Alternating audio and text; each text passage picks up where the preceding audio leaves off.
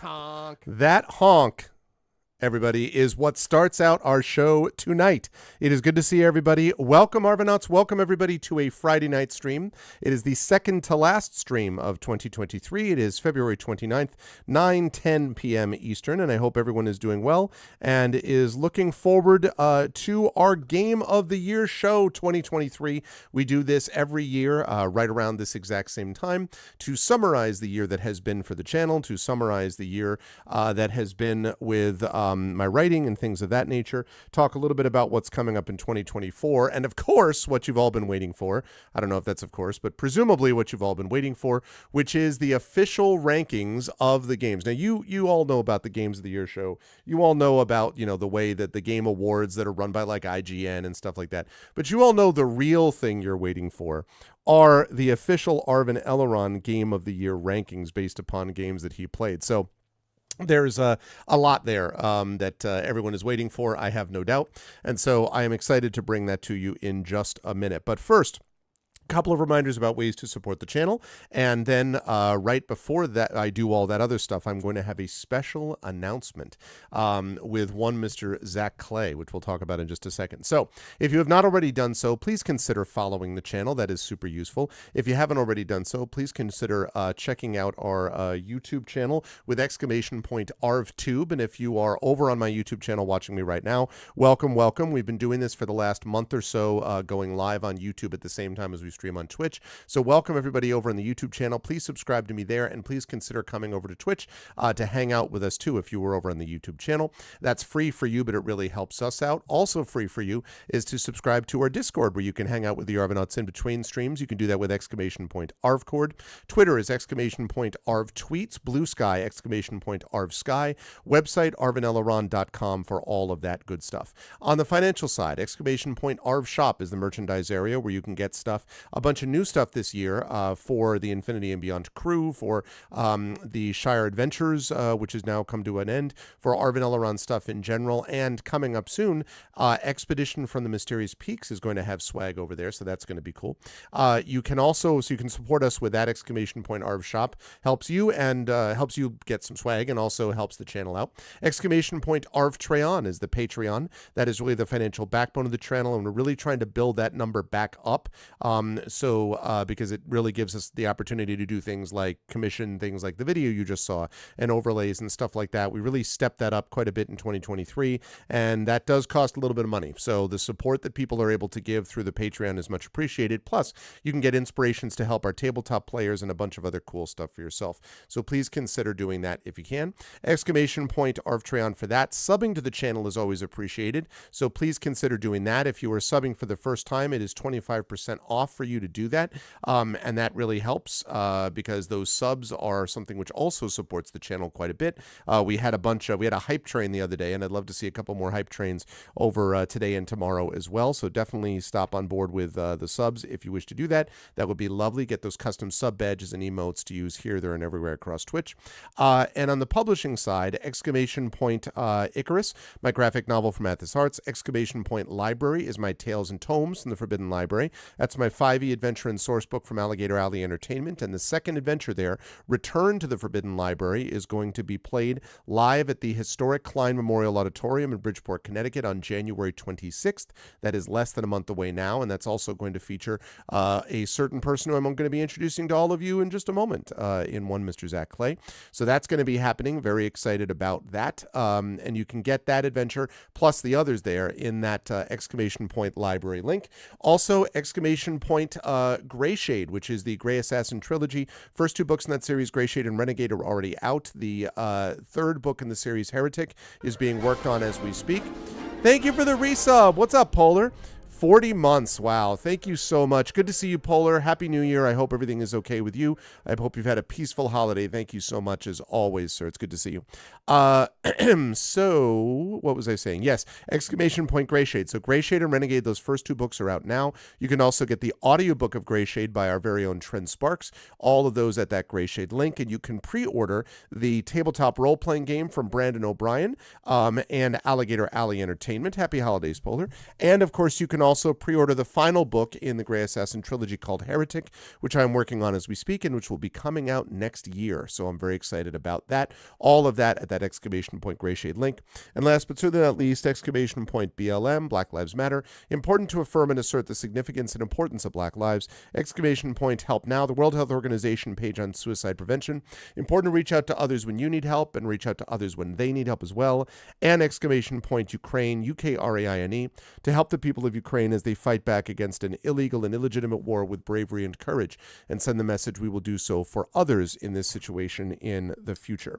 Now, quick note about schedule. Tonight we have the Game of the Year show. Tomorrow we will have the final stream of 2023, and that will also hopefully be the final stream of Season 3 of D&D with Infinity and Beyond, Eberron Oracle of War, called Dogs of War is that season. Currently it's Judgment of Iron is the one that we're in, and that again is going to be the conclusion of that, and we're going to be leading into Season 4 next month. I'll talk more about this when I talk about what's happening in January, but it's going to be very exciting. That's going to be the final stream tomorrow, and then it'll be the 31st, and then it'll be 2024, y'all. We've only got 2 days left after today of 2023 left over. So we're almost there. We're almost to the end of the year and moving on to a new one. So very excited about all of that. However, what I've got going on right now is something pretty exciting because I have a big announcement that I am about to reveal. And so I am going to bring myself up here. See if I can do that properly. Yes, I have. And then I'm going to lead over here. And now I'm going to unmute myself so that he knows we are ready to go. And then I am going to unmute him. And last but certainly not least, I'm going to transition over to reveal. My goodness, it's Zach Clay. It is Zach Clay, currently a smaller Zach Clay than me. In the virtual flesh. Yes, in the virtual flesh. So you got, this is Zach full screen, non-full screen, full screen, not full screen. So much space. I don't even know what to do with all of this space. Okay, so you may all be wondering, well, why is Zach here? Well, first of all, Zach's officer and a gentleman and all that. Zach is not going to be here for super long because he's got stuff he's got to do, but we have a big announcement first that I am very excited to reveal. I mentioned that there are new things happening in January for the channel and for me personally with writing and various other things. And one of those is a new project of ours. So, Zach, do you want to explain? First of all, welcome. It's good to see you. Happy New Year, my friend. Thank you. You too as well. Yep. What do you want to tell us what this is, and then I'll fill in as need be. Well, of course, both Greg and I are dungeon masters and game masters of D&D and other systems, and although I've been a player under Greg for a long time, and that's how I started to know him, other than our vocalist, of course. In my job, as some of you may or may not be aware of, my main freelance gig right now is running D&D games. And so both of us are DMs with a lot of experience, but notably some differences in those areas too, where I am, I'm technically the year I was born is the oldest of Gen Z, youngest millennial. I'm right in that little weird gap there. And we come almost from two different generations of D&D, where when Greg was growing up was around the time when D&D was first, being played, and or at least the decades after that. And so as we were talking, over the years that we've known each other with D&D and playing tabletop games and the benefits of them, and me working with kids and running tabletop games for kids and my students, we realized in a lot of the content that's out there that's not actual plays, but like talking about how to run the game or like DM advice or things like that, that it's usually always just one GM by themselves that is talking about, top 5 tips for combat in D&D or this or that, and it's all just them by themselves. And there isn't really I haven't really found any content out there that was DMs talking to each other and like exchanging tips in real time, or a vodcast or a podcast that was about two GMs like exchanging tips, asking each other questions about their GMing process, and let alone two GMs from two different generations that approach the game from two different generations. And so the idea that we came up with, this next project that's going to be launching in early mid-January, is a vodcast, podcast, whatever you want to call it. It will be both video and audio. That right now, our test name or our current name for it is Gen GMs, short for, I guess, generational GMs. Yep. And it's essentially the premise of it is that Arv and I sit down together and we ask each other questions that neither of us have any aforementioned knowledge of. We don't know what question we're about to receive. And we just give our opinion or our advice. And that ranges of the episodes that we've recorded so far, that ranges to everything from our opinion on running games for groups of players, like the classic 4-player group, or running games for just one person. Have either of us ever done that before? What our opinions are about it? And that ranges from everything to that to, Greg's perspective as a GM, as he is a father, versus my perspective as a GM, not having kids, but working with kids and with students. And it is as much a discussion between the two of us and like us learning from each other in real time, which is really rewarding. And honestly, it's just an excuse for us to sit down and chat together about GMing, which I really love.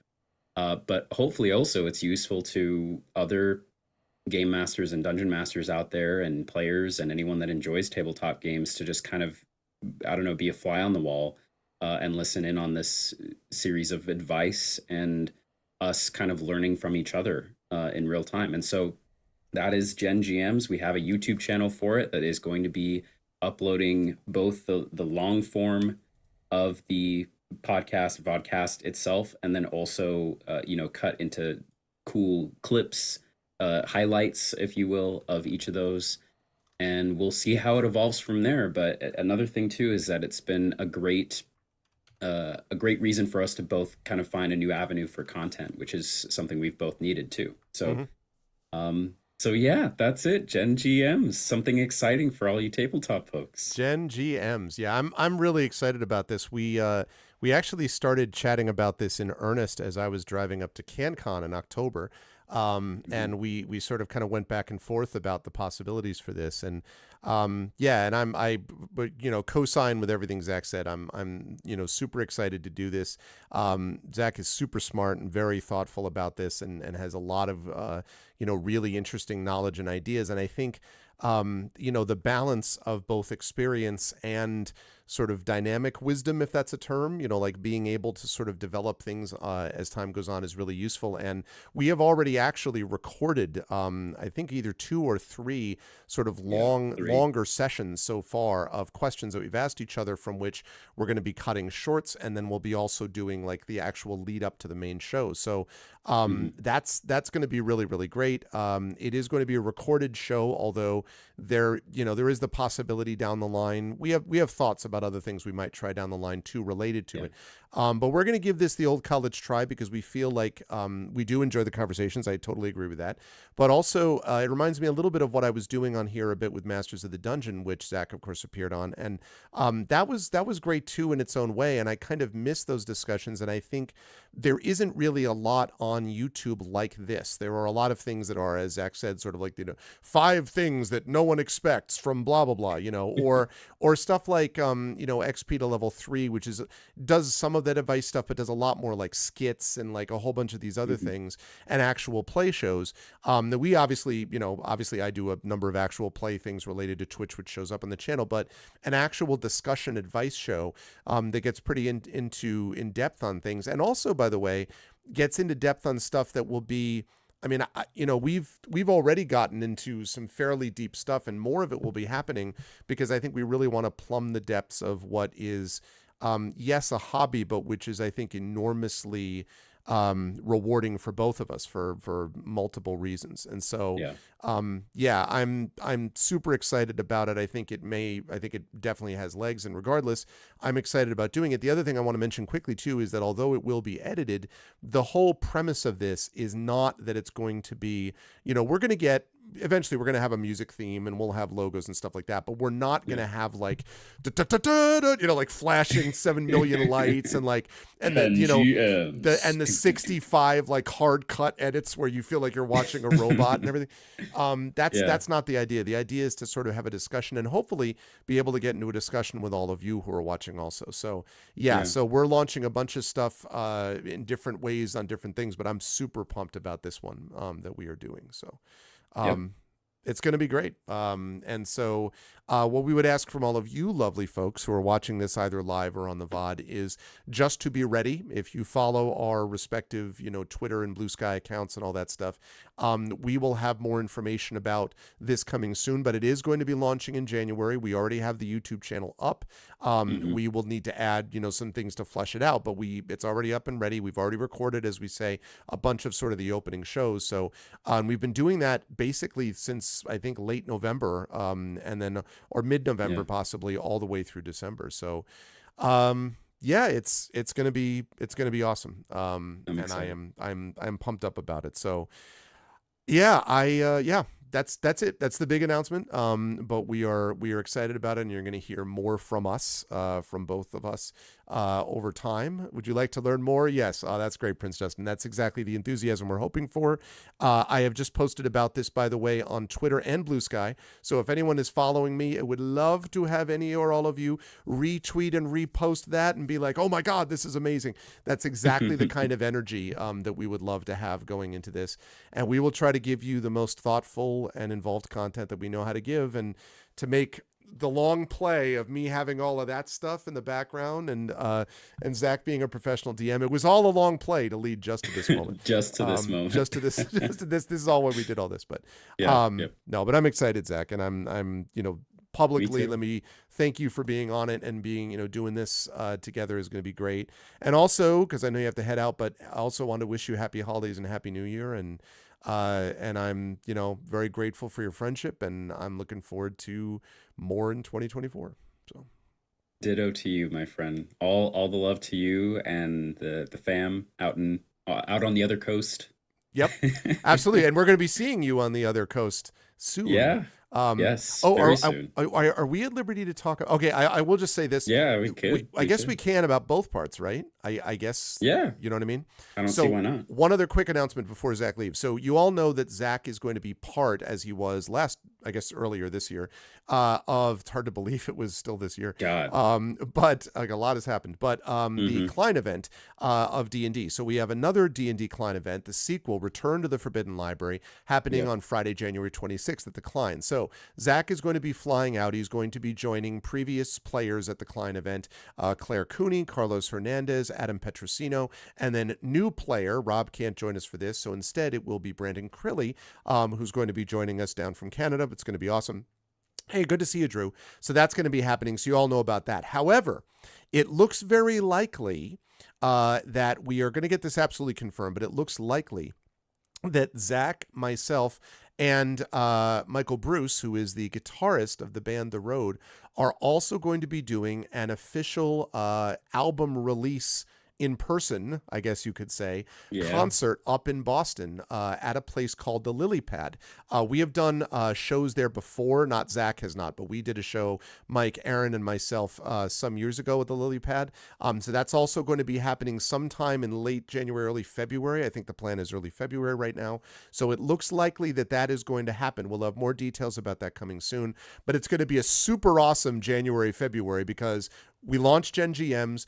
Zach comes out and we do the Klein event, we do the road show, and then I'm going to be going to Boscone at the end of all that in Boston. So the whole thing is going to be really a great, set of weeks. So I'm really excited about it, and you'll have a chance to actually see us playing the stuff that we've been doing from the album live, which was called like listening to a Broadway themed rock musical by the Big Takeover. And so you'll definitely get a chance to see some of that. So yes, I wanted to, since Zach was here, I thought this was a good time to mention that. So yep, all sorts of stuff. Yeah, that Second Coast is slowly becoming my second home. or that other coast, I guess. But yeah, no, I'm excited. The second coast, The that second sub coast. coast, that sub coast. Yeah, that sub coast over there where most people seem to be from. Yeah, yeah, yeah. Yeah, perfect. But it's going to be awesome. Yep. So, Chad, can we get some love for Zach? Zach, I know you got to head out. Thank you. Yep. It's good to see you. And yeah, Gen GM's band coming soon. Happy New Year to you and yours. And I will talk to you 100%. in the new year. Great. Yep. You too. Okay. Thanks, man. Bye. Bye-bye. All righty. So good to see you, Drew. So yes, that's the announcement. Gen GMs, and in case that wasn't good enough, we have got the Klein event and the Road Band album release in person and at the Lily Pad. And yeah, it's going to be great. I'm super excited about it. And as I said, I have a lot that's launching in January. We have the new community D&D, which is launching with the Shadow Crew, which has had some new members added to it in Tilted Gaming and Yoi Gawain Lin. Although they are not new to people on this channel overall, they're new to that group. So we've got that's going to be happening, which is super exciting, along with a certain Drew somebody or other, I think, is joining them. Plus Echo Alpha X5, plus Hoodie, also known as OMG a Truck, plus, of course, DM Shouted Mage. So we've got that's launching in January. We have Beowulf, which is going to be launching with Trent Sparks and Tari Tunes. That's going to be launching in January. I just mentioned the Gen GMs thing, which is going to be launching then. Season 4 of Eberron Oracle of War is going to be launching in January. So we've got a ton of stuff coming up, people. It's going to be great. And I'm super, super excited about it. And not only am I excited about it, my cat's excited about it. Look how excited that cat is. And I don't know if you can see, but right behind my cat Sherbert is my cat Ganesh. And Ganesh likes to lie there at this time. So we are joined by both of the cats. So in case you think that this is not a big deal, let me tell you, both of the cats are in the house. All right. So like, you just keep that in mind. I got my Mandalorian shirt on. I got the cats in the house. We are good to go. You make your sacrifices to Janice right now. I'm very excited about it. Seriously. I have felt very good over the last, I would say, 3 weeks to a month about the vibe around the channel and around the vibe around my writing, which I'll talk about more about in a sec. Just been feeling very good about the streams, about the way they've been going, about the reactions we've been getting. And I'm feeling very good going into January. So I'm very excited about that. All right. So with that announcement out of the way, it's time for the Game of the Year show. So the way this works is, for those of you who haven't done this before or been here before for this, I've been doing this for about 6 years now, although more officially over the last 4 to 5 years. I'm going to go through the games that I played, but before I do that, I just want to talk a little bit about state of the world, state of the channel. I've already talked about what's coming up in 2024, so I think we can get past that. So that is the plan as things stand right now. I just want to start very quickly by sending out a shout out of much love to all of you. Sometimes I save that for the end because I'm like, this is the most important thing. I want to save it for the end. I want to make this like right up front. You folks that are here, those of you who are watching live, those of you who are coming in, those of you who are watching on VOD and so on, this is my final Friday stream starting next month, literally starting next week. Actually, I'm going to be now streaming Thursdays, so Tuesdays, Thursdays, and Saturdays instead of Tuesday, Fridays, and Saturdays. And then most of the time, the Shadow Crew is going to be on Wednesdays, although not every week. It'll be every other week probably. So I'm going to be on regularly myself, Tuesday, Thursday, Saturday, instead of Tuesday, Friday, Saturday. So this is the final Friday stream. And I just want to say, I am super grateful to all of you who have, for the past 11 plus years now, it's going to be 12 years as of April, in this coming April in a few months, have been with me on this journey. And many of you, people like, for example, our Polar, that's been almost since the beginning, like very close to the beginning. And for some of you, you came on a lot later. Some of you came on with interviews of, say, the Talos Principle in the case of Shadowed Mage. Some of you, like Drew, found me through Rob. Some of you found me because I happen to know you IRL and found me that way, like Prince Justin. And then numerous other examples and permutations of all of that, including people like, in fact, I don't even remember exactly, Triffid, when the first time was. I mean, I know, like, I don't remember what the first game was that you joined me for, Triffid, but so all of you have been with me in different ways. And I'm extremely grateful to all of you, because not only have we tried to build things the right way and build things as a community, it's been a real honor to be able to do that with a group of people that share, I think, a lot of the same values. The 3 C's we talk about here are community and compassion and communication. And those are 3 things which I think we all do very well on this channel. It's something which I take a lot of pride in. And I take a lot of pride in the mods who have made this possible. So, for example, mods like Drew and Triffid and Prince Justin and Zach Clay and other people that are going to be joining. These people have all been a part. Actually, Zach's not a mod, I'm sorry. But the other 3 are mods.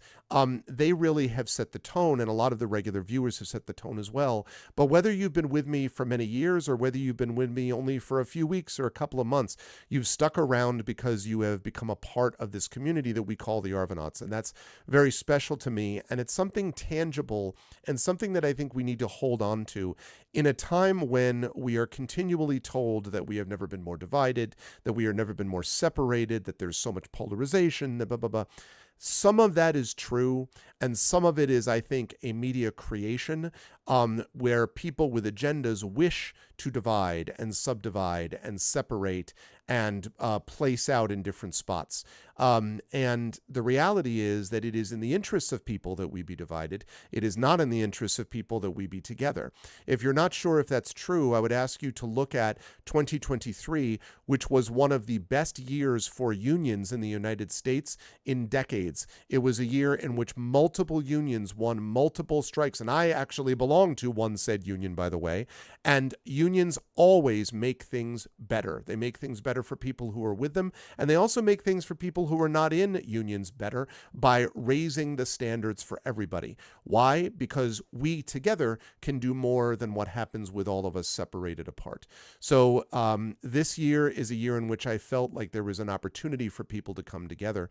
There was also, of course, a great deal of people being driven forcibly apart. The situation in the Middle East, obviously, most recently, has been a horrific example of that. The continuing war in Ukraine, numerous other examples of this that I could bring up. But set against those are examples of people repeatedly coming together for common purpose. And that's the sort of thing which I think is critically important. The android woman guarding the girl in a big city. You're not talking about NeoCab, are you, Triffid? Or are you talking about, Detroit Become Human. Yes. Oh, okay. Gotcha. Detroit Become Human. Yeah. Detroit Become Human. Oh, very cool. Very cool. I think that's right. I remember that you started watching because of Mike. Well, that was another, Mike is good people regardless, but that was another good thing that Mike provided. So that's awesome. So the bringing of people together, I think, has been just as much the story of 2023 as some attempt to separate and put people apart. And we're going to have to do that again in 2024. We have a hugely important election coming up in the United States. There is obviously, again, ongoing conflict and war, which needs to be addressed. There are many challenges that we have to go towards. But I continue to believe, down to the core of my being, because I've seen it happen, that we are better working together than we are when separated and divided and working apart.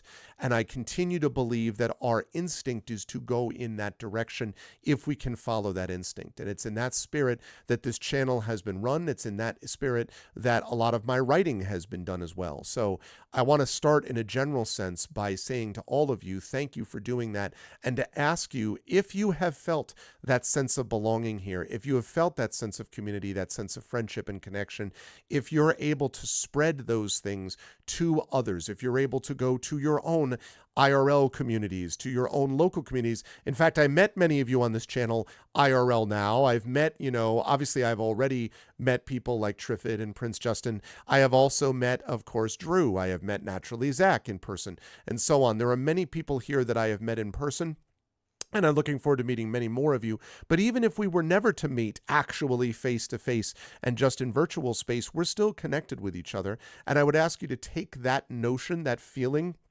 that spirit, and to bring it to you in all of your endeavors, civic and otherwise, whether it's going to schools or to libraries, whether it's going to your stores, whether it's going to conferences or conventions, whether it's just walking down the street, whether it's going to concerts outside, whatever it is that you're doing, being connected with other people, your family, being connected with other people, and pushing towards that idea of connecting and presence and mindfulness with each other is such an enormously important thing. It is enormously healing, it is powerful, and it's something which all of what we try to do here in some way or another, whether it's laughing or crying, is something that we do to sort of support and supplement.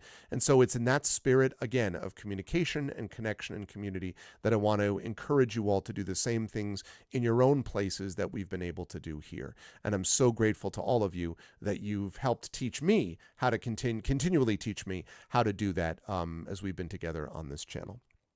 Now, the second thing I want to talk about very quickly is just the channel as a whole.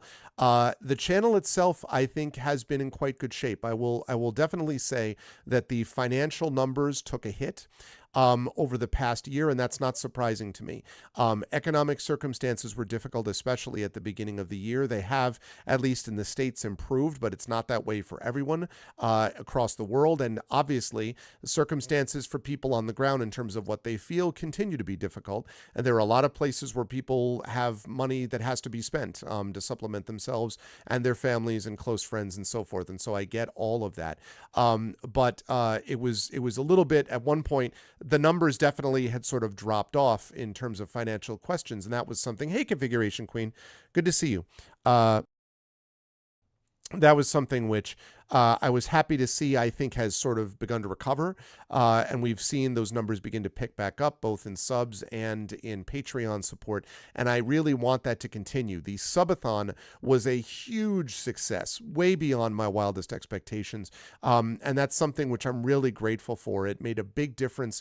And it really was inspirational to me, honestly, because it showed that a lot of people really care deeply about what this channel and community is about. And I definitely am going to be doing another one, once a year, because it definitely worked. So that was hugely inspirational to me, and I'm very grateful for that. I was also enormously grateful for everyone's support during ArvCon. We again raised another over $6,000 to support the Damon Runyon Cancer Research Foundation, which means we have now raised over $30,000 to support that. That again is tangible money. That's tangible, real stuff that is working towards the actual curing, the treatment and curing of this dreaded disease in its various manifestations. And if you look at the way in which the research has down the road led to multiple ways that not just cancer but other treatments are being other diseases are being treated, it shows you the power of when the community comes together. All of the corporations that supported us in that effort, all of you who supported people like Prince Justin and Drew sending those pictures again, those incredible pictures on metal, those portraits, and then landscape pictures on metal that are just extraordinary to look at. I'm looking right over now at the ones that Prince Justin has sent me over the years, the ones that Drew has been kind enough to send me over the years. That is just incredible to me, that we've had that kind of support. Everyone said before that Triffid is the hardest working mod in show business. I mean, that's the truth. God, if I started, I would take me 6 hours if I talked about all the incredible stuff Triffid has done, and Triffid's, tireless work on getting everything assembled and put together. Emily, the Invincible, was hugely valuable for that as well. Obviously, Dragon Spear and Shadowed Mage and so many others that I could go through. The power of this community kind of working together. I just can't say enough about all of that means. And that's, again, tangible, real stuff. So when people tell you, like, we're falling apart and nobody listens to each other, that, folks, is bullshit. It's not demonstrated by the reality of what we ourselves know. It's true that people can let petty things get in the way, but it's also true that they can be brought together.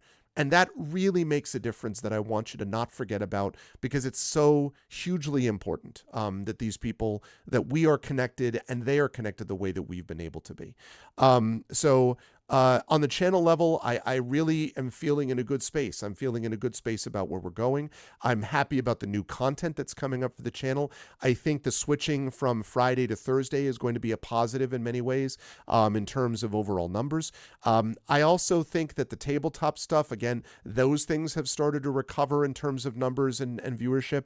And again, the encouragement of others, asking other people, letting them know, hey, you need to show up and check this thing out because this thing is super cool. You really are going to want to be a part of it. The new people that have come on board that have talked about how much they like what we're doing here, that really makes a difference, folks. And it's the kind of thing that really, along with the veterans who stay with us and are sort of a backbone for this channel, month in and week in and week out, month in and month out, year in and year out, those two things combined together make the channel enormously powerful. So please continue to do that. Thank you for having done that. And I feel good about where the channel stands. I want to make one last comment, and then we'll get into the game ranking just about my writing as well. I'm also feeling quite good about where my writing is standing, although I will fully admit that I am very much hoping to be able to get to that next stage this coming year. I want to be able to get an agent, and I want to be able to move to that next step. I was very gratified with and very grateful to Athos Arts and to Emily Bell for the wonderful work that was done with editing of Renegade, my book, which came out this year. I was super grateful as well for the Gray Shade being a silver medal winner for the IBPA. I was very grateful to those who were beta readers and editor and copy editors for this, including such people as perhaps a certain mod whose name may rhyme with Bliffity Blatz, possibly, who was a part of this, along with others who read this work. I was super grateful to all of you who really made the book what it was. I felt very proud of that book. I worked very hard on it. And I feel very good about the Gray Assassin trilogy as a whole. Gray Shade and Renegade, I think, are the best things that I've written to date. And I'm feeling very good about Heretic, which I'm working on now. The being able to write a manuscript page a day and keeping up that regularly, as I have been doing really since May, has been a game changer for me. Like it has cut down my stress level enormously, and it's meant that I've made regular and steady progress. And I just feel super excited about that and about the way in which that work has come together. And so I'm super grateful for everyone who has looked at it critically. I don't mean critically like negatively, but has given, has put it through, and those who have reviewed it critically and all that stuff. I'm just super grateful to everyone who's made that, made the books what they are. And I'm very excited for the new year. I'm very excited for Heretic. I'm very excited for the tabletop role-playing game of Gray Shade, which is going to be great. And also, as I've told you all, I have a middle grade book called Winnie and Wormwood, of which I'm extremely proud. I have been submitting that to agents. I have gotten some near misses with that. I've had some full manuscript requests. I've had literally a very I really was almost about to take this kind of conversation. Those are really hard because I'm kind of like, go take the next step, but I feel like I'm right there. And I will say, anyone who's watching this, if you happen to know an agent who's looking for stuff like this, or if you are an agent or editor, let me tell you, I have a work that I think is pretty damn good.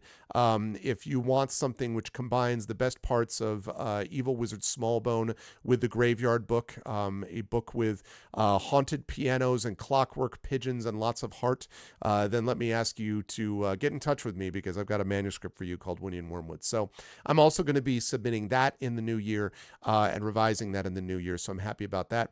Also, I should mention that I'm also very proud of the fact that I have finished my 20th year teaching at St. John's, my 21st year of full-time college teaching. I am in the midst, halfway through now, my 22nd year of college teaching. And I'm very proud that I continue to be, the evaluations continue to be very good. And I continue to be very pleased with my students and very happy with this job as well. Teaching is something which is very near and dear to me also. And I feel very grateful. Hang on one second.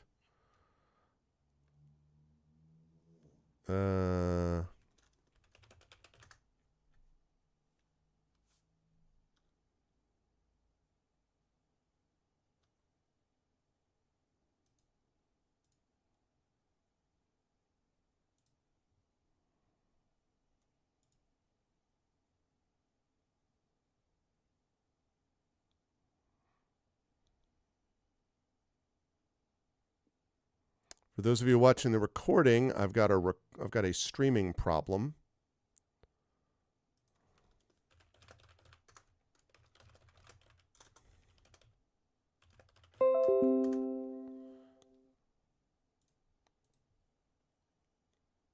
Okay. There we go. Sorry about that. I have no idea what happened. That's what's Twitch being Twitch. Once in a while that has happened. Last time I think that happened was a couple of weeks ago. So sorry about that. Sorry everybody. I'm back. We're all good. We're all fine now. How are you? I'm very proud of the academic stuff as well. And so for those of you who missed it, just finished my 20th year of full-time teaching at St. John's University, my 21st year of full-time college teaching overall. I've been teaching college for longer than that, but within the full-time context, and feel very good about that position as well. I'm a tenured full professor. I earned that. And it's been an honor to be able to work with my students and to be able to work with colleagues over the years. So I'm very grateful to St. John's, to college teaching, to my students, thousands of them now over the years, and that's been a wonderful experience as well. So I'm happy about all of that. So and then last, of course, I do want to mention that I'm also extraordinarily grateful for my family. If you watched the stream that we did on Christmas Day of Little Arv, Mrs. Arv, Mini Arv, you will know that these are the dearest people in the world to me. I feel incredibly lucky to be connected with all of them. I was thinking about this today, just listening to my daughter, Little Arv, as she was talking about stuff with her DM campaign and about different things with a film project she's working on for school and everything else. And I'm just incredibly proud of the young woman that she's growing up to become. And for those of you who have been with me since she was 4 years old, because I started streaming when she was only 4 years old, she is going to be turning on January 20th, 16 years old. And she will be halfway through her sophomore year of high school. It is astonishing to me that we are at that stage. But it's also been, I do not feel, however, it's just rushing where I can't stop it. I don't feel that way at all. I loved what it was like when she was little, but I've loved just as much watching the sort of wonderful young woman that she's grown into. It's mind-blowing. She is really the light of my life, and as I've said many times, she's like, it's an honor to be her dad. It's also been a great joy as my son has gotten older. He's very funny all the time. He's a funny kid. He's got lots of energy. He has a great charisma and a great joy about the way he lives his life, and a great sort of like physical reality about him that's just really wonderful to watch. And so I have great amount of love for my son also, who is now 7.5 and in second grade. And of course, my wonderful, lovely wife, Mrs. Arv, who I've been with now we started dating in 1997, y'all. So it has been now 26 years that we've been together. And we have been married. We celebrated our 20th wedding anniversary earlier this year. So that is also pretty wild to me. So it's been a lovely, it's been a lovely time. It's been not always easy. It's not always been an easy thing, our marriage. Marriage is something you have to work on every day, every week, every year, every month, every year. But it's also been very inspiring and fulfilling. And so, yeah. So as I look back at all those things, as we come to the end of 2023, I just feel incredibly grateful that and fortunate that I've been given a lot of those things, and that I had a relatively, knock on wood, had a relatively healthy year in 2023, that my family was healthy relatively in 2023. I feel very fortunate for that. I know that was not the case for everybody, but I definitely feel fortunate that I had that opportunity. And so to be able to be healthy and to feel good as I have turned 51, I feel good, in good state, in good straits, and good health. And then of course, last but certainly not least, we added 2 new members to the family, 2 furry members to the family in Sherbert and Ganesh down there, who you can just sort of see there. And that's been a really great experience as well. They're great cats, and they've been a wonderful addition to the household as well. So all in all, it's been very good, and I'm excited for the 2024 to come. Now, with all that said, after all of that good stuff and my wishes to you for a wonderful 2024 to come, the time has come for what you've all been waiting for, the Game of the Year show. Now, I'm going to rank all of the games that I played this year from the bottom to the top, and I'm going to go through them and talk a little bit about each one. So, chat, my question is, Are you ready? First of all, can you hear me? Am I still running, and is everyone able to hear me? And then secondly, are you ready to go for what we know as the Game of the Year show? All righty. Apparently we can. That is what I like to hear. All right. What's up, Jasper Kazai? Good to see you. All right. I hear you when I am ready. My body is ready. Okay, we're going to start out then with this first one. So let me get this first. All right, starting with now. Oh, and also just one quick note, which is just a couple of statistics about this in case you're curious. Usually I play somewhere between 23 and 25 games every year. But this year I actually played a few more, and a lot of that is due to two factors. One is that I played a few more games with my kids off stream. That's largely because they're a little older, and for example, my son was in an age now where he's playing some video games with me, so I played some of that stuff off stream with them. And then second, the fact that I had a Steam Deck, which as you folks know that I got this year to make it possible for me to be able to have a mobile setup. That turned out to be very useful during the summer. I was able to stream some games using that mobile setup, but it also meant that I was able to play a few more games without just sitting here in front of my computer screen. So as a consequence, I played a few more games and a few more off-stream games. So as total, I played 30 games this year that were new to the channel or to myself in some capacity. One game I left off the list, that's Baldur's Gate Dark Alliance. I played that with Little Arv, but I have played and won that before, although not on stream, so I don't count that. But everything else I'm putting here in that list. Of that 30, 7 of them were brand new releases this year, and 6 of them I played off stream. So the vast majority of these were played on stream, but not all of them, so I wanted to mention that. Some of these games a lot of the games, especially once we get to like the top 20, are games that I still think are good. There were too many good games, and so I had to sort of go to that distance. So there we go. So we'll begin with game number 30. Game number 30 is Die by the Sword. Now, Echo Alpha X5, I believe, is the one who recommended this, and Die by the Sword is definitely a game. There is definitely a game that is played in Die by the Sword. There are a couple of very funny clips that came out of this game in terms of like, there was one that's called, I think it's called Crabman, which basically just involves me sort of scuttling back and forth as I'm doing this. But this game has issues. I understand it has some nostalgia feels for people, but that was not my favorite. But we played it. It did have some fun, funny moments, and that was cool. But definitely that is a game that was a game. That was definitely 30th on the list for me, was Die by the Sword. And as I say, there are some good things that happened with it, and it was not awful. This was, for example, not the way that I played like probably poor Dragonspear wouldn't like this, but Tron that I played a couple of years ago was definitely lower on the list, than something like this. But having said all of that, it was what it was. So that's my feeling about that. All right. Second, number 29 on the list was Detective Gallo. This was also a Patreon Field Chat Shows Game of the Month. And don't worry, a lot of the Patreon Field games I really liked a lot. But Detective Gallo is cute.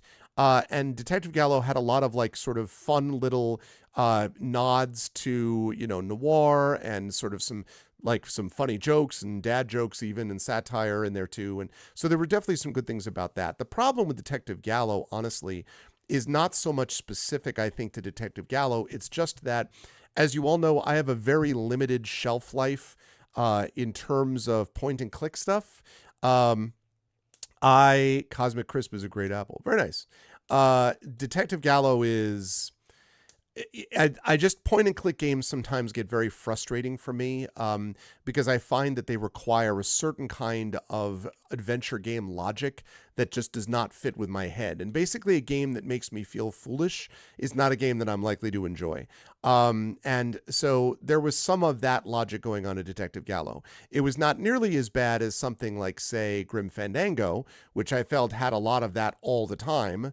But Detective Gallo definitely had some of that where I was kind of like, where I got frustrated with it. That's less about Detective Gallo and more just about point and click things being it's a very narrow window basically for point and click games that I like. I enjoyed Loom. I enjoyed the atmosphere of Myst, although a lot of the puzzles being solved with Myst can be similarly frustrating. Toonstruck had its moments. There are things here and there, but a lot of the point and click stuff gets very exasperating to me. And so, that's sort of, I guess, a thing to think about, is that stuff sort of sometimes feels to me like, just sort of like, what are we even doing? Like, why am I doing things in this regard? So that was a little frustrating. And, again, not a bad game, just a game that I don't think I would go back to, in the future in all likelihood. So that's, with Detective Gallo. But that was still, it was fine. It was a game that was played and all that. Okay. Next game on the list. There we go. Just want to make sure I had that. Let me see. Okay. So.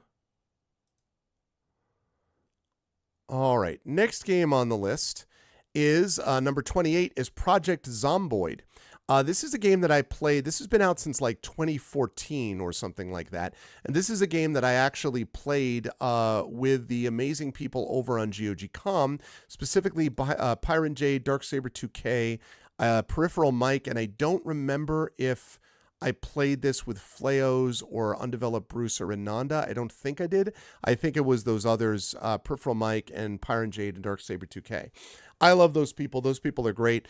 Good friends. And Project Zomboid was fun because I was playing with them. I would not, however, play this game otherwise. I'm not a big zombie guy, and I'm especially not a big zombie guy when it's zombie survival and you're constantly on the edge of being destroyed and like everything is about. I mean, as I say, I had a great time with it because it was one of those games that I was like, I didn't really care whether I did well or poorly because it's all good, right? Like, who cares? So in a way, that was fine in the end, but it was one of those deals where definitely a game that I liked with them in that context, not a game that I would come back to again and again. So Project Zomboid, fine, but definitely on the lower end of this list. That was number 28. Number 27 on the list is a game called Pendragon. This is a game by Inkle, and I actually played this when I was out in Seattle using my Steam Deck setup. And there's a lot of stuff here that I think is valuable from the point of view of sort of game design. Like, it was very interesting to me in the ways in which the game worked and ways in which the game didn't. On the one hand, I was very excited about some of the things it was attempting to do. I was very excited about some of the ways in which the game sort of provided new storytelling angles and kind of new ways to tell the same story using different characters. It had a little bit of a Banner Saga feel to me, also reminded me a little bit of Wildermyth. But like Wildermyth, I also felt that Pendragon kind of outstayed its welcome. After I had played through it about maybe 2 times with different characters, I kind of was like, I don't want to go through this again. And it had these sort of almost roguelike elements that sort of made me be like, I don't know how much I really want to stick with this. And that I think is something which Inkle has done with some other games for me. I had a similar reaction to Heaven's Vault, which I think I played either last year or the year before, which is also from Inkle. It's smart stuff, but it's also, it doesn't always execute the way that I would hope that it would. And so it was a game that I was glad that I played. I don't know that it's a game that I would want to stick with long term, or a game that I would really come back to. And so Pendragon was fine. I mean, again, I don't think it's a bad game, but not something which is going to stay with me as being something which was truly memorable in my view. All right, that brings us to game 26. Game 26 was an interesting one. This was Late Shift, and it was the first time in a long time that I had played a full motion video game. These were all the rage at a certain stage during the mid 90s, mid to late 90s. If you think of things like Gabriel Knight, Sins of the Fathers, I played that. Noctropolis, obviously the Tex Murphy games. These were all full motion video games, which were pretty cool in their way. The problem with a lot of those full motion video games was, number one, same issue with the point and click stuff. Like, it was still, point and click stuff is still has a very limited shelf life for me. And then the second thing was that it could feel a little bit distancing, because you're clicking on something and like they're going towards it, and then like you click it in and then they're like doing something else, because they're obviously you've chosen a new branching path, and it makes you feel like you're watching an interactive movie. And because you're watching an interactive movie, it also makes you feel a little bit like you're not really, invested in it, I think, in the same way. But Late Shift, I have to say, because of the professional way in which it was filmed, because of the stories that it was telling, avoided a lot of those problems. Not all of them. It still had some of those issues. It was also it was right on the edge of too violent for what I usually like to watch or play, certainly. But it was enjoyable. It was engaging. I did feel as if I was able to get my own kind of like playthrough. It wasn't one of those things where I got through it and I'm like, well, that sucked, and I didn't actually choose any of those things. Like, I felt like it honored the choices that I tried to make. And it was also playable in a short period of time. So Late Shift was a lot of fun. And I think Late Shift was also another Patreon Fueled Chat Chosen Game of the Month choice. So again, really enjoyed those. By the way, you'll notice that so far, none of these are off stream and none of these are new games this year. They were just new to the channel or new to me playing them. And so that's just interesting that that's where those games have shown up to this point. Although, as I say, not all the time. There are going to be other things that sort of move up in that list as well. So Late Shift was number 26 on the list. All right, that brings us then to number 25 on the list. And as we move into the top 25, we move to a more traditional kind of game. Yes, I think you would like Late Shift. I agree. Yes, I totally agree. It's a Scottish studio. I do think you would like that. I think it'd be interesting for you to play. You could probably play that like in an hour and a half on your stream, Drew. You could easily do that in a night. Easily. So that might be actually fun. You should tell me if you're going to play it, because I think that would be cool.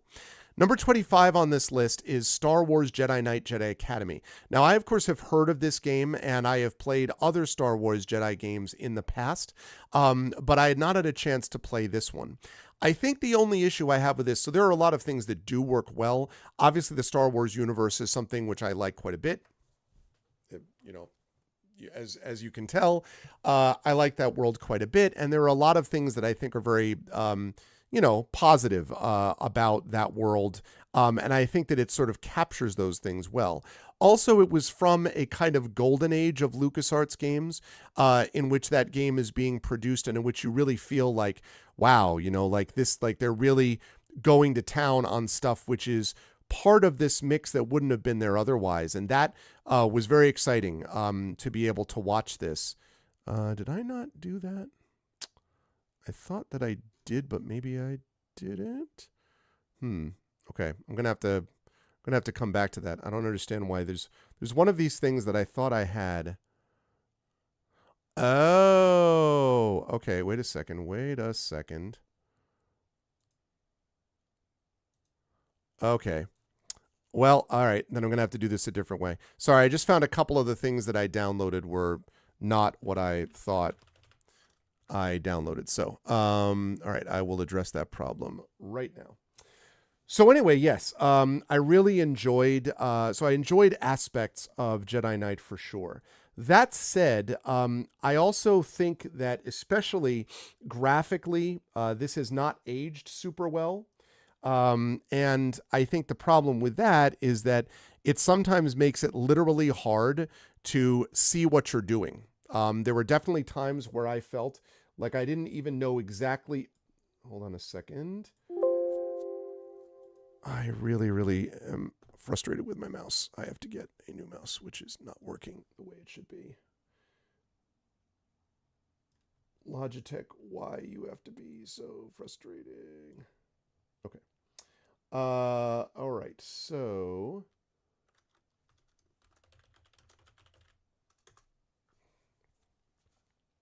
okay. That fixes that. Good. I got one of those down. Great. Okay. So anyway, so Jedi Knight did not sort of press all the right buttons for me in the way that I might have hoped. Um, and I found it also a little bit just control scheme wise and otherwise just sort of janky. Like I felt it was one of those deals where I'm like, I'm supposed to be a super skilled Jedi, right? And yet I felt like a lot of what I was doing was like, and it was just because of sort of the control system and the way it was set up was just not what I might have hoped for. And so that was unfortunate. I won't lie. That was something which was unfortunate and which I kind of wish I had known was going to be the case before I got there. That's whatever. I mean, I don't mean like that people should have told me. I mean, it was just one of those things where I was playing it and I'm like, yeah, I could see this working if the game were newer and remastered. Like it really needs to be remastered one way or the other.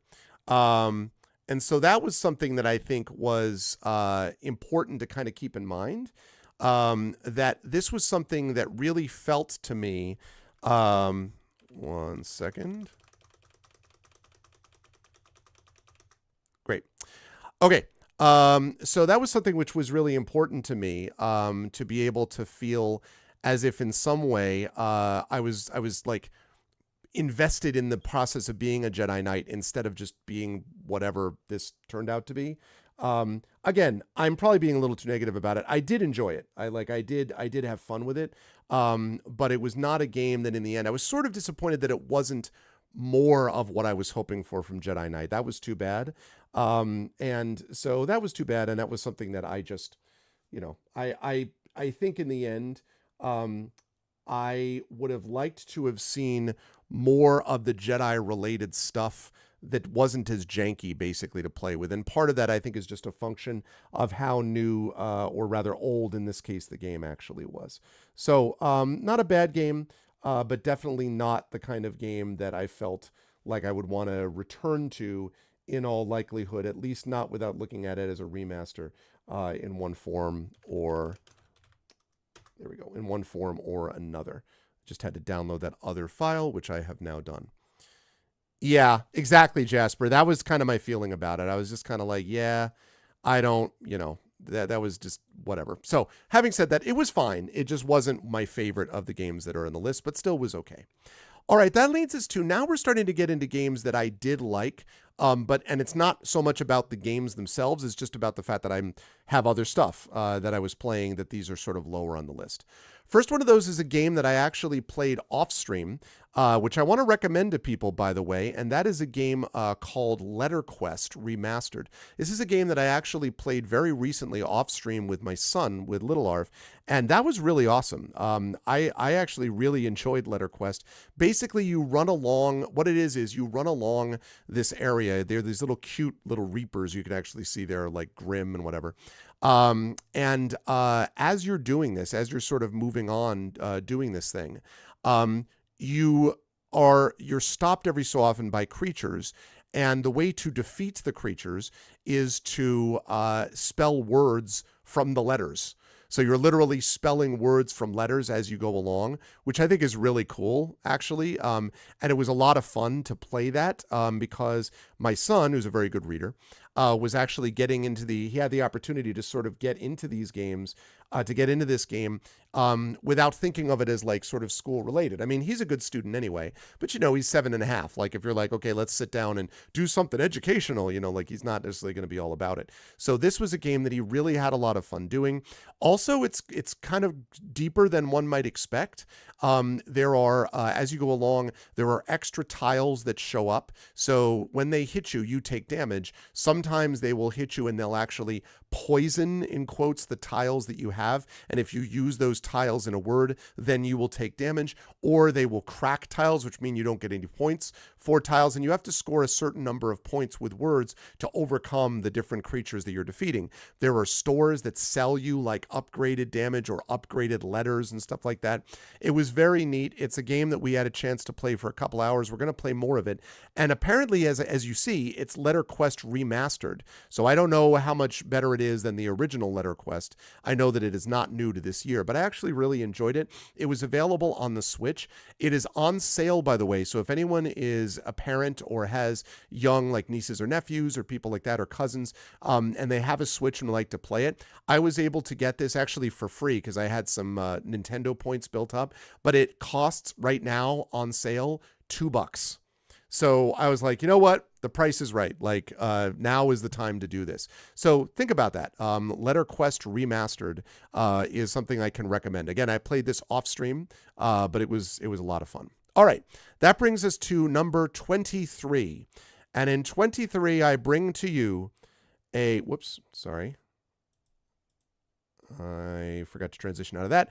A Building Full of Cats.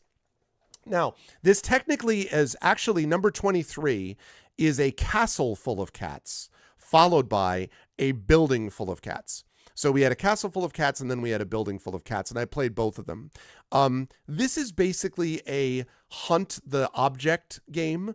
You may have seen a lot of these games from like Big Fish. They show up on Android quite a bit, Android type of games. And the hunt the fish type of, or hunt the object type of game is where you're looking around, finding the game and then clicking on it, right? Seems very simple, except that a lot of these games can get very sort of like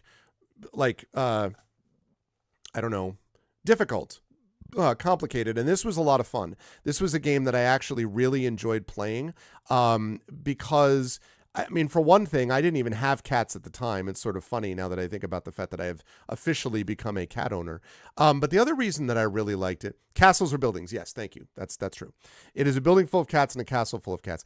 Actually, a castle in some ways was even more enjoyable because there were like extra like special things. There was like at the end that you basically have a boss fight that you have to do and everything. It was really cool. I had a great time with both of these. They were cheap. I think they were both available on GOG, I want to say. I don't remember if these were GOG games, to be honest with you, or if they were Steam games, but they are definitely not expensive. In fact, I'm curious how much a building full of cats is. Let's see. Building full of cats. Oh, a building full of cats is on GOG, which is probably where I got it. And right now it is on sale. Well, it sells at full retail price for $1.99.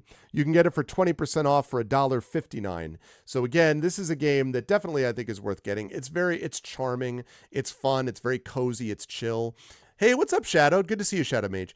It reminds me a little bit of in terms of its charm, I was reminded a little bit of Unpacking.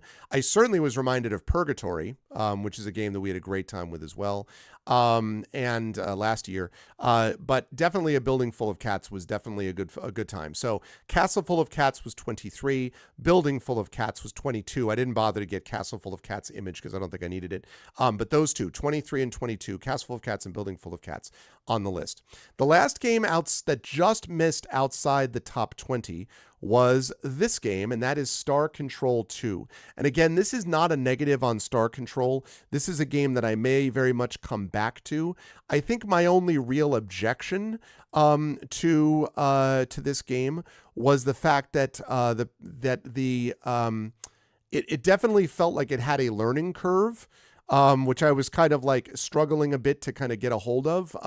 I'm sure that I could do so. Like, I'm sure it would not be hard to do. And I'm pretty sure it was Prince Justin who nominated this. And I enjoyed a lot of the interactions with the alien races. And I enjoyed a lot of the sort of the gameplay loop, I think is pretty cool. So I think it's the kind of game that, given a little bit of time and effort, I think I could definitely do something with. This is another game, by the way, that I think would do super well with a remaster. Just some quality quality of life stuff, some quality of life improvement without losing the sense of humor and the kind of fun underpinning of it that I think works really well. So I think that would be super cool. I really liked Star Controller 2. Again, it's just because I didn't have a chance to play it any longer than I did. And yeah, it has, as Prince Justin says, it shows its age, but I don't think it showed its age as much as something like one of the other ones I mentioned, Die by the Sword, or even Jedi Knight, or Jedi Academy, which is why it's higher on the list for me. I liked a lot of the sort of the character of the game, the charm of the game, but it definitely could have done with a little bit of some modern update quality of life improvements. Nonetheless, I did really like Star Control 2, and so that is number 21 on the list. Okay, now we move into number 20. This is the first brand new game that came out this year on the list, and this was The Pale Beyond. Sorry, I forgot to change that. The Pale Beyond. Very interesting game that reminds me a lot of sort of what would happen if you took Frostpunk and the Banner Saga and mashed them up together. The Pale Beyond was very cool. There's a lot of sort of crew management, figuring out how to address it. Also reminded me a little bit of Return of the Obra Dinn, partially, not in terms of gameplay or look, but something about the feel of it. It was really neat. Now, one of the things that was interesting to me was that a lot of people had said this was a game that I was going to find maybe too depressing. I did not find it so, but I think that's because I probably didn't play it long enough for it to be that way. In fact, I even thought about playing it more, and then a bunch of other games came up, and I was like, okay, well, I'm going to have to come back to this at some indeterminate point in the future. And maybe there would come a point where I'd get really frustrated with it because it's just one of those, like, this is the slightly less terrible choice over the more terrible choice. But I really liked The Pale beyond that. I thought that the storytelling was interesting. The vibe of it was interesting, and some of the gameplay loop stuff again. I'll talk about gameplay loop quite a bit with a few of these games on this list. That gameplay stuff I thought was handled well with The Pale Beyond. So I liked it. And it wasn't higher on the list because, again, sort of dystopian, post-apocalyptic almost is not really my bag.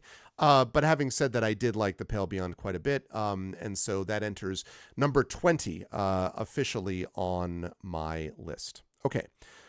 Now, number 19 is back to a not new game, but it was definitely new for me. And this is a game that was, again, a Patreon-fueled chat-chosen Game of the Month option. It was also a game, I should say, that as I was looking at it, as I was thinking about it, was a game that I had considered playing before. And so it was neat to actually get a chance to do it. And that is Obsidian's The Outer Worlds. This is a game which a lot of people love a lot, and I can see why. There's a great sense of humor about it. It's got a very sort of Fallout tone to it, I think is the way I would describe it. And it is a game that does a lot of things well, both with the gunplay and with some of the sort of, the options available to you from a role-playing point of view. I am persuaded, though, that the game also is more limited than one might think.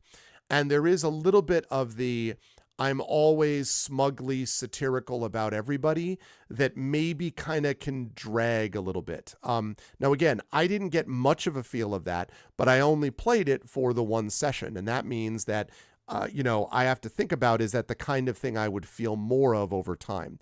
This is definitely one of the games that I am interested in coming back to at some point in the future, for sure.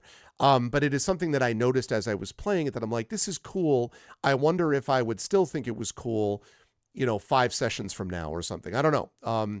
But it is very polished. It's obviously, at this point, I think it is, what is this now? I think that's the definitive edition or whatever they call it.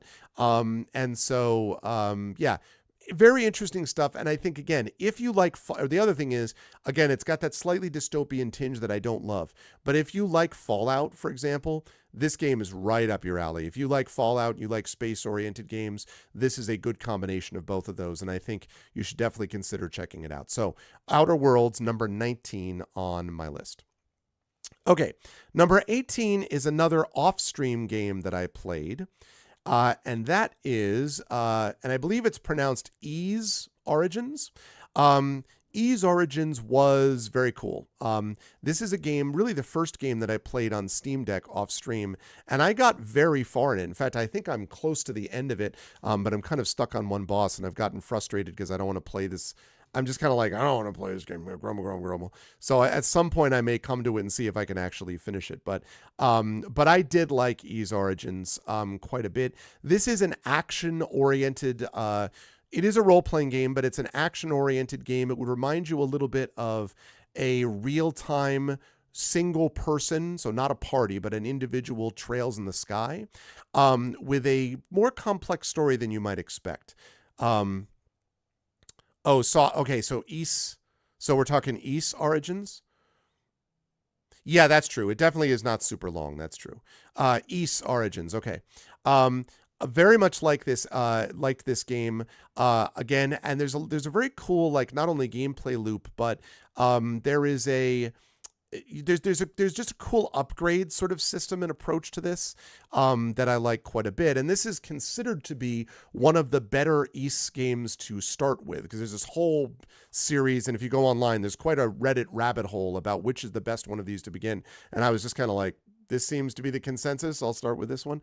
But again, I was able to get it on my Steam Deck. It's also beautifully suited for the Steam Deck because, again, not a huge screen. It is a little bit small, so you need to have your glasses, if you're like me, or whatever, ready to play it. But it's definitely one of those games that I was just kind of like, a big screen might help a little bit, but I like this quite a bit. And this is a game that I could see myself coming back to.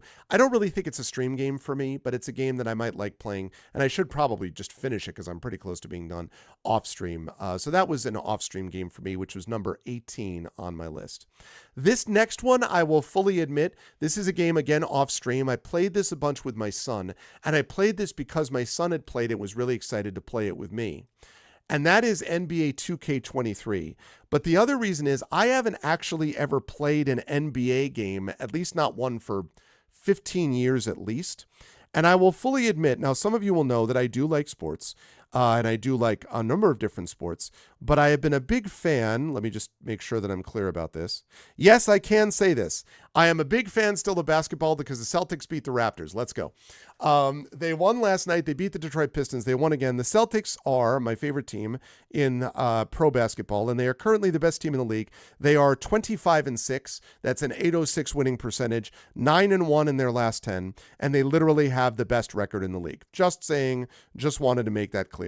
But yes, so I have actually been enjoying playing NBA 2K23. The only problem that we're having is that my son never wins. And so you could make the argument like, well, you have to help him, you have to let him win. And then this whole thing like, do you let him win? Do you not let him win? What is the lesson that you send either way? Blah, blah, blah, blah, blah. And I'm still sort of working that out. I'm here to tell you, I am not firing on all cylinders when I play against him.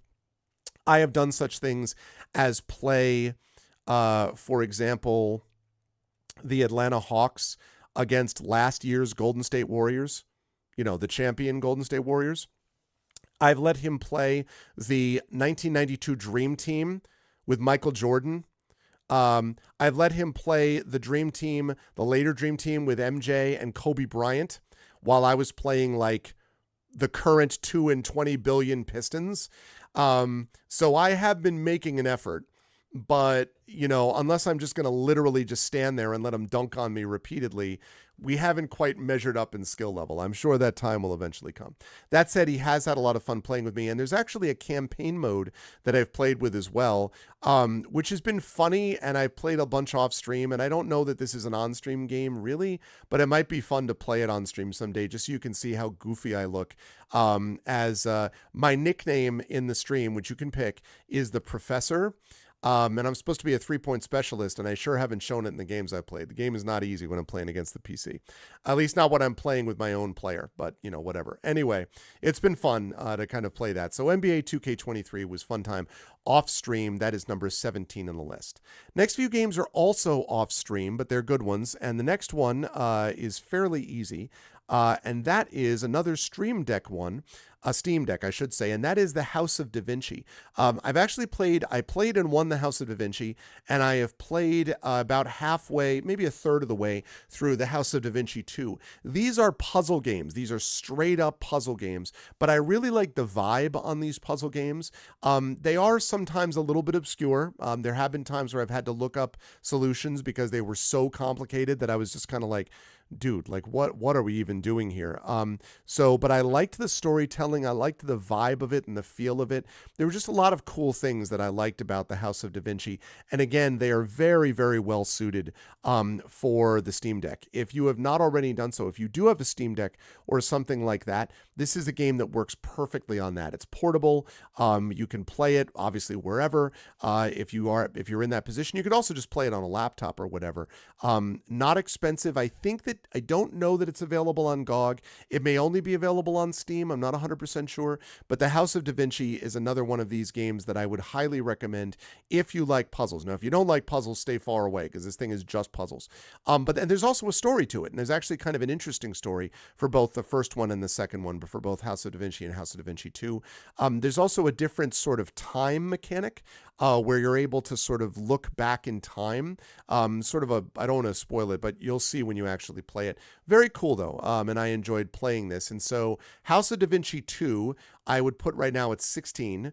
House of Da Vinci 1, I put at 15. That could switch depending on what happens whenever I finish Da Vinci 2. But as of right now, House of Da Vinci 2, 16, House of Da Vinci 15. And that again was also off stream. And I think that's closing in. I have one more game off stream, and everything else was stuff that I played on stream. So this is the highest off-stream game that I've played. And I actually just recently had a chance to play this, and I want to recommend it highly.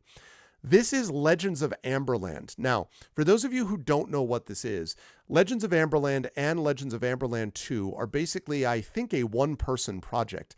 It is essentially a dungeon crawler, a turn-based dungeon crawler in the mode of something like Lands of Lore or Might and Magic or one of those games, or even, God help me, Wizardry in certain contexts, in which you are moving tile by tile, right?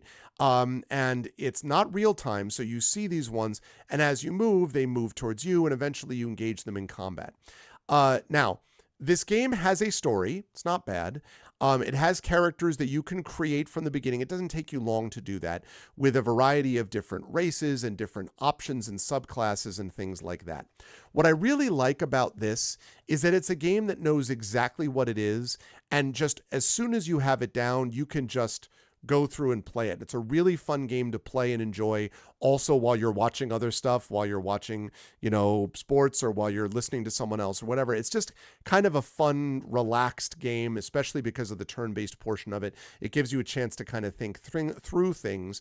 And again, it's another game which is not expensive. Legends of Amberland right now is, I believe, $9.99 on Steam. It is not available. Actually, no, I take that back. It is available on GOG. It's $9.99 on Steam. Let me take a look and see what's available on GOG. Okay, so on Steam, it's $9.99. On GOG.com, it may be on sale actually right now. Yes, so it's on sale right now as well on GOG, also for $9.99. Normally retails for $20. And you can actually get that and Legends of Amberland 2 on Steam, I want to say for $40. I think probably close to that on GOG.com as well. It's a very small install, so it also works very well in a portable setup. It'll run on anything pretty much that you have that is a PC-related thing. So it'll run on Steam Deck. It'll run on a laptop, even an old laptop it'll run on. You can also, I believe, get it for Switch, if I'm not mistaken.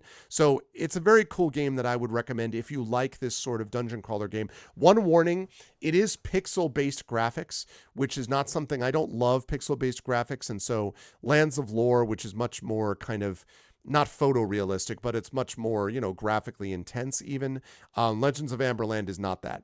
But it's even got some decent music too. So I like Legends of Amberland, and I recommend it if you like that sort of game. Legends of Amberland, The Forgotten Crown. Can't comment about 2 because I haven't played it yet, but I may tell you more about that next year when I actually play it. But for right now, number 14, Legends of Amberland. And again, that's my last off-stream game that I played. that leads us to, again, from this point forward, on stream stuff. And the first one is a game which I actually just recently played. And in case Echo is sad because I'm not really big on Die by the Sword of Detective Gallo, which I know he was fans of, I think he'll be pretty happy about this one, because this was a game that I almost didn't even play because I couldn't get it to run. And that's Dungeon Siege. This is number 13, and I literally just played this on Tuesday. I really liked Dungeon Siege a lot, and this is a game that I'm actually going to be coming back to. No, it did not. Sadly, Dragonspear. Sadly, it did not. Because I think I actually played that last year, actually. I don't think I played that this year. So I did not even enter on my list, I'm sorry to say. Actually, I want to just see something. Yeah, Cyberpunk was last year, so was not this year. Good to see you, Dragon, by the way. So number 13 was Dungeon Siege. I really liked Dungeon Siege, much more than I was expecting to. I thought that I would like it okay. I thought it would be like an action RPG, a Diablo-style thing. But I actually found that it was much more... I think partly I love the music, Jeremy Soule, so that's right up my alley. I dig that. I really liked the sort of gameplay loop. It was a better story than I was expecting. It's not like amazing, but it was a better story. And I felt like I love the customizability of it without being overwhelming, that I could make myself into a combat mage specialist or a range specialist or whatever the case would be. Yeah, I haven't played Phantom Liberty though, so I couldn't comment on that. So I really, really like Dungeon Siege. And in fact, I am going to be playing this again on GOG.com. My plan is to finish playing Tintin Reporter, Cigars the Pharaoh, and then I'm going to move on to Dredge, and then I'm going to move on to Dungeon Siege on GOG.com's Twitch channel and Pen and Pixels. So I'm definitely going to be doing that down the line. But I really like Dungeon Siege, and I'm also excited because I know you can play even multiplayer with it, and I might be able to get some people to join me, especially if they can jump in, jump out. I don't know whether they can do that, but they used to be able to do stuff like that with Neverwinter. That would be really cool if you could jump in and jump out on stuff like this. That would be super neat. So so I am excited for more Dungeon Siege, and I really liked that quite a bit. So that entered number 13 on my list for this year, and the only reason it isn't higher is because I just started playing it, but I did like it a lot. So number 13, Dungeon Siege. Okay. Number 12 is a game that I know that many of you also appreciated, and that is The Murder of Sonic the Hedgehog. What could you dislike about a game which is A, I believe, free, B, is about a character about which we're all familiar, and C, is a game about all those things while being a murder mystery and having some gameplay to it and having lots of inside jokes about Sonic in these games? I really liked The Murder of Sonic the Hedgehog. It was fun. There were definitely frustrations about some of the way in which the game was deployed that I did not like as much. But it was one of those games that does not overstay its welcome, and that I felt as I was playing it, I'm like, you know what? This is a game that works. This is a game that actually sets out to do something and does it. And I really appreciated that. It wasn't just a commercial, game that was just sort of cashing in on stuff. It actually was a legitimate game that was fun in its own right. Also had a really good music theme. And if you were any kind of a Sonic fan, I mean, I'm a very, very casual Sonic fan. I've played Sonic the Hedgehog 1 and 2, and I like Sonic fine, but I'm not like a Sonic nut. If you happen to really like Sonic, oh man, you should be all over this game because there's so much inside stuff that I'm sure that I even missed in the process of playing through it. So The Murder of Sonic the Hedgehog was really great. That was number 12. Just missing the top 10. And this has a lot of sort of Sonic the Hedgehog vibes for me. I was very close to moving this into the top 10, but it didn't quite make it there for me. But it was still cool. And that was this I Love You, Colonel Sanders. This game was like, I don't even know if I can describe this game. I mean, it's technically a visual novel, but it's a visual novel sponsored by Kentucky Fried Chicken. And I have no idea whether KFC knew what it was doing when it gave money to someone to make this, but it did. It's hard to explain. You end up battling food. You end up using ones it was very strange. And yes, it was a romance novel. It was definitely a game that I liked a lot. And I almost moved this to 10th. It was very close, and I might have done so in other circumstances. But I really liked "I Love You, Colonel Sanders." It was just it was charming. It was fun. It didn't overstay its welcome. It felt like it was both satirically on point and sort of like made sense, like, connected with a lot of the genres that it understood, but did so while still being wholesome somehow. And that was really neat. I really like that as well. So I Love You, Colonel Sanders was 11.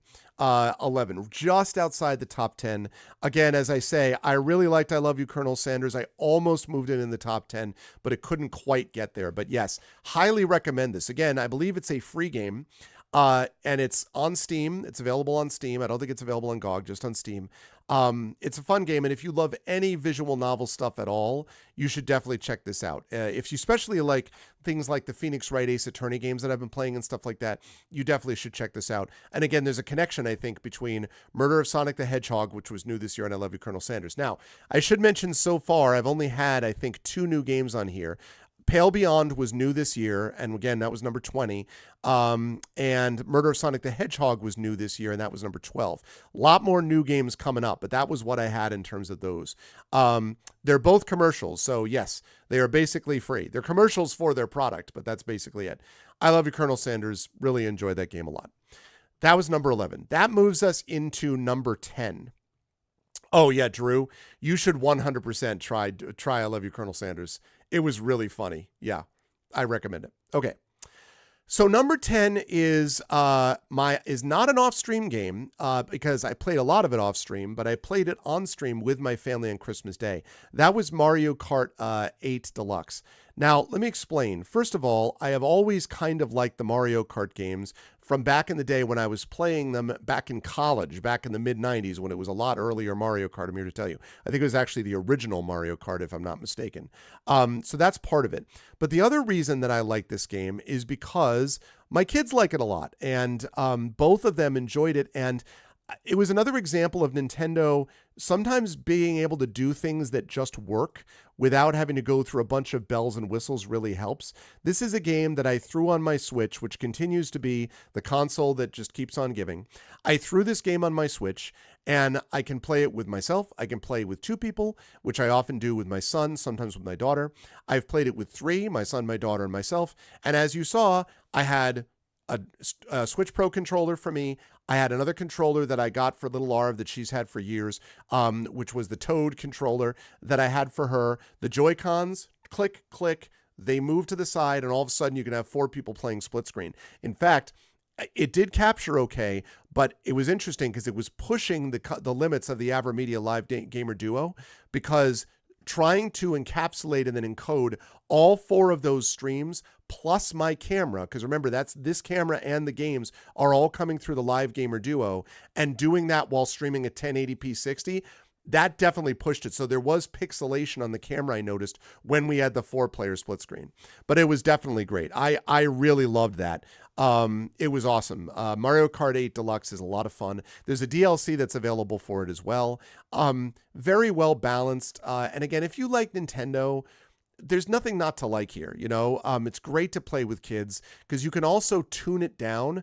You can play like Grand Prix and stuff like that. So you can very much limit the amount of times that they're just getting crushed by other players. You can also increase the difficulty if they're better than that. So it's very customizable and all that. And I really liked Mario Kart 8 Deluxe. So I did play this on stream once, and this was number 10 on my list. All right, now we're moving into a series of new games in a row. Number 9 on my list is one that I played on GOG.com's Twitch channel and part of Pen and Pixels, and that was The Bookwalker Thief of Tales. I liked this game a lot. I thought this game was very interesting. It reminded me a bit in sort of graphical design of The Immortal, and it's sort of hard to explain why. There's just something about the feel of it graphically that reminded me a bit of The Immortal, if anyone has ever played that game. Also, the way you move around kind of isometrically. It is about someone who basically goes into books to steal things from the books for other people. And I won't spoil it for you, but as you go through the game, you realize the reason he's doing this is because he needs money to get out of his shackles, because he's been kept from doing what he's able to do in these games, in these books normally, which is use all this special power by going into these books. He's been limited in what he's able to do with that because of some terrible thing that he did. I don't know what it is, or rather, he doesn't know what it is at the very beginning, but you learn it over the course of time.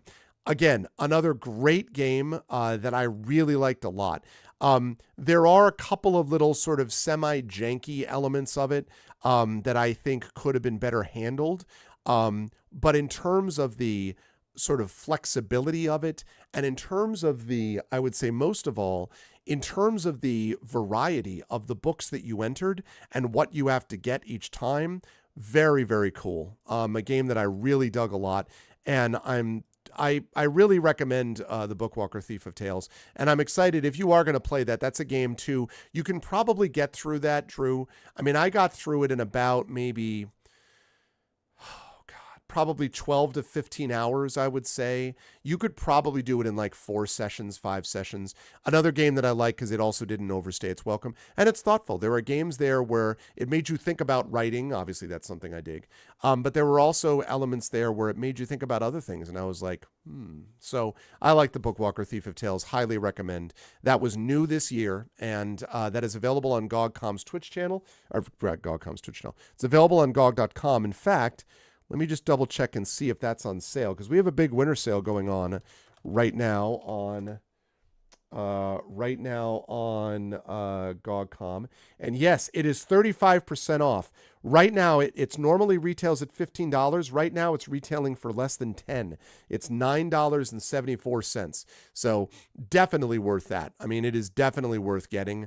Good stuff. I really like the Bookwalker Thief of Tales. All right, that leads me to number 8, which is also new this year. And boy, am I glad that this game is something I can put on this list. Thank God they patched this. This is a game that the developer, the publisher is Microids, and now I'm forgetting. I think it is Tintin Imagio. I have to take a look at it again. Super, super, super glad that they patched this game. When I first started playing this game was not working. And that was really frustrating to me because I'm a big Tintin guy. I have all of the Tintin books. I've read them all to my kids. I like watching the series. I watched the movie, the first movie. I really like Tintin. I've listened to some of the BBC audio as well. It's very well plotted. It's a fun game. It's got nostalgia vibes for me too. A lot of great stuff about Tintin. So when I heard that this game was coming out, I was like, I am 100% going to cover this on Pen and Pixels. Story and narrative, adventure-based game, and everything else.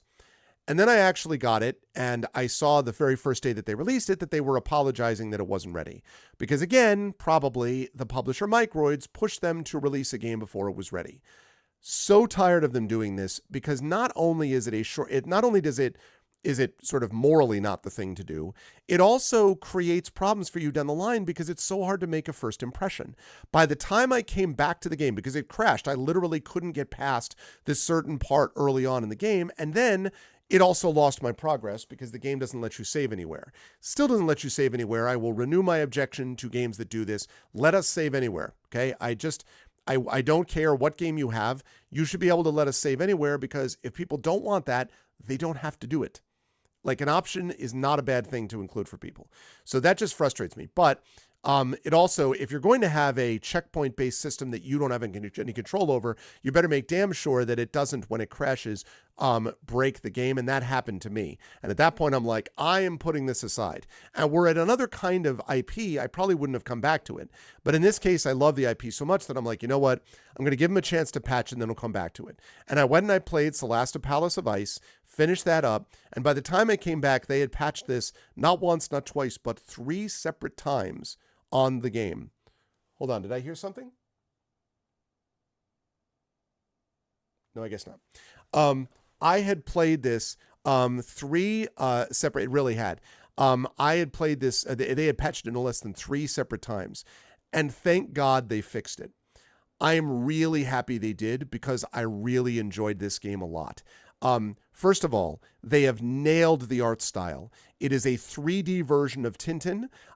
It really feels accurate. If you look at illustrations, the graphic portrayals of Sarcophagus, one of the characters in the game, or even someone like Tintin a little bit, or some of the others, the Thompson twins.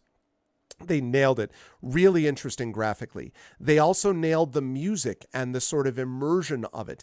And even the thing itself, it feels like you're walking into the book, and then it's showing you the pages in between the pages of the book, where it's showing you all of this extra stuff with like puzzles to do and stuff like that. It also doesn't feel too difficult.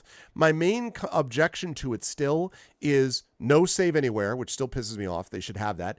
And then two, there is still some jankiness to the controls, like the fact that the control system doesn't work. Hey, what's up, Divinorium? Good to see you. That is something which irritates me. And they should be able to get it where it's just you plug in a controller and it just works. Like, it should not be something which is hard to do, because it's a game which in many ways could benefit from a basic controller setup, and it does not. It just doesn't do that. It's not plug and play, which is annoying. Even despite that, I really, really enjoyed playing this a lot. And I had a chance. I played it a little bit, and I'm like, I hope it'll be good. And then it crashed. They have fixed that. It did not crash actually at all, which was nice. It didn't crash at all. It just was really enjoyable. I'm really excited to play it, play more of it on GOG.com, which I'm going to be doing as soon as I get another video game stream, either next week or the week after, on that channel. So really like Tintin Reporter Cigars the Pharaoh. And yeah, really liked it. And again, part of this, admittedly, it might have been a little lower for me if it were not for how much I like the IP, but it really was lovingly designed graphically. Like it really does feel like you're playing a 3D Tintin, and that's really cool if you like the system. So if you're not as much of a Tintin guy as I am, you may not like this as much, but I still think you would enjoy it as an adventure game, and that I think is pretty cool. So there is that. That is number 8 on the list. Now, number 7 on the list is probably not going to come as a surprise to any of you who watched me play this the first time, because man, did I love this game. And that is Dredge. This was another one of the Patreon Field Chat Chosen Games of the Month, and I loved Dredge. First of all, again, this game was spooky, not scary, and that's a big difference for me. I didn't do jump scares, did not do a bunch of gore, did not do all that stuff. I just really liked it. I liked the feel, I liked the vibe. I viewed the game with tin-tinned glasses. That's a good one, Dragon. Yes, I did. Well done. Well done. That's good stuff.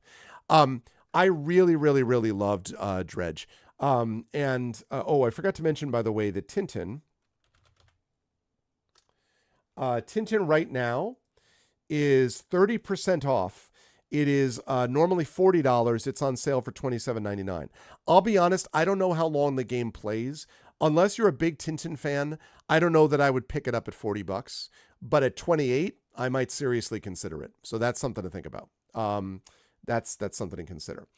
Another game, since we're talking about Dredge, is this game here, which is I got Dredge. Now, I got Dredge, the digital deluxe edition is what was given to me. That right now is on sale for 25% off. That is $26.24. It's normally $34.99. The game is worth $34.99.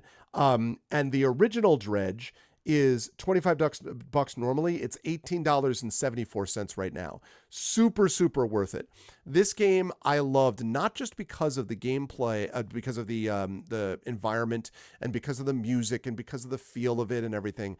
The gameplay loop is just awesome.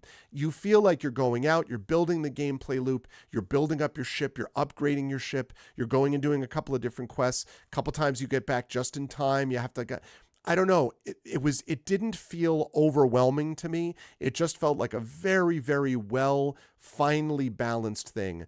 I listened to a little bit of a podcast on this, and it was actually Kropotkin, UK, who put me onto this. And I listened to a little bit of it where they were talking about how important it was to make the player feel always a little bit uncomfortable. The way that I read it, though, was not uncomfortable just as much as there was always a sense of it had that just one more turn feel, you know. Poor Triffid couldn't even stick it out because I like kept playing. I played like 5.5 or 6 hours that first day. I was just like, this game's so good. So I really like this. And as I say, after I finish, I finished the last, after I finish Tintin Cigars the Pharaoh, next game up on Pen and Pixels is going to be Dredge because I want to play that game and finish it. Really, really like Dredge a lot. Highly recommend this.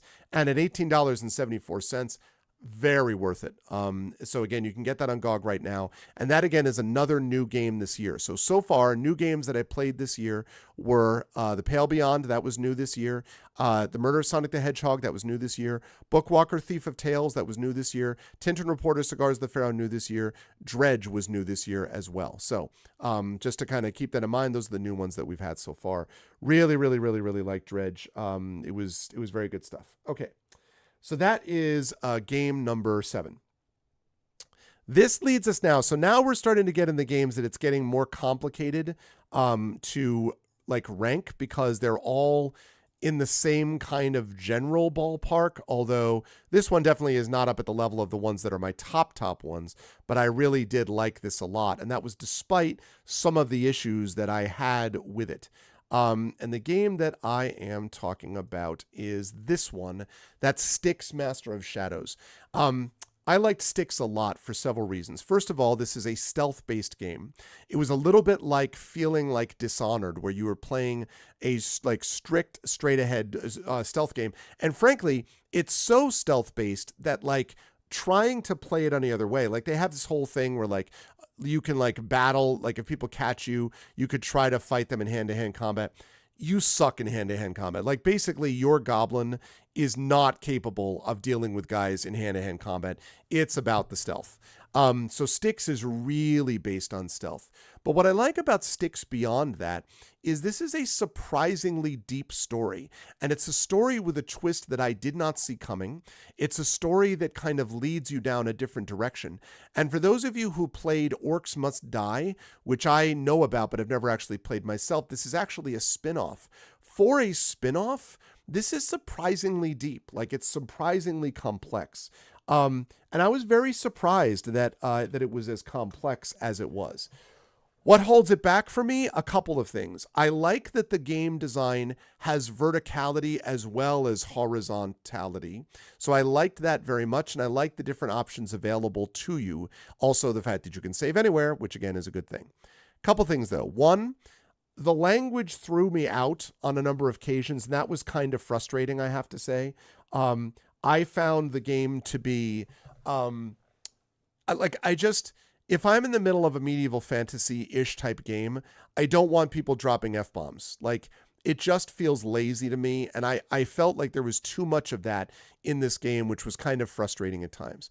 Much more importantly, though, was as good as the level design was, there were occasions where, like literally about halfway through the game, they almost directly reverse the levels. That is to say, you play backwards through all the levels again, which I just think is lazy. It's not my least favorite thing. My least favorite thing is respawning enemies. My second least favorite thing is not letting you save anywhere.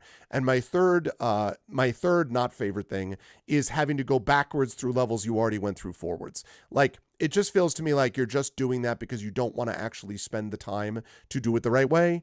And so in the end, I just didn't, that really annoyed me.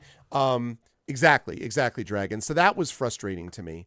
And it kept it from entering my top 5. That said, though, the way that the game does things, the story that it tells, and the sort of, as I say, the verticality of it, even some of the ways some of the boss fights and everything are handled, very, very well done. I like the use of Amber and how the Amber stuff is managed. So despite the fact that there's some jankiness in it, and despite the discomfort with the constant F-bombs, and despite the the kind of reversing levels, it still is a very cool all stealth game. And right now it is available on GOG.com for $2. It is currently on sale for 90% off. Master of Shadows normally retails at $20. It's currently $2. That is a huge steal. A huge steal. If you like stealth games at all, and taking a flyer on this for $2, more than worth it. Shards of Darkness, which is the follow-up, the sequel to it, is only $3. And I'm going to be playing Shards of Darkness at some point. I don't know when. It's going to take a while, but I at some point will play that again. So highly recommend Styx. Very, very cool game. And and I recommend it. And as I say, a game that the sequel of which I will come back to down the line. Just missed, though, my top 5. This now enters the top 5 games of the year for me. And game number 1, there we go. And game number 1 is this. And that is Chained Echoes. I really like Chained Echoes. I know Drew agrees with me on this. Chained Echoes is excellent. And there's a lot of reasons for that. Number 1, there's a great deal of variety. I think the storytelling is quite well done. The storytelling is elaborate and complex without being obnoxious. I do think my only complaint about the writing is that you can tell that the person doing this is not a native English speaker, because there are times where we just randomly throw in curses for no apparent reason. Like, you're just sort of like, and then effing. And you're like, what? No, we didn't jump from game 7. We just did, we did 6. We did Styx. 7 was Dredge, Configuration Queen. 6 was Styx, Master of Shadows. And now 5 is Chained Echoes. So, Chained Echoes. So sometimes the kind of dialogue is a little bit like, what? Like, it's sort of just odd to me. And I did feel like that was a problem with it. But I think the storytelling of it is quite well done, very reminiscent of sort of like the best of JRPGs. If you like JRPGs, this is very much in that mode. I love the idea that you have both these mechs that you ride around in, these sky armors, and also the people that you ride around in on land. And there's sort of a mixture of both of those. I think the system of building up into kind of the ready zone, but not the overheated zone, is very clever. And the way that balances off against the party means that combat is always interesting and always engaging and generally not too frustrating. I think my only issue with Chained Echoes, and the only reason it isn't higher, is that it's so freaking long. And that's not necessarily a problem, but from a stream game point of view, I played this a ton on GOG.com, and I still only got probably about maybe 60 to 70% of the way through it. Like, eventually I'm going to come back to it, but oh my God, it was one of those ones I'm like, oh man, like it goes on and on and on and on and on, which again may not be, and that's not even being a completionist. That's just, I also like the quest board, by the way, which are these little like linked quests that give you bonuses and benefits too. So I also like that. It just went on for a long time, and that was the only objection that I had. And it's the only reason really that it's not even higher in this list, is that it kind of overstays its welcome a little bit. I think I had to take a break from it, but I really like Chained Echoes a lot. It is again available on GOG.com, which is where I did most of my playing of it. It is also completely compatible with controllers. It worked, dead on, right off the bat. Please stop breaking. Okay. And it is on sale, excuse me, right now.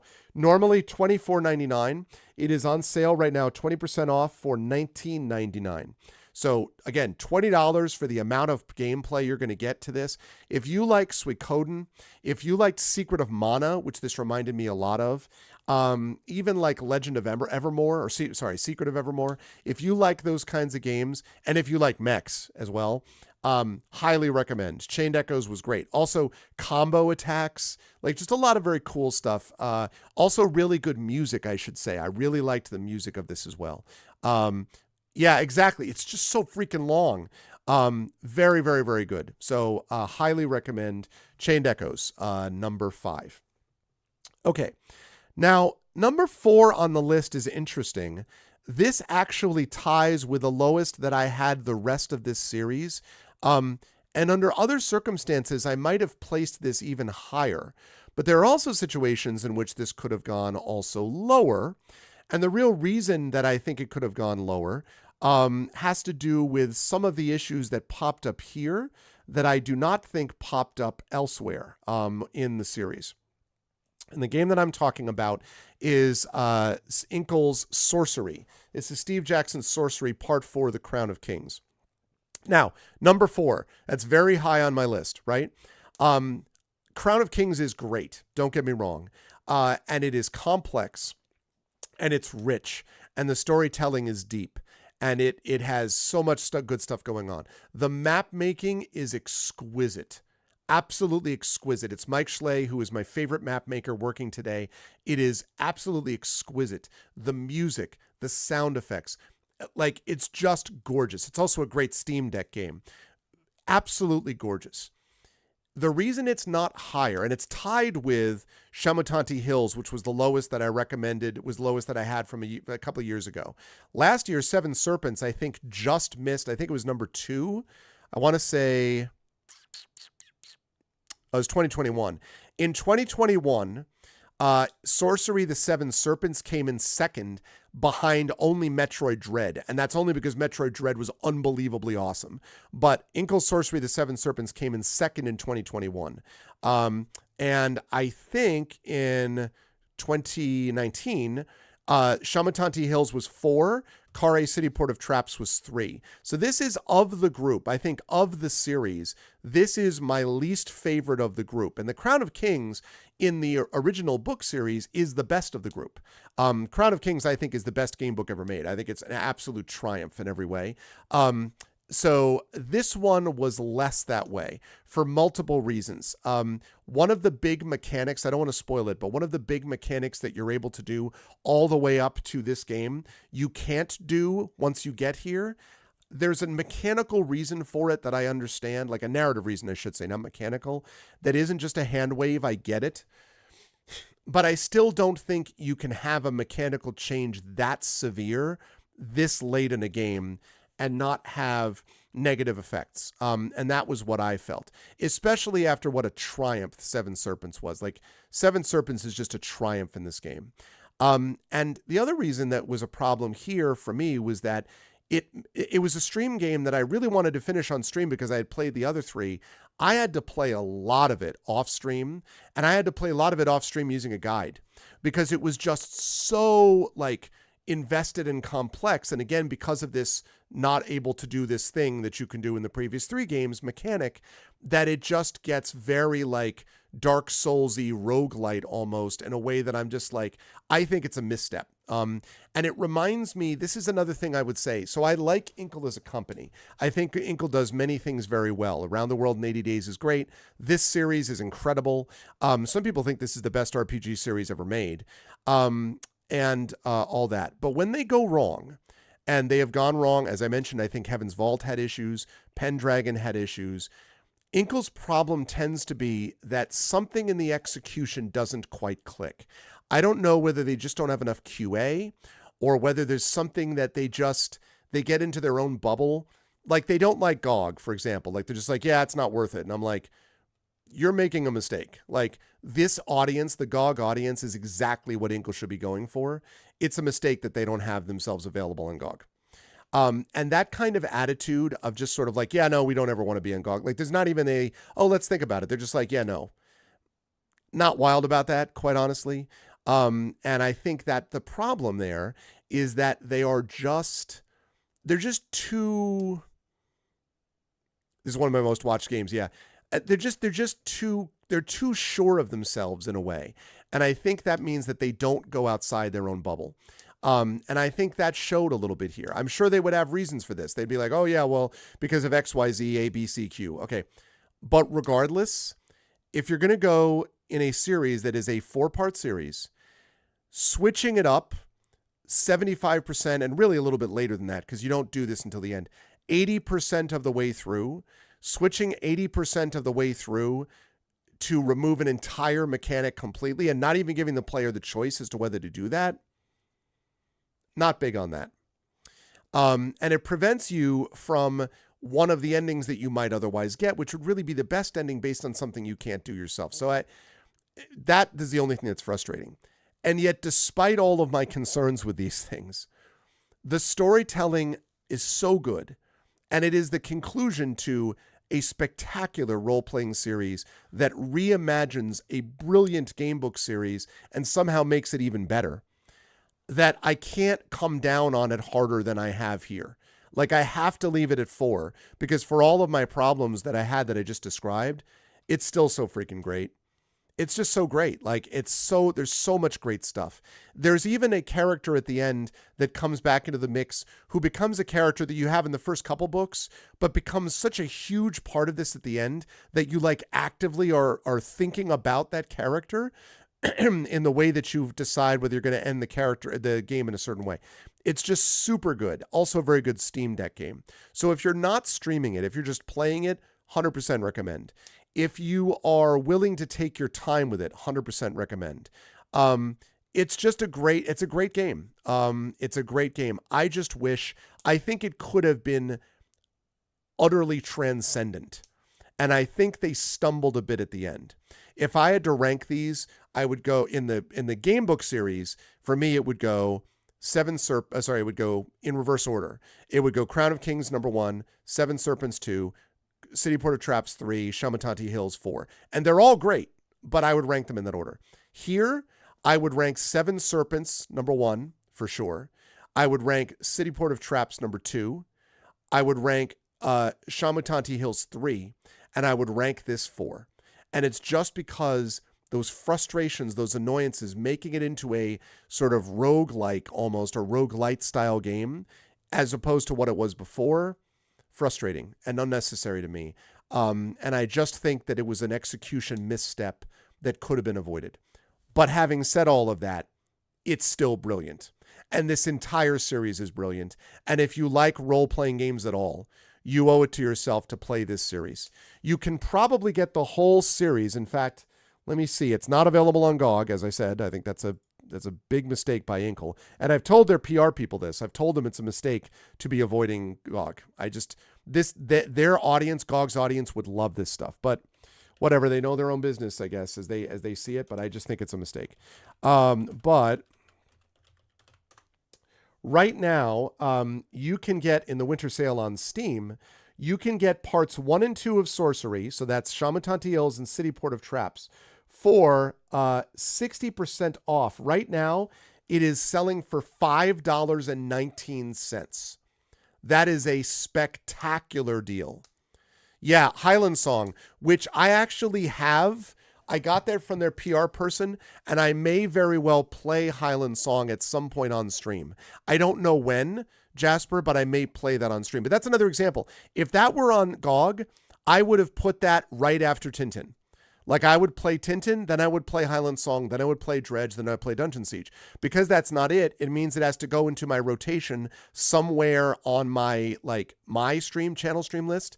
And that's going to be a while, which is too bad because I think Highland Song sounds like fun and I'd like to try it. Why they're not making themselves available on GOG, I just think is a mistake. But anyway, so right now though, parts 1 and 2 on Steam, $5.19. Normally retails at $13. Even $13, honestly, for those 2 parts of the game is great. But man, $5.19, it is well worth it. Well worth it. Highly recommend Sorcery for that. In fact, the complete bundle, I didn't even see this. This is even better. Sorcery 1, Sorcery 1 and 2, Sorcery 3, and Sorcery 4 right now are 20% off. They normally retail for, it's more than that. They normally retail for $33. Right now, it is 68% off. You can get all 4 games for $10.50. If you have not played these, you need to play them. And you're and you're a role-playing fan at all, you've got to play these games. For $10.50, that's an incredible deal. That is multiple hours of incredible gameplay. And in fact, you can even get the Adventure Gamebook Collection, which has all those things, but also has Warlock of Firetop Mountain, Fighting Fantasy Legends, and it has Sorcery Parts 1 and 2, Warlock of Firetop Mountain, Fighting Fantasy Legends, and Fighting Fantasy Deathtop Dungeon Trilogy from our friends. Those are our friends at Nomad Games and also Tin Man Games and also Inkle. All of that for $11.66. I mean, it is brilliant. It's just brilliant. It's one of the best series you'll ever find. So totally recommend that. The maps are just so good. I have nothing but good things to say about that. So that was number 4 on my list. That was Sorcery, Crown of Kings. Great stuff. Okay. Last 3 games are all new this year. And one of them, I will admit, is a slight, it's not a cheat, but it takes a little bit of explaining, I guess. So let me go get that thing here, because it's back a little bit. Here we go. Nope, not that. I have to go back even further. No, wait a minute. No. I have it further down than that. Oh, there we go. Okay. Number 3 on the list is this, Solasta Palace of Ice.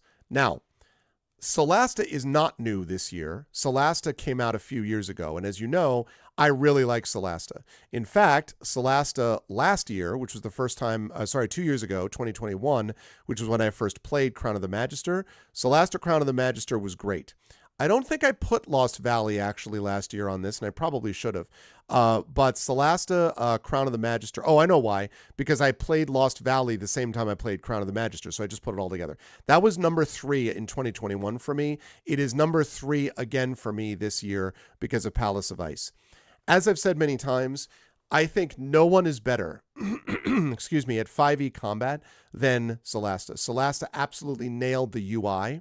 They've nailed the feel of it. They've nailed the sense of the system. Everything about Solasta in terms of the combat, I think, is done brilliantly. Also, the level design is great. Just the class balance, like all of it is awesome. I really, really like Palace of Ice a great deal. And what's added to that is a much better story, I think, than the main game. Main game is fine, but it's not great. I still think the best of the stories actually is probably Lost Valley, which is a DLC which is separate from this kind of mainstream. But having said that, if I had to rank it, it would go like Lost Valley, Palace of Ice, and then main game. But regardless of that, it is a game that I think really, really like holds up well. I really like Palace of Ice a lot. Again, some of the same sort of reservations that I had about in the previous iterations a couple years ago remain. Voice acting is meh. The character models, particularly the faces, are very meh. I mean, they're just not. It's not polished. It doesn't look good by their own admission. I've interviewed one of their folks, and Tactical Adventures admits that it was not like they didn't have the money for it, and it shows. So that was kind of meh. And I feel like the story itself was okay. Even this story was okay. Palace of Ice Cream, that would be good, but not amazing. So I would like to see them really invest money into writing. If they need a writer, I know where they can find one. Again, not that the writing was bad. I just didn't think it was like nothing really stands out about it. I would like to see them invest money in that. I'd like to obviously see them invest money in more money into the character model. I think armor model and monster model even was pretty good. I thought that the level design, as I said, was great. Combat is great. I would like to see more put into that. The travel stuff was great. A lot of good things. I just think that there were some things that do hold it back from being amazing, but it was still really, really, really good. And again, Solasta right now is available. You can get it on both Steam and GOG, but since you can get it on GOG, why wouldn't you? And Solasta right now is available. The Lightbringers Edition, which is the main game, main game. It is the sequel, Lost Valley, and it is Palace of Ice. Normally would retail for $60. Right now is on sale for 43% off at $34.19. If you get Crown of the Magister by itself, normally $30, 67% off. It's $9.89 right now. And you can use my affiliate link for that, by the way, with any of these on GOG, which is down below the video window. Lost Valley, which, as I said, I really like the story, $12.99. Currently on sale, 40% off, $7.79. And Palace of Ice, normally $14.99, 30% off, $10.49. I put something like 112 hours into it. I played maybe an hour of like modded content. There's tons of modded adventures as well. Solasta 2 is going to be great when it comes out in a couple of years. I have no doubt they'll be doing one now.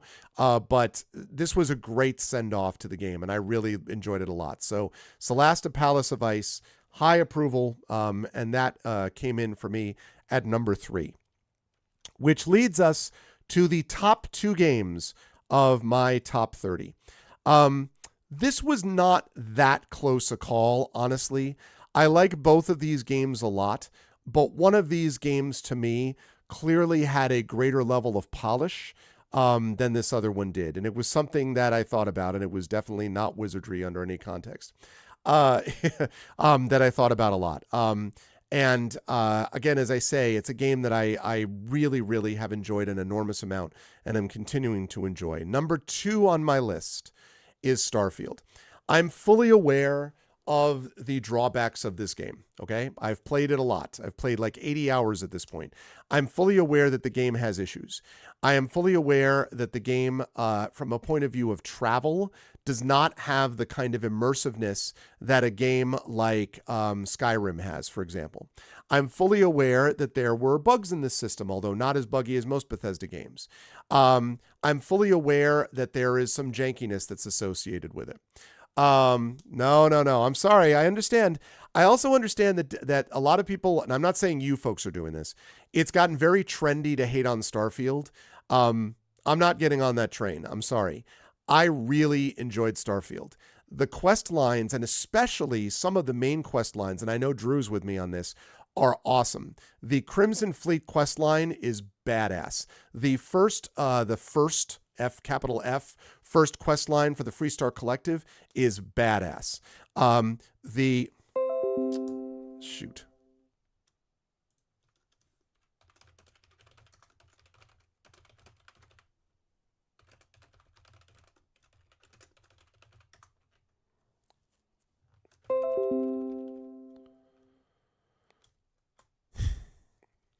Yeah, second time that's happened. I don't know what the hell Twitch's problem is tonight, but I haven't dropped any frames on my end. But so yes. So as I was saying, the Crimson Fleet quest line is awesome. The first quest line is awesome. The ship design work that I was doing with the Mantis is awesome. I absolutely love those quest lines. I think the characters that you get, I like Sam quite a bit. I really have enjoyed, like, Andreja has been a lot of fun. Even Barrett is okay. I've really liked that a lot. Voice acting is on point for all of it. There's a great deal of variety in these things. They're super great. There is great mod support in this, and there's going to be even better. Shattered Space, I think, is going to be really good as well. I understand that some people don't like the game, and that's fine. But if people don't like the game because they just don't like Bethesda, I don't know what to say about that. I understand Bethesda's limitations, but if I think back to the games that have sort of stuck with me the most over the last 15 years, the games that stuck with me the most are games like Skyrim. Despite its problems, despite its issues, Skyrim stuck with me the most. And that's a Bethesda game. And I know other people love Fallout and games like that. So I'm fully aware of their limitations. And yes, I do think the engine is showing its age. And yes, I do think that the traveling between planets could be better. But I also think that there's a lot of good stuff going on with this game. There are a lot of good, excellent moments happening with this game. I think the gunplay also is very, very good. I don't know that it's at the level of Destiny 2, but it's really good. I would put it at the level of Mass Effect 2. It's very, very good. Disagree. Strongly disagree, Dragon. I disagree. There is good mod support, and the big mod teams are not going to stay dropping it. I promise you they're not going to. They'd be stupid to do it. There are tens and tens and tens of thousands of people playing this. Abandoning this game is a mistake from a mod point of view. It's just a mistake. So we can agree to disagree, but I enjoyed this game. I've enjoyed this game immensely. And, the number, and for people who, want to point to well, it's got mixed reviews. Okay. All I can tell you is I really like it. And the creation kit tools haven't even been released yet. Exactly. I really like it. Again, is it perfect? No. But it is a game that in its ambition and in what I've been able to enjoy with it, I think is very, very, very, very good. I really enjoy it a lot. But that's the thing. I know you're saying that, Dragon, and I don't know what to say about mod frameworks. I don't mod myself. All I can tell you is that the mods that I've installed work. I mean, I don't know what to tell you. I don't know whether that's a mod framework or what, but I just see it. So, and I just don't think I just don't feel that people, I don't know. I just feel like, and again, this is not something I'm putting on Dragonspear or Divinorium at all, but I do feel like in the sort of YouTube influencer thing, it's gotten real trendy to hate on the game. I don't think the game is God's gift to gaming. I also think that it's not some, Death Spiral, Bad Rats clone. I just think that's ridiculous. And it doesn't jive with my experience. All I can tell you is I've had a blast playing Starfield. And so I don't know what to say about that. Like I've had a blast. So I don't know what to say. It's been great. And I have not had a blast with some of the other games that I mentioned on the list, especially lower down. So I had a blast playing it. And so, for what it's worth, I've really enjoyed Starfield quite a bit. I am looking forward to playing more of it. I am looking forward to finishing it as well, because am I going to be coming back to this time after time after time after time like I did with Skyrim? Probably not, but I'm more, as much as I love science fiction, I am more of a fantasy than a science fiction person. But having said that, I really like Starfield a lot. So number 2 in this list for me was Starfield. Really liked it. Starfield is not a game that you can get for cheap. I think it's still running at like $50-$60 or something. I know you can get it for Game Pass. So yeah, I'm sure that's part of it too, Jasper. And again, not everybody, some people have legitimate like dislikes of it. And that's totally cool. I just don't, some games I think are they are what they are, and I really like it. So what can I say? Okay. Which leads me to my top game of the year, which some of you who saw the shirt that I was wearing may have already gotten a clue as to what that game was. This game was not only polished, not only very impressive in terms of its mix, it's also a game which, in spite of its combat again, becomes the second game in this series. The first one was my top game in 2019 to enter this list. No, Final Fantasy wasn't this year. Final Fantasy VII I'm looking forward next to. And that is Jedi Survivor. Adored this game. I think it is a triumph. Again, it's not perfect, but I think Jedi Survivor is brilliantly well balanced. I think Jedi Survivor is... I played Yuffie, but that was last year also. No, I didn't play Baldur's Gate 3, Div. Baldur's Gate 3, I'm sorry to say, doesn't have any appeal for me. Just very quickly, I don't Mind Flayers are maybe my least favorite D&D creature. I don't like gross body horror. I don't love Larian's writing. I didn't like Divinity Original Sin 1 or 2 in their writing. I really wanted to love Baldur's Gate 3, but it's everything that I don't like. Like it's not, I'm not saying it's a bad game, by the way. I'm sure it's very good. But I've watched it played, and I'm not sorry. This is not my bag. But anyway, back to and that doesn't make it bad. It's just me. So back to this Jedi Survivor, super great. Not only is the game really match its exploration and everything else, but it's also somehow streamlined a lot of the annoying aspects of Jedi Fallen Order, and like Cal himself, become more mature. I don't know that it has some of the extraordinary set piece. No, actually, I'll rephrase that. Some of the surprise appearances that you get in Fallen Order, one of them in particular I'm thinking about, are not matched in this game. But what is matched in this game is some of the extraordinary set pieces. In fact, there are 1 or 2 set pieces that are among the best I've ever played in any video game ever. The music is brilliant. The graphics are great. The gameplay is on point. The questing is amazing. The planetary travel is great. Like, it's just great. Just great. I really liked it. Hey, what's up, Critchwitch? I really liked it. And again, is it an EA game? Yeah. And is it perfect? No. But it's very good. There are a couple of difficulty spikes that come out of nowhere that frustrated me. 2 particular fights that I had to drop the difficulty level on because of how much the spike, and I don't love that. When you have a game going like this, I hate this. Like even Dark Souls doesn't do that, and this game did that on a couple of levels. But that said, in general, this is the game that absolutely stuck with me. And so as much as I did like Starfield and the rest of the games in the list, Jedi Survivor was definitely ahead above it. Like, it was definitely a step up from either of those. I did not. Fallen Order, I didn't play on max difficulty, Jasper. I played on Jedi Knight. So which is, I think that's right in the middle difficulty, which is what I usually played. Jedi Survivor also, I played on the exact same difficulty level. I watched people try to play this on Jedi, whatever it was, Master, and it just looked like unfun, like a game I would not want to be doing. Laughs in Final Fantasy Tactics. No, see, I love Final Fantasy Tactics though, Div, but I feel like it's different. Sort of said it. Also, hi Echo, good to see you, man. So yes, I really, really love Jedi Survivor. So in the end, that game for me is going to stand out for me. And I'll say this too. Respawn is looking to make a trilogy out of this, right?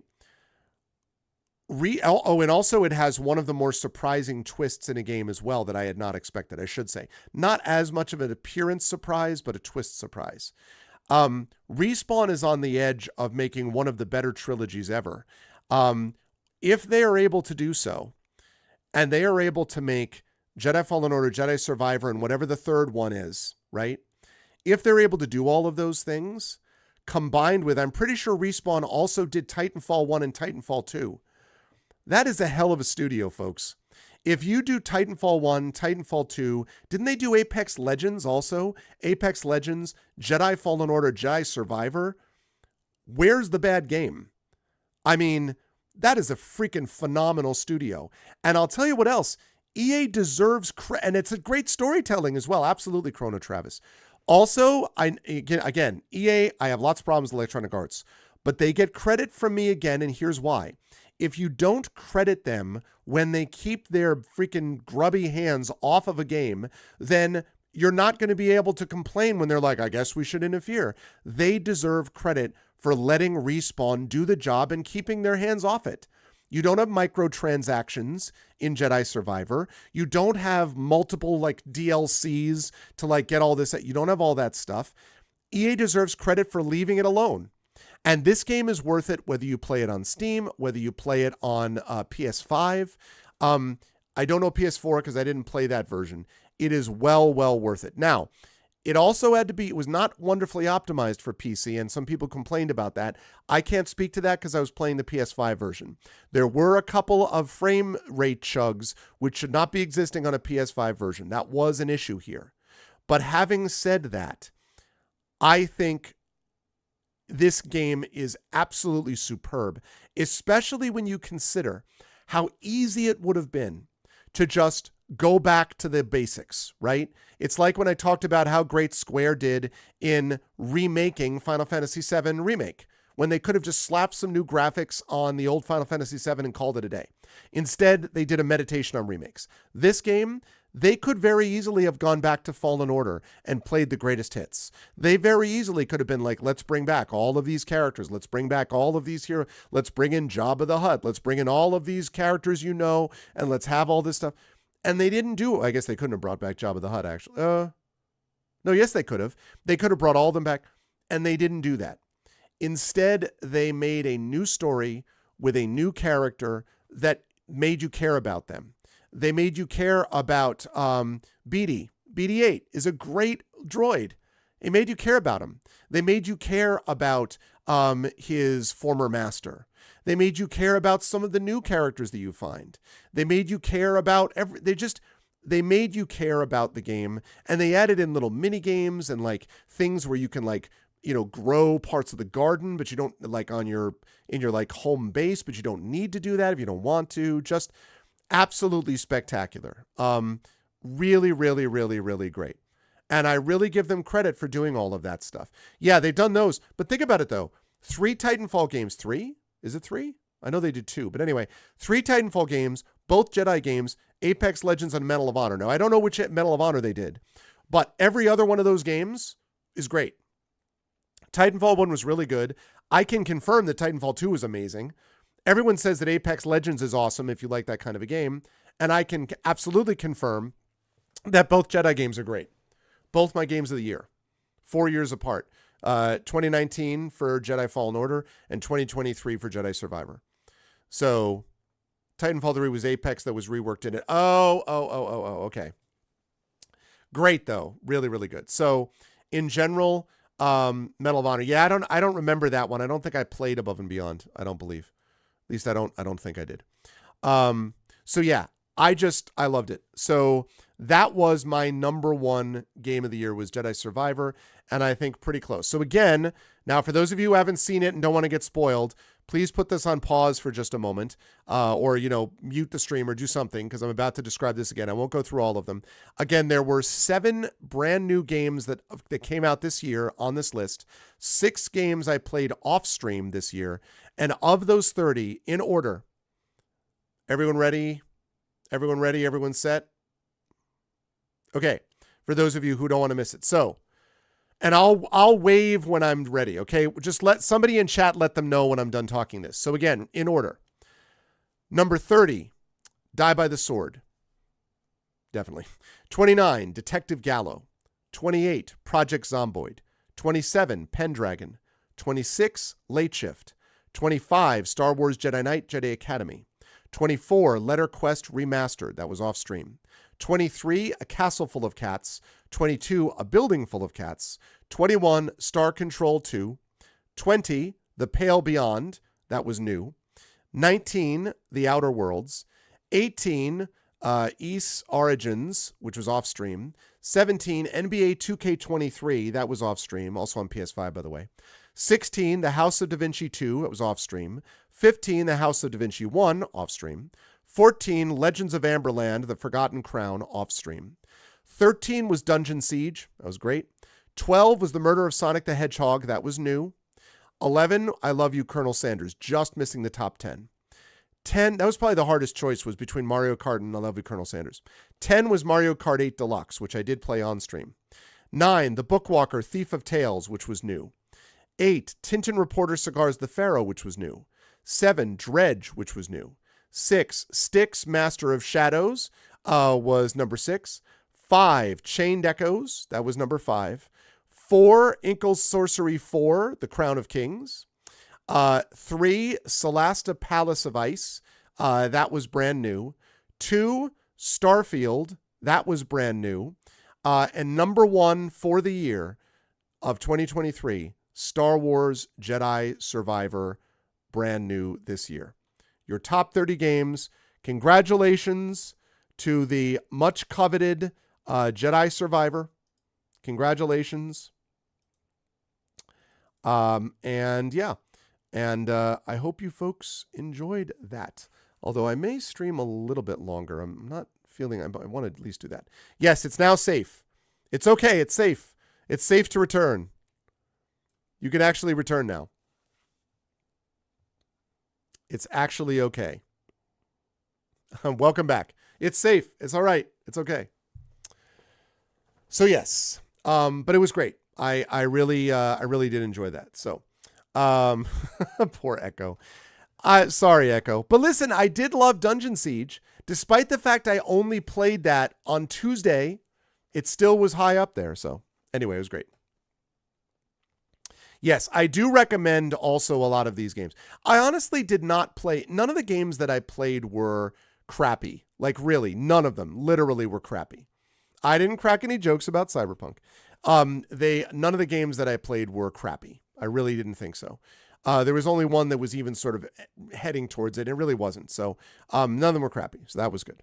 A lot of good games this year. So I have a question, which is not mine. What is everyone else's top game of the year that you played? What was the top game that you folks played? Whether it came out new this year or whether it was the first time you played it this year, what was everyone's top game? What did you folks like? Sea of Stars. Yeah, I've heard. Yes, I watched you play a bit of that, Drew. I heard many good things. You don't have any game of the year, Echo? Okay. Talos Principle 2. Yep. Definitely looked pretty awesome, Shadowed. Everspace 2. Really, Karth? Interesting. Everspace 2. That's interesting. Alan Wake 2 with Baldur's Gate 3 and Tears of the Kingdom as runners-up.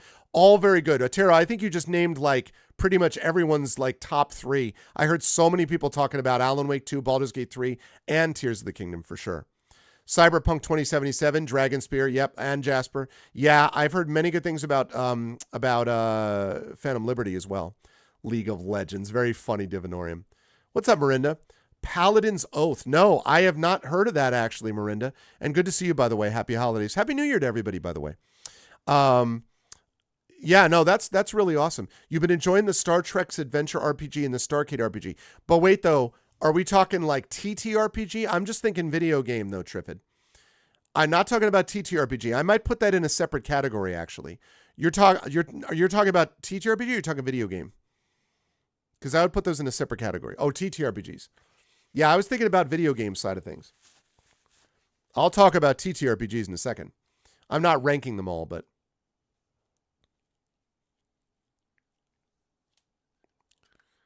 Stargate Timekeepers. Oh, really? I have not heard of that one, Echo, actually. So that's good ones. Yeah, those are good lists. Yeah, I can see that. I can see that. Yeah, on the tabletop front, I will tell you that the best game... Oh, nice. Yeah, that's cool. That's cool. I'm excited to see how you like it with Breath of the Wild. Is that just wish listed, though, or is it coming out? Let me double check this. Oh, wow, it's coming soon. I didn't know about this game, actually, Echo. This is the first I've heard of this. Wow, that's cool. Thank you for letting me know. I actually did not know about that. Yeah, no, you're right. It would. That's true. But no, I actually have not played it. So there were a lot of tabletop games that I played. Before I show you this, I have to show you something first. Very important, chat.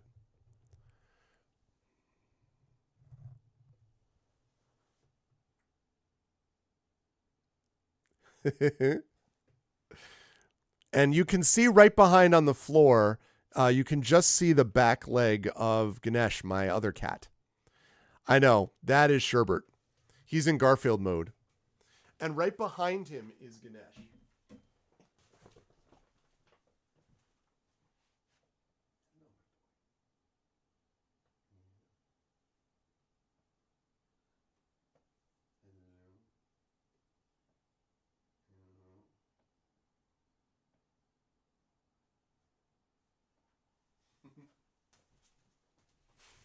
They're really great cats.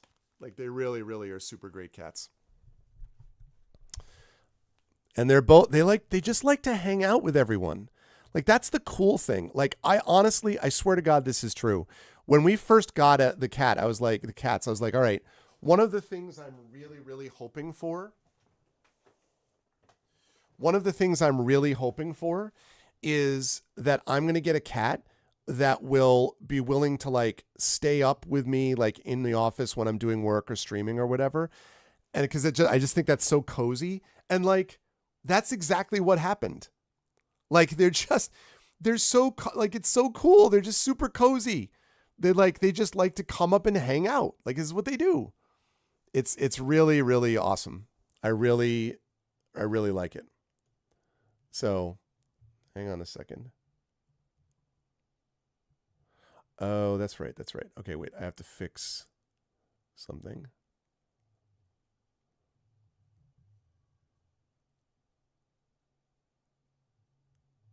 Nope, not that.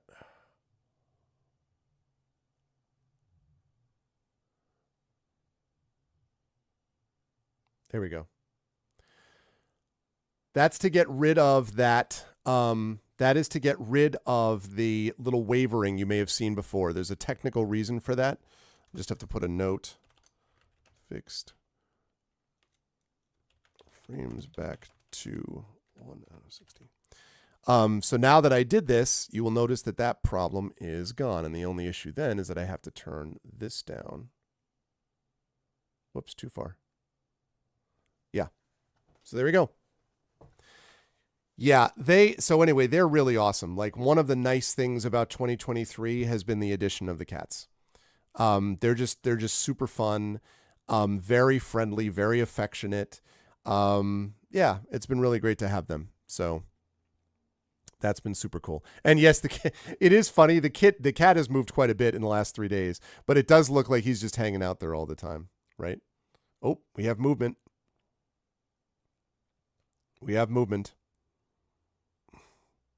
Yep, arching of the back. Yeah, there we go. So he's great. And Ganesh, who is the one that's behind him that you can't see, Ganesh is also super awesome. Ganesh is also a great cat. And they're best buddies. Like, they love each other.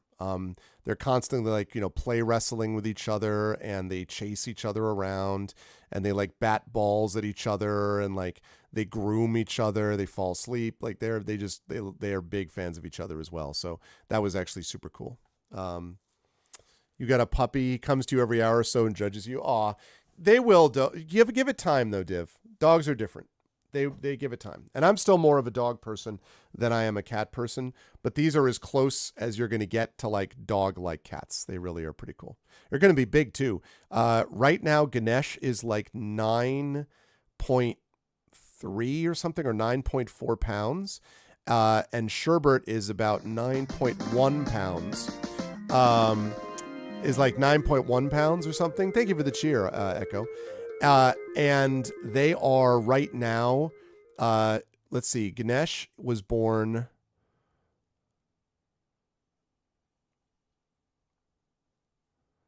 Ganesh is going to be 7 months old at the, actually, he's just about 7 months old now. Ganesh is 7 months old. Sherbert is 7.5 months old. And they're that big. So they're going to be even bigger. Oh, yes, Corgo. Yes, I'm sorry. Yes, very important. So they're going to be big cats. Siberians get to be pretty big. They're not going to be enormous. Like, they're not going to be like 25 pounds. But they probably, there's a good chance they could both get to like 14, 15 pounds. Some of the Siberians can get up to like 18 to 20 pounds. But the guess right here is that they're going to slow down to like somewhere between 13 and 16 pounds is where they'll end up. So, and they're also spectacular athletes. Like their jumping ability is crazy. Like they're not quite that type. When they stretch out though, they're crazy. The other thing is too, like they have these incredible tails. So like, and their fur is absurd. Like they just have this like coat for days. Like their coat is just like ridiculous. Like just absolutely absurd. How heavy is this in non-freedom units? Very funny. Yeah. So anyway, they're very, very cool. They are super floofy. Yeah, they really are. And and it's really nice because they also don't pick favorites. They really like all of us. My mother-in-law lives with us. They really like her. They really like my son. They think he's fun. They sometimes don't know what to make of him, but they think he's fun. They really like my daughter. They love being able to, go in. Sometimes they just sort of hang out outside her room or go into her room or like lie next to her when she's sitting in the kitchen or whatever, doing some homework. They do that. And they really like my wife. And oftentimes when my wife is sitting in one spot in the house where she like can be dealing with clients and stuff and she's looking out the window, a lot of times they'll like curl up right next to her, not on her lap, but like right next to her under feet or whatever. It's super cool. Like they really like all of us, and love all of us. And that's super neat. They really are family cats. And they go everywhere around the house except places we keep them out, which is my basement because I don't want them down there. And also, we don't let them into like one or two of the closets we don't let them into because we don't want them to get stuck. And we also don't let them into my bedroom. And that was mostly an allergy thing. That may change because thank goodness my saintly wife who took allergy shots for 2 years managed to get it. She's not allergic. It really did cure her allergies to cats. Now, part of it is also they are Siberians, so they're very clean and they produce less of the allergen that some of the other cats produce. But there is no such thing as a completely hypoallergenic cat. The other thing is we have a litter robot, which is like one of those automatic litter things, which is super useful for cutting down on litter effects. And obviously my wife doesn't do that because that could still create allergy issues. So I basically am the one responsible for cleaning out the litter box and cleaning it. But honestly, the litter robot makes that 10 times easier than it would be otherwise. So it's really great. Well, one miracle at a time, Echo. Remember, I lived without any pets in my house for like 7+ years. So first we had to make sure that my wife could survive this. Next step up is a dog, but it's going to take a couple years. It's not going to be immediate. So one step at a time. Cats are just too chill. Yeah, but you know what though, Pencil Mage? I got to say, When these guys are in play mode, they are not chill. When they're in play mode, they are in super excite mode. They are super entertaining. They are incredible athletes. They did this thing, I swear to God, I think I told this story the other day. They did this thing once where I saw them in the kitchen. They like to like play wrestle and like chase each other and jump up and like, stuff like that, right? They went literally so first of all, they're in play mode, right? So Sherbert down on his haunches. He's up. He starts doing this. And you could tell the tail is like, right? Same thing with Ganesh. Ganesh is down. Right? They then run towards each other. Now they like to like pounce on each other, like stalk each other and everything, right? They're like this. They jump up. They did this kung fu leap. First of all, both of them leapt in the air to the height of my waist. Now I'm 6'3", okay? They leapt to the height of my waist. I was standing watching them from a distance so I could see how high they got. And they they kung fu'd each other. I swear to God, they're just like, and they like hit each other. They didn't like hurt each other. They hit each other, spin, land, like come to a slide. And then they're like, it was wild. Like they're fast, super good jumpers. Like, yeah. So they definitely can be a lot of fun. They are a lot of fun. And it's a good idea to play with them. Everybody was kung fu fighting. I would put these cats up athlete-wise against any cat I've ever seen. I mean, and these cats are not even full grown yet. They are going to be finally full grown. I think somewhere around 13 to 14 months is where they're fully grown. And they mature all the way up until they're about 4.5 to 5 years old because they live pretty long, 15, 16, 17 years. But they are legit athletes. Like they really are impressive. And so, yeah. They also, one of them is, so they also have different personalities somewhat. Ganesh is the explorer. Ganesh loves to explore. He loves to look around different things. He has been on top of that shelf a few times, despite my dissuading him from doing so. So they love to do that. Also, Ganesh loves to be in baskets, and bags. That's like Ganesh's favorite thing to do. Sherbert does that a little bit. In fact, I will show you one thing that Sherbert did recently. I give to you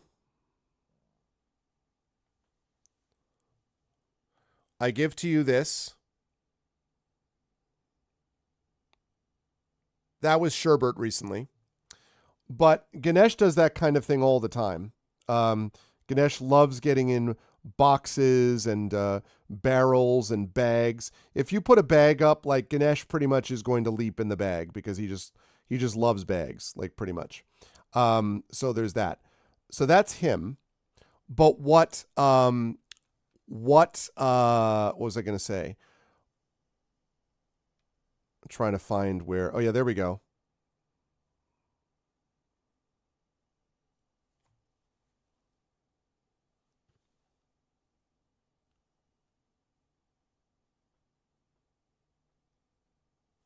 All right, hang on a second. I gotta edit something.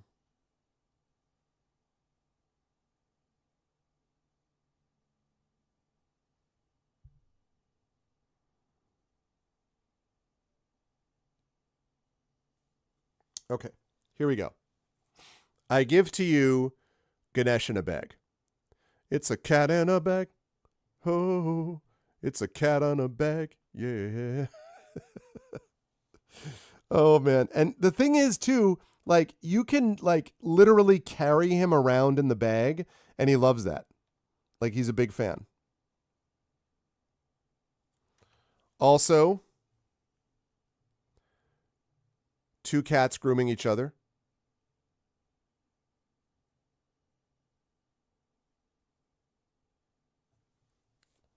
So, they're pretty awesome. So, that's Ganesh. Sherbert, on the other hand, loves hanging things. Okay, sounds good. Sleep well and feel better, Triffid. And if I don't see you, Happy New Year again. Happy holidays. So Sherbert loves hanging things. He loves grabbing and hanging stuff. In fact, when I'm wearing my Yukon Huskies hoodie, I got to be careful because sometimes I'm like, "Oh, you want to say hi to me?" And then he's like, "Bat," because he's like batting at the hanging thing. It also is an issue for little Arv who has longer hair, so she has to sometimes be super careful about like not. So yeah, that can sometimes happen, but in general, she just sounds like a cat. No, totally. Yeah, she but he is very much all about the hanging stuff. He also is, from a purring point of view, he is very much more of a, like, when he starts purring, he's a machine. Like he's just like purr, like it just like low motorcycle rumble the whole time. Not erratic. In fact, whenever you do stop doing what he liked when you were purring, it doesn't stop right away. Like he's still like purr, and then eventually he's like purr, and then it dies off. But like he's just like purring machine. In fact, I fell asleep one day over in the little book nook area over in one side of my office. Excuse me. And I was in the chair and I just fell asleep because I've been reading something or whatever. And when I wake up, he started up there, right? When I wake up, I woke up because I heard, because I heard him hitting the ground. And then he's like this, like staring right at me. He's like, purr. And at first I'm like, what are you doing? And then I hear him purring. He's like, purr, purr. And then he gets up on the chair next to me and like then gets up on a little windowsill behind me, settles down, and just purrs. It was awesome. It was super cool. And he was just kind of like, it is time for me to spend time with you, hanging out, purring at you. Like it was very cool. Whereas Ganesh will certainly purr as well. And Ganesh also is very affectionate, but Ganesh will do a lot more of the kind of erratic purr where Ganesh will be kind of like, like, so he's kind of like the like that kind of a chugging engine, whereas like Sherber's is like yeah, you will be loved, do not resist. But it's very cool. One of the things that I did not want was a cat that was just going to ignore me all the time. Like it was like I don't need to spend money on food and everything on a cat that doesn't give a damn about my existence. These cats do not ignore us. They have hung around. Also, we did get them from breeders because it's very hard to get. You can't really get Siberians from a shelter, and because again of my wife's allergies, it was the only way it was going to work. So we had to actually meet the cats, make sure the allergies would be okay. And the breeders did a wonderful job raising them. They're certified. We knew that ahead of time. It's more expensive, but it also means that they were much less sort of like dealing with less health problems. My recommendation always is first, go to a shelter. All of my other animals have been from shelters. If you can do so and still have an animal. In our case, we couldn't because of the allergy situation with my wife. And so we ended up going to a breeder because that's the second option. Ganesh has made an appearance. The second option here is to do what was done. The second option is to go with a breeder. And that's the second thing you do. What you don't ever do is go to a pet store to get a dog or a cat. Do not do that because pet stores get dogs and cats from puppy mills or kitty mills. They are disgusting places that should be illegal, and they have been made illegal in certain places. So you definitely don't do that. But you should absolutely get it in that order. Shelter, then a breeder. And if you have a family member or something, that's different. But like shelter, breeder, and that's it.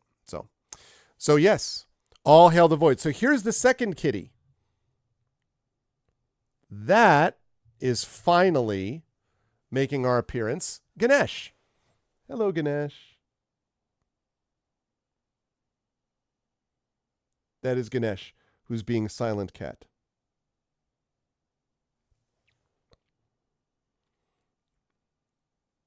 Picking up a pet and running very fast.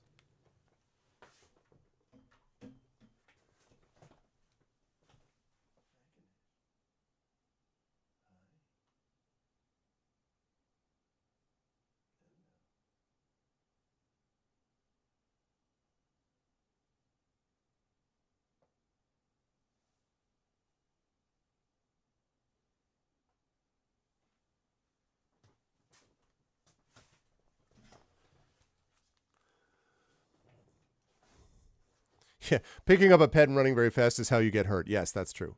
Also, both of these cats are because from kittens they've had this. They are used to being picked up. So we do that fairly often. We obviously don't just like grab them, like we don't come running at them shockingly or anything, but we pick them up quite often. We pick them up and basically and they like to be cuddled. They also like to have, now this is unusual. Cats do not usually like having their bellies rubbed, but there is an exception. When cats feel particularly safe and comfortable, they will roll over and show their belly. And so they sometimes like, especially Sherbert, getting their bellies rubbed. Sherbert likes his belly being rubbed, but does not like people dealing with his paws. So sometimes clipping the nails is an issue. Ganesh doesn't have any problem with the paws. He's not so crazy about the belly. He still likes it. Okay. I shouldn't say that. He sometimes does like it, but it's more off and on, whereas Sherbert usually likes that. Also, the other thing that we reasoned for the breeder was part of the reason we're doing it this way is that my son is still afraid of animals in some ways. He had some bad experiences with, especially with a dog, not ours, but some other dog. And so cats were a way to kind of get him used to things slowly because cats are also a little bit more, calm and chill than a dog can sometimes be. And so that's the other thing. They don't like bite or scratch. Like they might scratch accidentally if they're like going to like grab like bat at a toy or something, but they do not like reach out and scratch someone's leg or anything like that. So he's super, he really enjoys them because, and he's good. I mean, he's a good boy. Like he's not like, pushing them, but whatever. He's 7.5 and he's not going to be perfect all the time. And so they came from a breeder that had little kids that were like running around constantly. Like actually our house is way calmer than the house that they came from. So yeah, see, that's it, Jasper. And I growing up with animals really helps if you can do it. It's good for allergies. It's good for a lot of other things. So, yeah, super cool. So let's see, is Ganesh going to stay? So sometimes he likes to stay on this. Sometimes he likes to play. Sometimes he likes to go to the other thing. So I don't know what he's going to do here. He may try to, I think he's trying to get Sherbert interested in playing with him. And I don't 100% know if he's doing it because right now Sherbert is like, yo, I'm sleeping. You could tell though, Ganesh is like, yeah. Sherbert's like, hey, you. Hey, why don't you play with me? Oh, look at this. What do we have here? Why are you sitting on top of my paper shredder?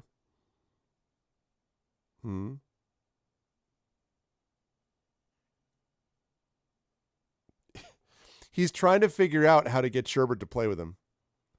He's like, all right.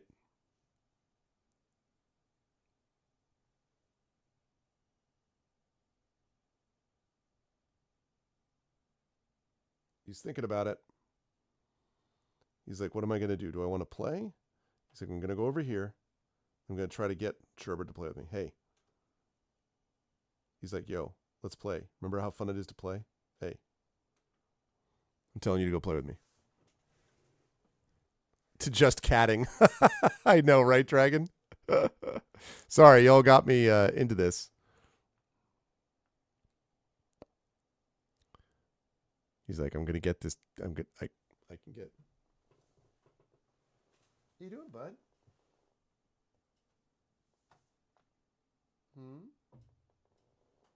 He's going through. Let's see. He's now underneath the table. Underneath the desk, I should say. Not sure what he's doing yet. He's on the top stair. He's on the top stair leading downstairs out of my office. And I don't know if he's... I don't know that he knows if he's going to stay up there.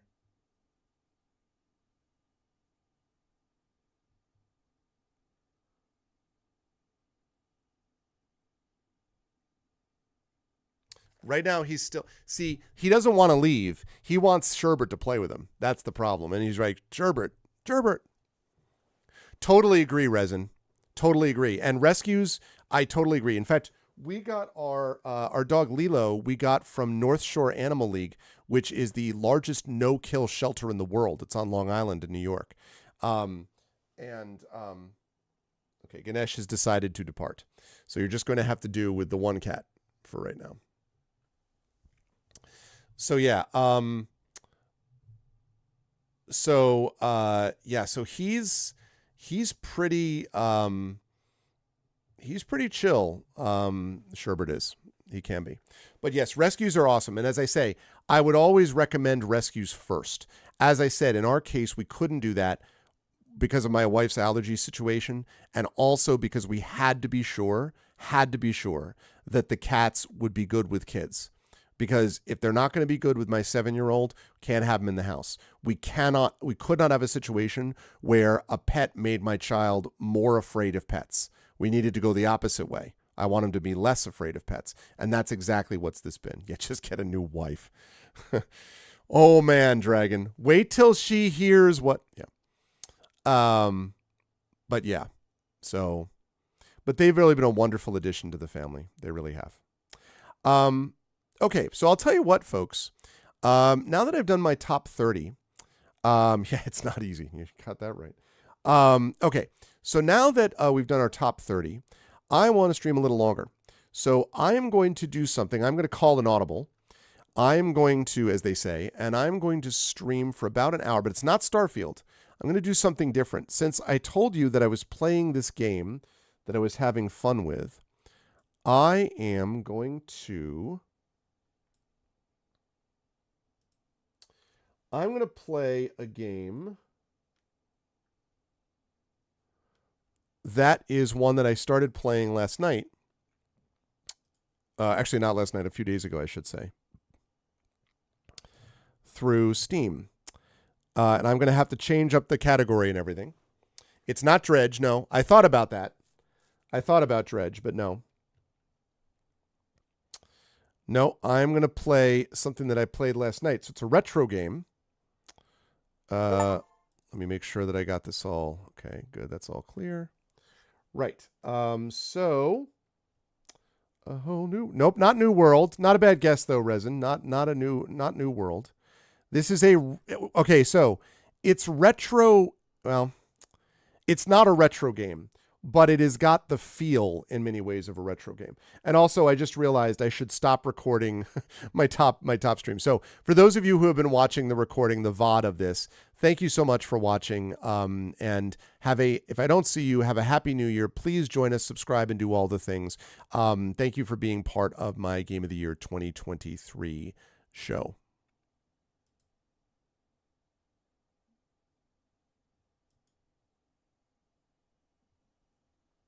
Okay. All right, we're back. So now I am going to change the category, and I'm going to change this stream to... Yes, there was. The announcement is that I am starting with Zach Clay, a new recorded YouTube show, which is called Gen GMs. The idea is two dungeon masters, two game masters from two separate generations talking with each other about deep dive stuff relating to dungeon mastering and game mastering. It's a little bit like Masters of the Dungeon used to be, but at least to begin with, it's just Zach and myself. It will feature a lot of different shorts taken from longer conversations that we have. It's launching in mid-January. We have a separate YouTube channel for it already. We've already recorded 3 long sessions of it. So it is definitely very D&D nerdy. Yes, I would agree with that. So very excited about it. Zach is Gen Z. He's like the youngest millennial, oldest Gen Z. Like he's right on that area. And I am firmly in Gen X. So those are the generations. So Gen GMs is the name of it. So that is that. Okay, now for this... Arv streams.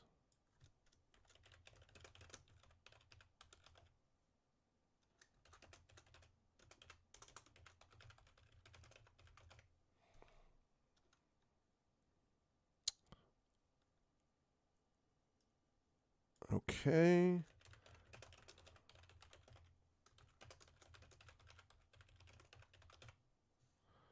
All right, let me make sure that that's the right one. Yes, that is correct.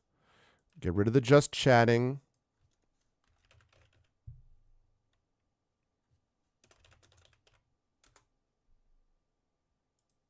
Okay. All right, let's get rid of those.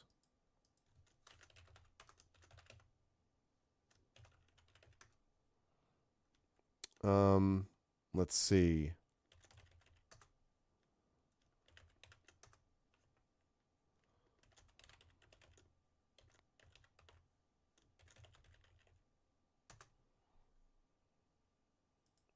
Okay. I have updated that stream info, and now I'm going to update as well the YouTube that I'm doing. So bear with me just a second.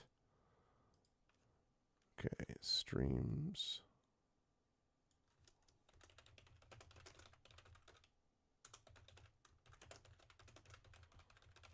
Right, good. And now we're going to change that. Whoops. Okay, right. I don't want this one. I want that one.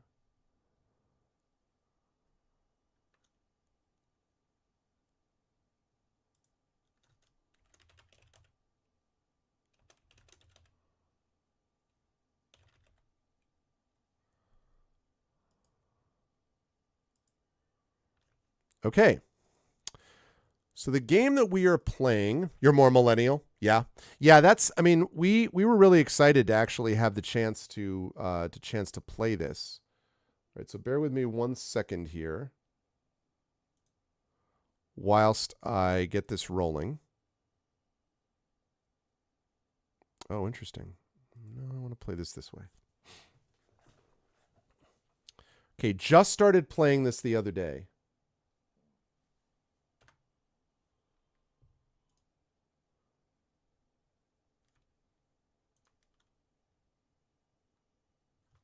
Okay.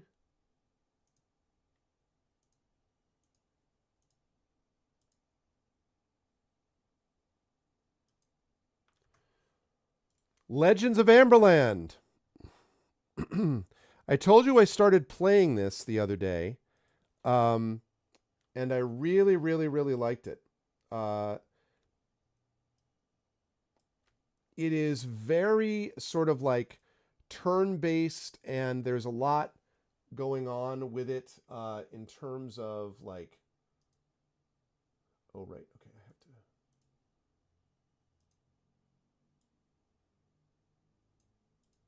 Okay, there we go.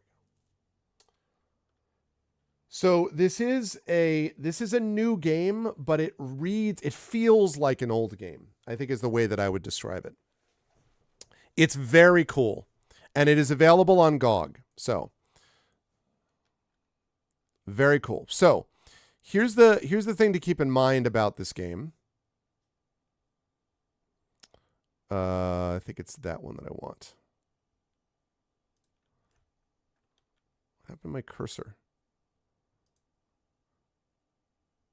Wait a second. I need to restart that because my cursor was doing something weird. If you've played Might and Magic, like the early Might and Magic, it feels very much like that. Even Might and Magic 10, which I've played on the stream, was really, really great. It is definitely not Stardew Valley. Why is this not doing that? It's not showing the controller, and I don't know why.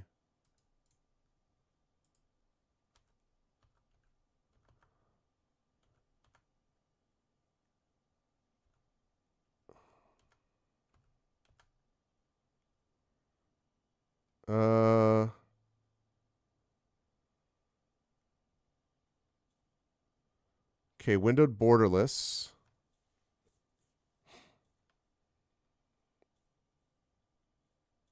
For some reason, it's not showing the mouse pointer, and I don't know why.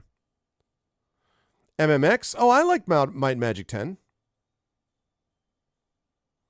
I like Might and Magic 10. I thought it was good. I don't know why.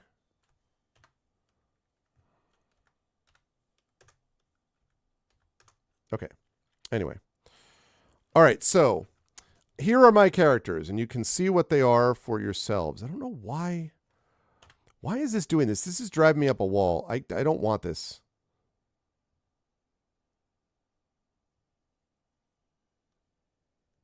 Oh, interesting. So it's showing it. That's interesting. What it's doing is on my game capture, it's showing it on. Okay, so what I'm going to do is I'm going to redo this a different way.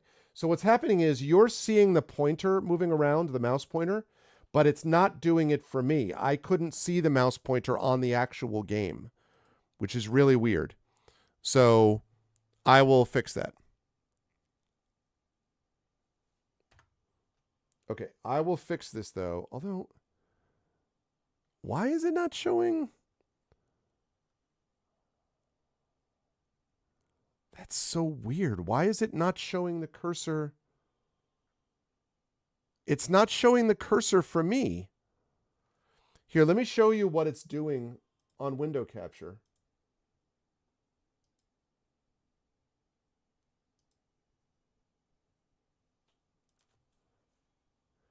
See, why is it? That's so weird. Why is it not showing?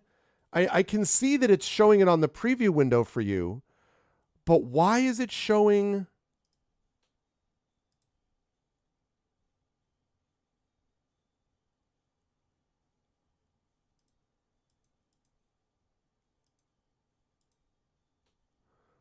It was not doing that the other day. I see it, but I don't see it on my thing.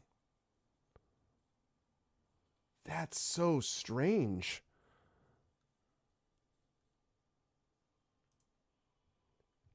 Just to show you what I'm seeing.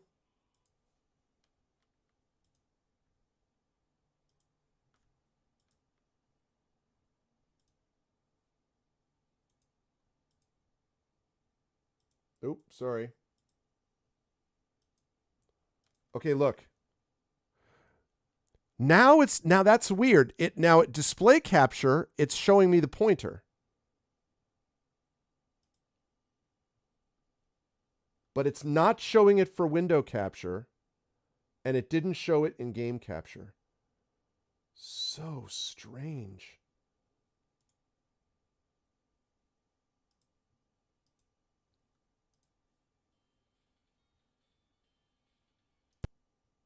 That's really weird. Anyway. No, now it's not doing it again. Now I can't see it again.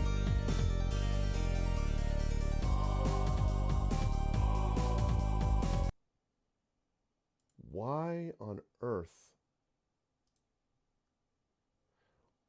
Oh, interesting. Okay. So it has something to do. Okay, sorry, folks. I didn't run it. I didn't know this was going to be an issue. So apparently,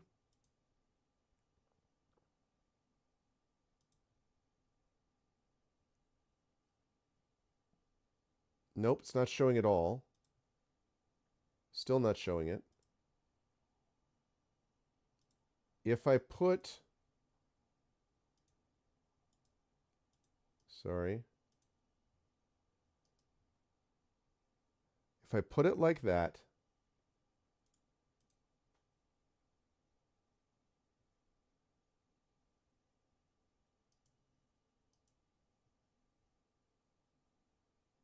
no.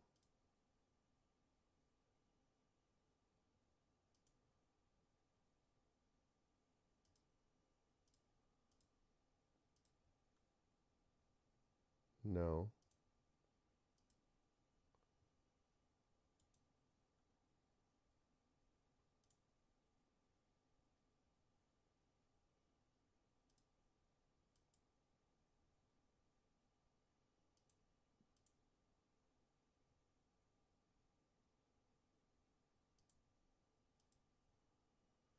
So strange. So if I use display capture,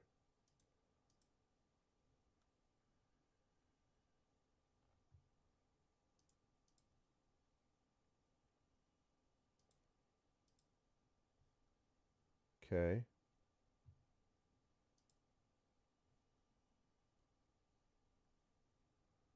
Okay, I can still see you.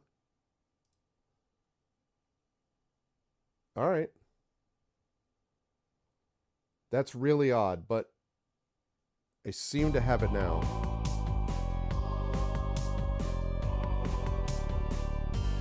Nope, now I can't. weird. It's like when I maximize it, it doesn't... Okay, you know what we're going to do? That's so strange. We need to close the capture. Yeah, but I did that, though.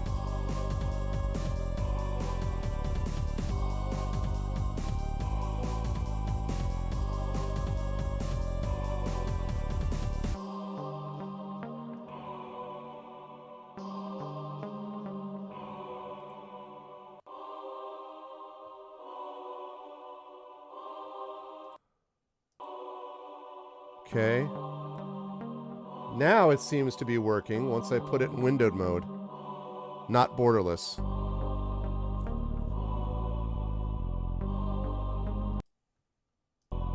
Okay. Now we got it working. Very weird. Don't know what that was all about.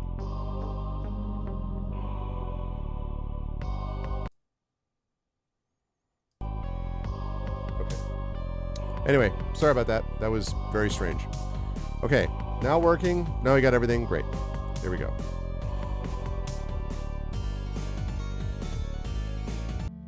Okay. So now you should be able to see this. Yes. All right. Now and I have a pointer, so that's good. Okay. So here we go. So welcome to the world of Amberland. So a couple things to note about this. First of all, these are my characters. Now I created all these. And in this game, these three in the middle are the ones that are more likely to be hit. These characters on the edges are less likely to be hit. They're kind of in the back rows. So right now I have the following, and I see I've got one I got to fix. Hold on a second. Let's put that.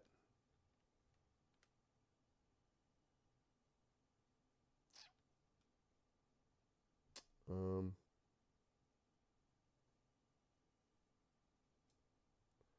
put that like that.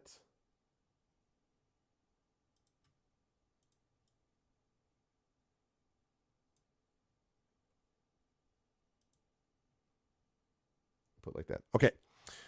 So right now, as you can see, I have these three characters. So they're level 12. First of all is this guy. I don't know who the hell this guy is. Arvan Eleron. Who the hell's that? Anyway, he's a champion. And champions are particular, as you can see from... He's a human, so he's a Highlander, which means that I get +1 strength every 9 levels, +1 dexterity every 14 levels, and 1 hit point per level. These are the damage that I can do. I have some resistance based upon stuff that I'm having, and I have bonus damage against sorcerers and warlocks. Also, my knowledge affects critical hit chance, which means I actually have to remember to add some more challenge. I didn't vote for him. Yes, so I need to actually increase my knowledge on this guy. So there's him. My second one, I figured Echo would like this, is Ragnar Snowbeard, who is level 12. He's basically my tank. He's a warrior, does a lot of damage, very strong, very tough. And again, his knowledge affects crit chance, so there's good to know that. And then Geneville, who is a half-elf warrior, who's one of my big damage dealers along with Ragnar. Arvan is probably more of a... He's another frontline guy, but he's also kind of a leader, whereas these others are more sort of like frontline straight-up fighters. So we have these. Then on the outside, we have Rilia, who is a ranger. She is an elf race here. She is kind of a mixed fighter magic user type. And then over here we have Walchelin, which was, I just took their name that they gave, who is a bard who buffs the party, is able to evade more easily, and can also do some serious magic damage as well. Main healer is OM right here, who has arcane mastery and is exceptionally good at healing people. She's big on that. And Coronel, who's a wizard, who is my big wizardly damage dealer, lightning, fireballs, all that sort of stuff. So I was able to create these characters pretty quickly. This is the overmap, and you can kind of see what the world looks like right here. When I switch to the full map, you can actually see what I've explored. All of that area is the area that's visible. The area that is like fuzzed out is a square that I have not actually been into yet. However, one of the things that I was able to do is I was able to actually rescue the leader of the Griffins, which means I can now go literally anywhere that I actually have visited before and just auto-transport there because I now have access to the Griffin Guild. I didn't have that before I got this.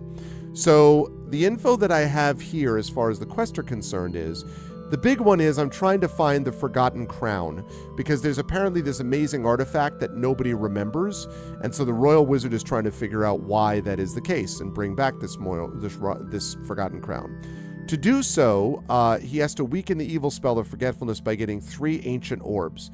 We know the green orb might be known by the talking tree in the Enchanted Forest, which is the island in the very center of the Central Sea. We haven't gone there yet. The red orb is lost somewhere underground. We don't know about that. No one knows where the blue orb is, but the wizard from the Tower of the Northern Winds might be able to locate it. We need to go north anyway, because the only way I get into the Grand Library is if I get one of the sages. One sage lives in the north, one lives in the south. And then the last thing is I need to collect a side quest is I need to collect 3 exotic delicacies for the cook from the royal castle. So with all that said, I started going down to the south, but actually now that I'm looking at the north, I'm thinking that it might be worth possibly going up to one of these other areas, maybe? I also have a couple of boats. I don't know. Let me go down south because that is where I started before. So I'm going to use my griffin, and I'm going to teleport here. All right, I have not fought these bugs yet. All right, we have 2 wasps. These wasps look nasty. According to this, they're level 16, 580 hit point. Yeah, okay. This may be too much to handle. We'll see. Yep, that wasn't great. So I can target each of these wasps up here, or I can attack them separately. There are special things I can do, but I need to rest to replenish them. So I don't necessarily want to use strike necessarily. I want to use, yeah, the wasp sprite is cool, right? So instead, I'm just going to attack straight up. Now we get to the magic side of things. The spell point, I'm going to use Elven Song to heal everybody. I have 10 magic points. That's my magic points down there. Although I could also Fireball. Actually, I take that back. I'm going to Fireball, which hurts both of them. He also has, not Fireball, but he has Song of Courage, Heal, Inspiration. I'm going to inspire the party, which gives strength +5 to everybody. This dude is now poisoned, but that's okay, because I happen to have a Cure Poison. Now, Fireball time.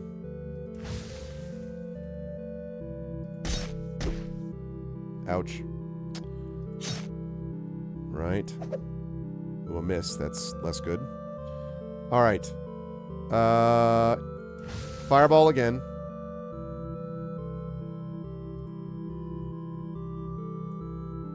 I'm going to heal him.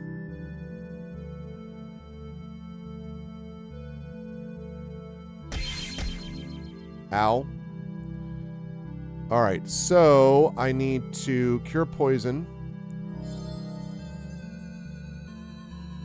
And that miss was a bad miss. Okay, now we got 1 wasp left. Oh, shoot, I need to heal. It's a good thing I did. He is getting poisoned like nobody's business. Alright, this time I'm going to use lightning damage, which was useful. Got him. Okay, I am backing off, because those guys are very strong. Oh, God. Now we got snakes. Anyway, I started fireballing. Okay, this may be a little touch beyond me right now. In fact, welcome to the last friendly home. Are you going to cross the Great Desert? Please stay a while and have a last meal.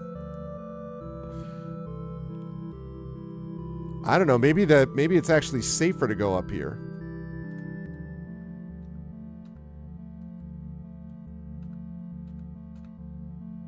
Cobra.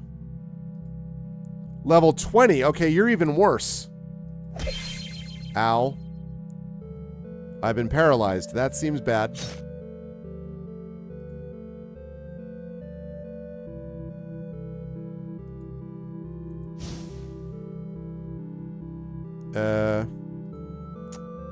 I don't know. I have never been paralyzed before. And now he's poisoned too. That's less good. The tree looks safe. This looks like Mind Magic. It's an old new game or a new retro game. I like the music too. Okay, I need you to take this guy out.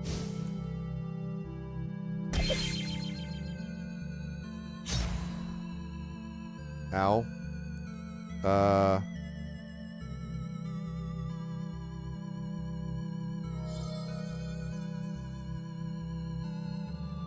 Alright, I'm gonna try to keep these guys alive.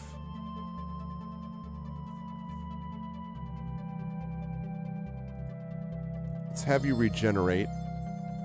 And let's have you lightning.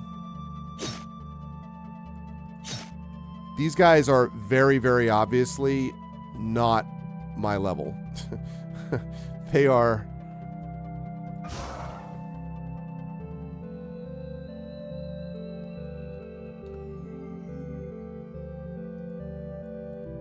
Wow. Okay.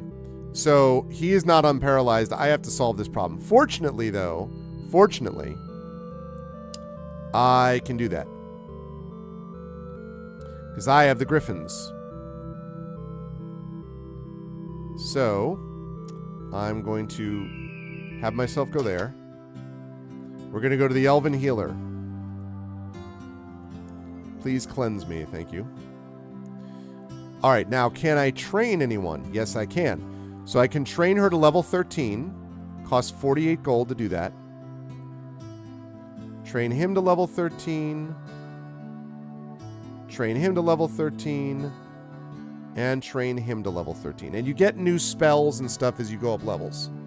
You tie him and drag him around, I know, right? Okay. I have a lot of gold, but I don't really need any of that right now. Okay, so... Those guys are clearly beyond me, so I cannot take those guys on. However, there's nothing saying I can't take other areas on. So what we're going to do is we are going to transport here. We're going to take our boat.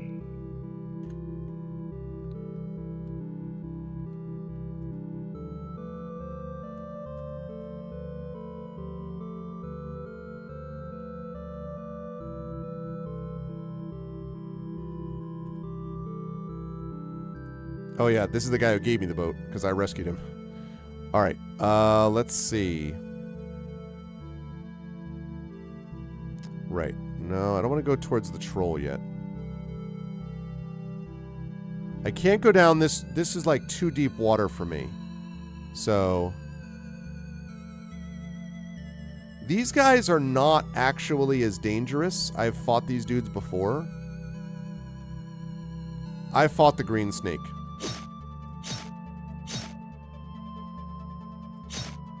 As you can see.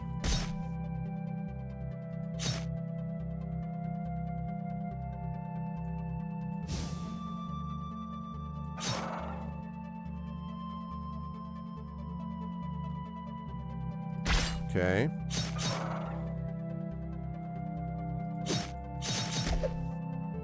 Okay.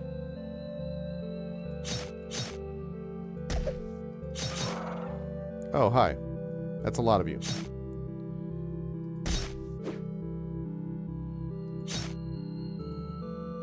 Have a fireball. Okay. Okay, he's been poisoned. That's alright. That is okay.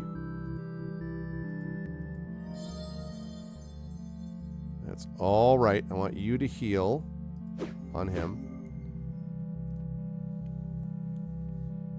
Brought friends, yeah. Ow, dude, what's with all the... Stop poisoning me.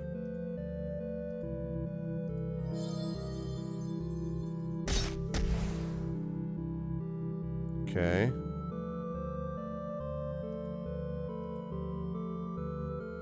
Whoops. Shoot.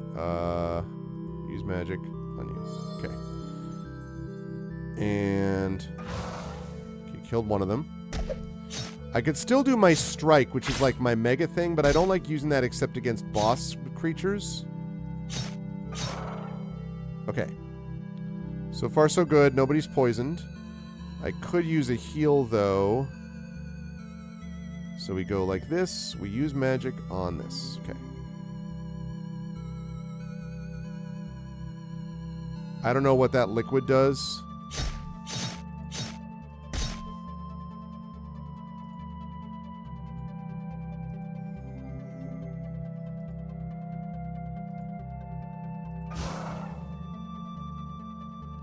I just want to get to that hut.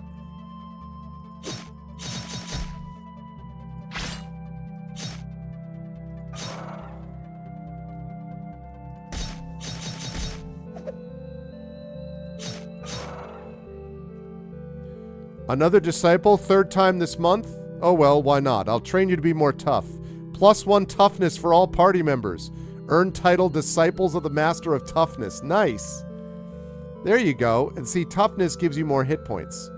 Yeah, I'm tougher. What's up? I actually have 2 titles. I rescued the Guildmaster, which makes me enable the Griffin Riders, and I'm a disciple, the Master of Toughness now. Okay, so now that I've got that, see, the thing is, I'm trying to get to some of the northern territories, and I haven't really been able to do that. So, I really do have to keep going.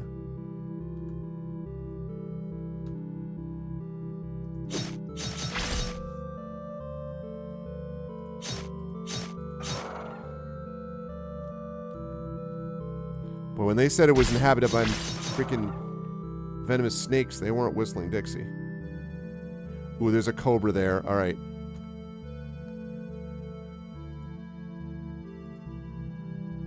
All right, first of all, right.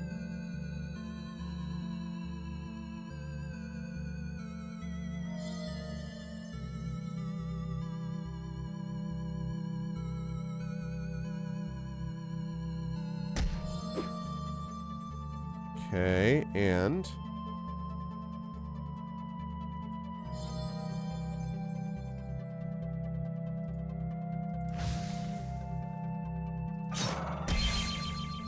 damn it, somebody's poisoned.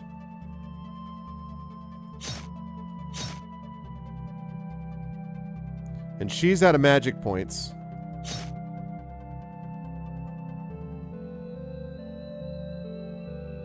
I'm not going to have any healing with that. So instead,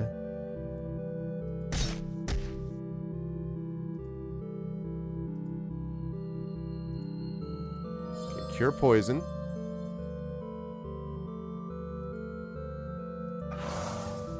Nice, okay. And I regret nothing. Yeah, exactly. All right. I'm a little worried about that cobra sitting back there. I'm going to quick save it. Royal Green Snake. Level 16. All right. Time to use the big guns here. So, strike. Special attack guaranteed hit. As you can see, I did 164 damage.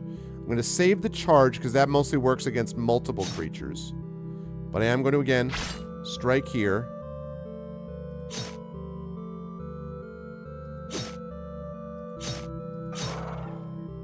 Nice. Okay.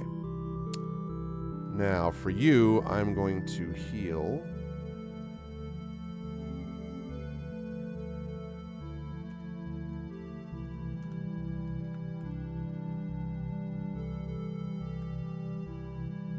Out of my way, Snake. Snake. Snake. Snake. Okay, I'm out of magic points.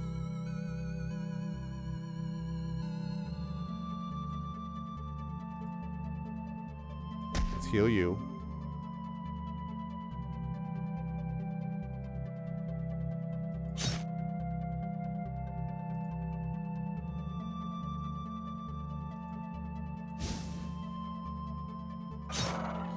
Wish it wasn't quite so variable, some of those spells.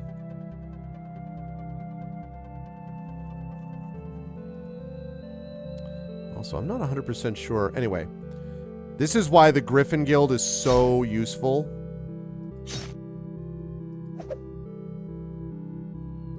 I'm going to stun so that it doesn't move, so it's not going to attack this turn.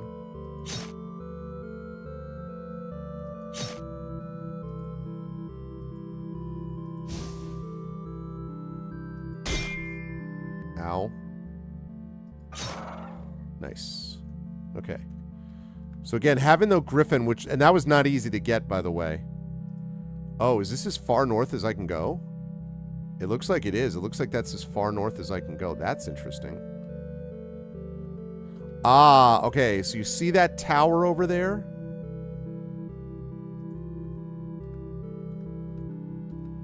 Right there. I need to get to that tower because that, I think, is where the sage is.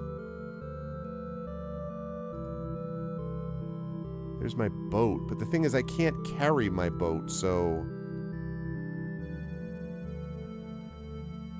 I think this is a troll, and I don't know how tough these guys are. Yeah. Well, let's find out. Oh, God.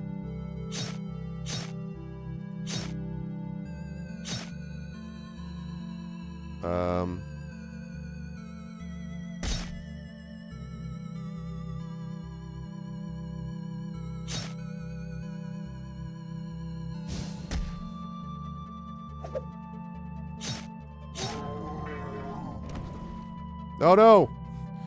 Just trying to get to the thing. Ow.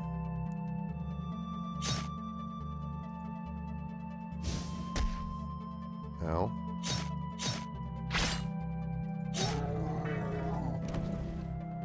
He actually is not... He was not that bad, actually, compared to the snakes. Ooh. What the heck? We're in the Tower of the Northern Winds, which is, I think, where one of these things... Yeah, the wizard from the Tower of the Northern Winds might be able to locate it. So this is the right tower. Sorcerer's Apprentice, huh?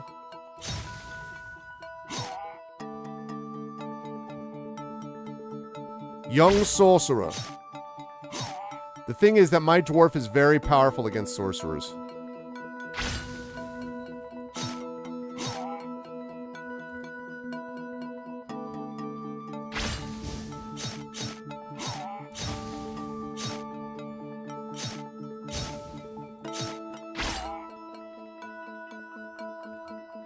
Man, I'm just trying to find freaking the Wizard of the Winds, and you guys are just like...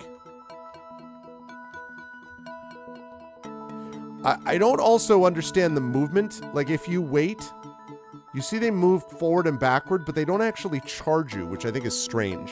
Because you think at some point they'd be like, we have them, you know, like... But they don't do that.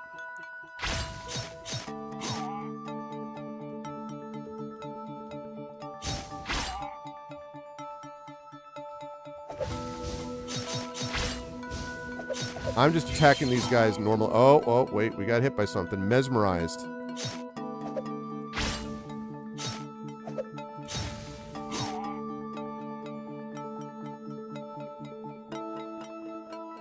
Can't use magic. Okay, but that's... Alright, so...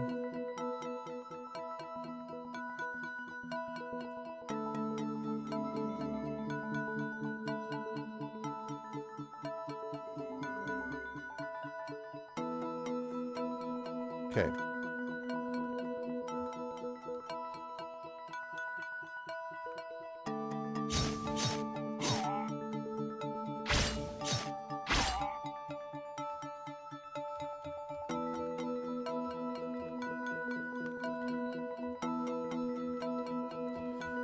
So they did, like, do they have this dude trapped? The guy from the Northern Winds, or is like this is his test? First, go through my hordes of creatures, then...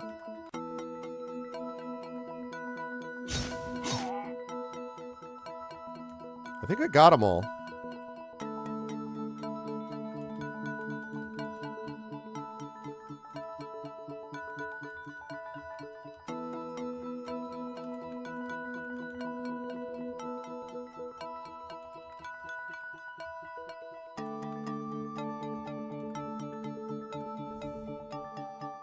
Oh, is it? Yeah, that may be my fault. Only because I was moving quickly to fill up the map, I think. But you can see now, like, how the map is designed. I love the little mini-map thing.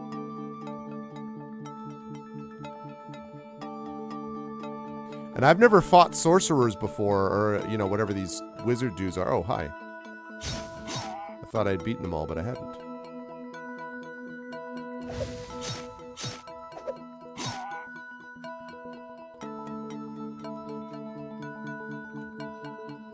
Took out a whole bunch of ogres and, like, last night, and trolls. Not trolls, ogres and goblins. Some lizards. Okay, that's the whole area. Oh, hi. Stop mesmerizing me. Oh, jeez.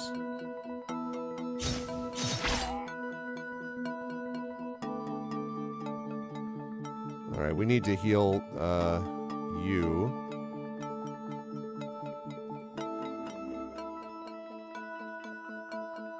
I mean, they don't have a special ability left to use right now, so it's not a big deal that they're mesmerized. And neither one of them are magical creatures, so...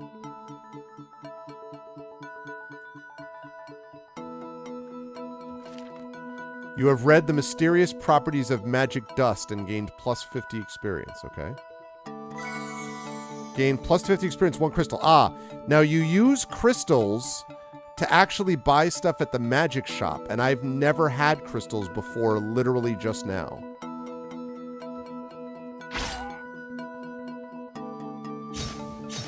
Key thing is to take these guys down quickly because they are not strong.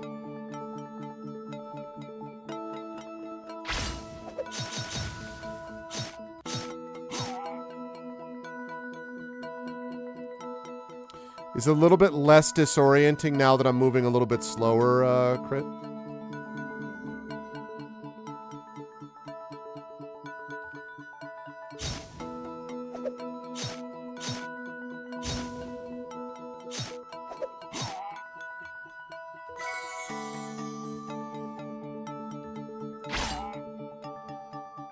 One shot, one kill, that guy.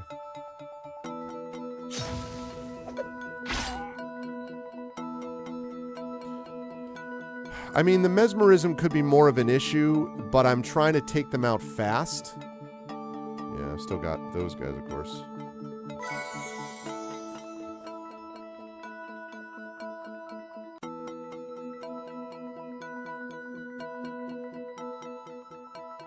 Alright, we're going to save it under Arvan Shore.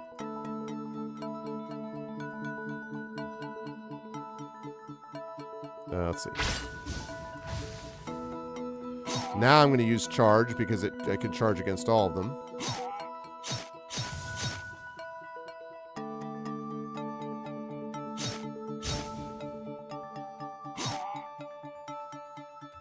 Okay. Stop mesmerizing me.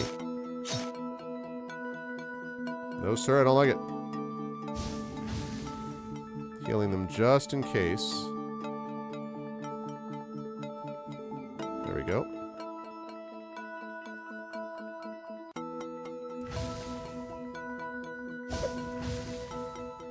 Oh, afraid. Wait, I can fix that. I have a thing to fix afraid.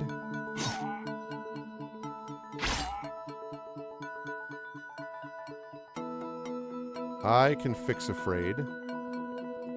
Song of Courage. There we go.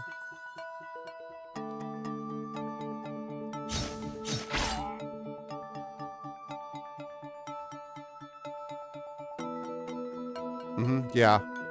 Yeah, the charge is useful, and again, you get it back with a rest. There's sort of the equivalent of like a short rest and a full rest.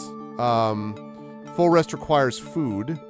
Short rest does not. Short rest doesn't do as much as you might expect.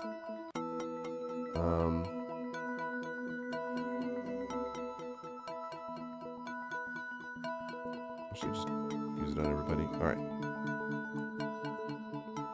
I kind of like the music here.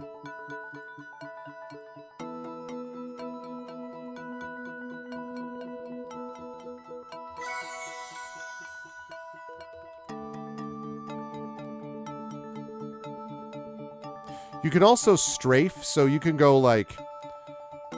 You could strafe... You could actually see... Sorry. You can see that I'm strafing like this, like left without turning. Or I can turn.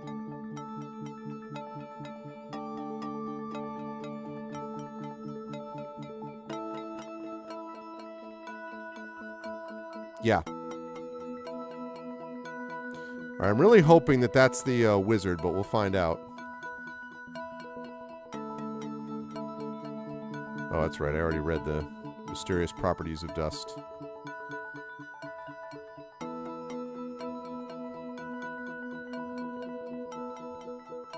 So this is very much your classic dungeon crawler. Again, the story is pretty minimal, and there's a second one which is currently in early access. Origins of Magic Dust again.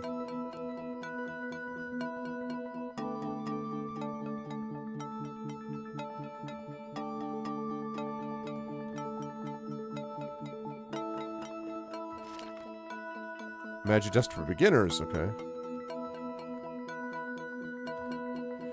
The oldest wizard in Amberland, member of the Wizards' Council. I'm not leaving this room nor letting anyone in. My apprentice has betrayed me and took over the tower. He even invited some colleagues. Only someone could spare the tower from this menace. Oh, that's why everybody's attacking me. All right, well, I got good news for you, my dude.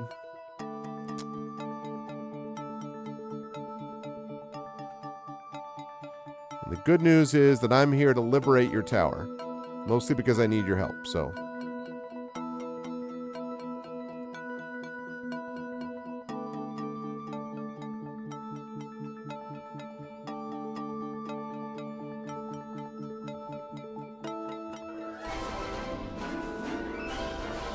Return to Castle Amberland. Is it allergies? Is it mysterious properties of dust as mites and allergens? What's up, Rob? How you doing, my friend? Happy New Year, by the way, if I don't speak to you about this tomorrow. I hope all is well. I am currently playing this wants to be retro but isn't game. I mean, it is very retro. Oh, God.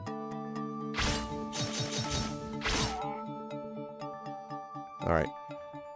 Everybody is mesmerized. I may need to rest and or flee the tower at some point. I'm trying to free this tower because I need the main wizard to give me a hand here.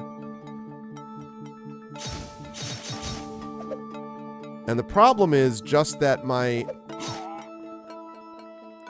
health situation's not super great. Thank you so much, by the way.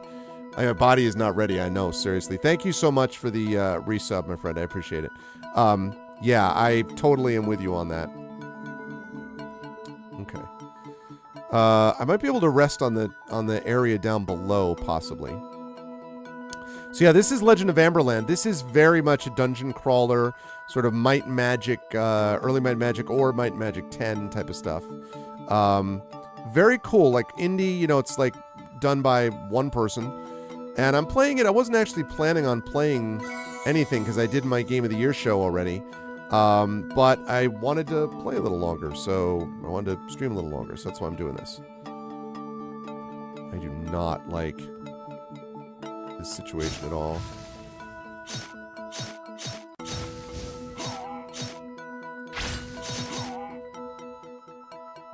Yeah, I don't love any of this situation.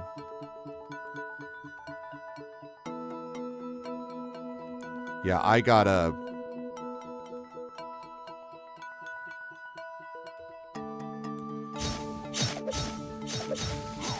See, they're very good against sorcerers, fortunately.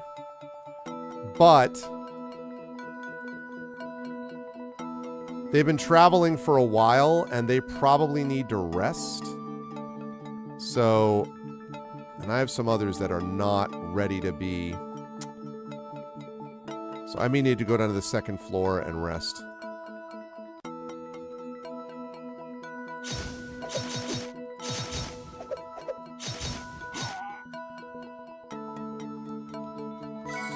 If I'm dealing with one at a time, that may not be so bad, actually.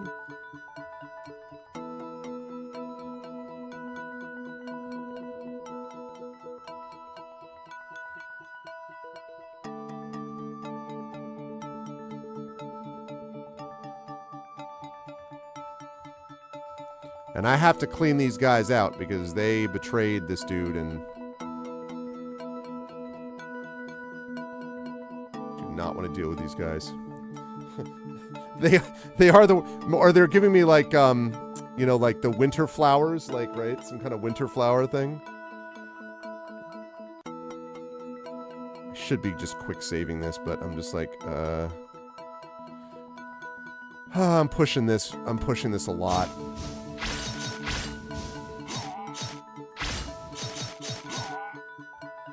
Do I have any heals left at all? Oh, I do, but I can't use it because she's mesmerized. Well, that's... yeah, that's a problem. Yep, that's Cotton. That's a problem, Cotton. All right. All right, sounds good. Well, sleep well, and congratulations on beating the big boss. That's awesome. I know you said, I saw your title that said, you're like, I haven't slept well in a long time. Yeah, definitely go get some sleep, man. And thank you for stopping by. And if I don't see you, Happy New Year. But otherwise, I'm sure we will be speaking again soon. Do I see a chest?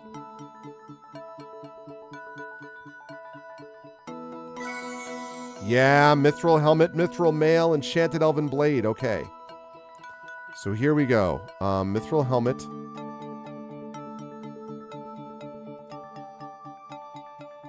Problem is, this may all be better. So much lower on the encumbrance, though.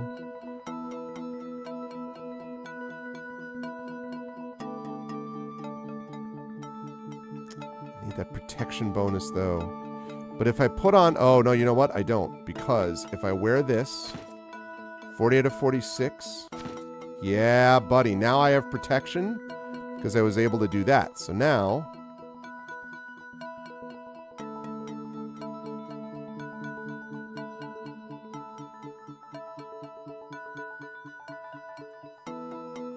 I want that dexterity.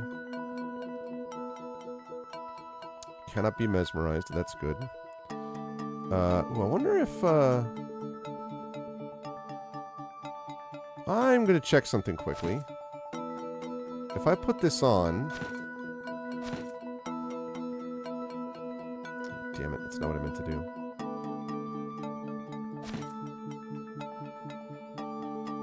No, okay.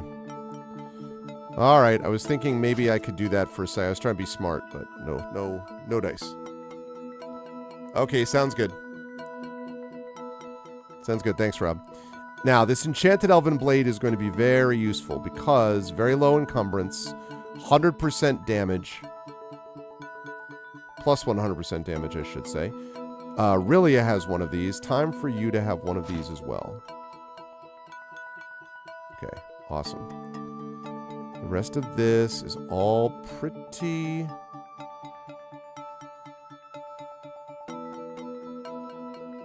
got another Sword of Agility.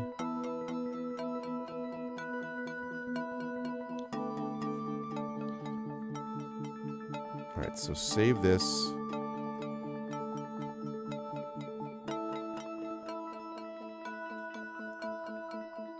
Obardian's former apprentice. Oh, you're the jerk.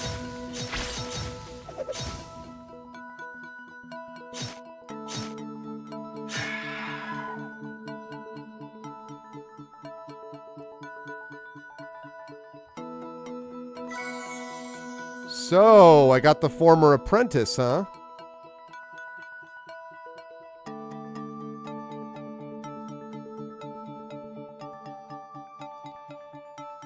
My character's looking pretty sorry, but...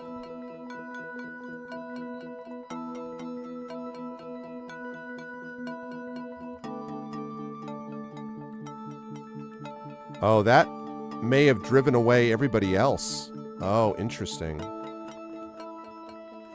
Whoops.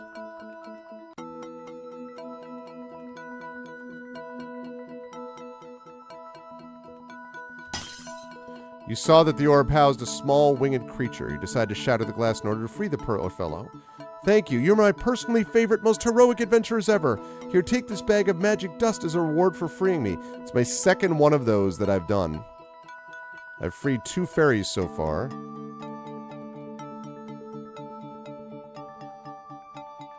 Hopefully I'll enter the land of the fairies at some point, and I'll be all real happy with me.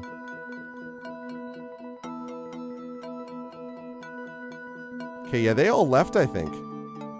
I think everyone bailed. Which means this dude should be willing to help me now. Good, I see you got rid of my apprentice and the likes of him. I'm grateful. Now what brings you here? You seek a blue orb? To locate it, I need a lot of magic dust. Start by bringing me 4 bags, plus 2,000 experience. Okay, well I have 2 bags. I need 4 bags of magic dust. You can obtain it from fairies. Evil sorcerers tend to keep them trapped in magic orbs in their towers. Go and free some, and they will surely share some magic dust with you. Okay, so I need to get more magic dust from this dude. Before we do anything, though, we're going to take a long rest. Full rest. It does not get rid of mesmerism, which is unfortunate. But the cool thing about this is now I can exit the tower and now use my Griffin skill, my Griffin Guild thing, which I'm super glad that I have. Now I can enter here. Okay, so first of all, Elven Healer. Cleanse me, and cleanse me. Thank you. Okay, now it's time to get trained. So, level 14, 52 gold. Level 13, 48, 14, 52 gold. Level 14, 52 gold. Level 13, level 14, 52 gold. 48. Okay, so everyone is now level 14. I'll get restoration at the next level. That'll be very nice. Chain lightning and cleansing of mind at the next level. Very nice.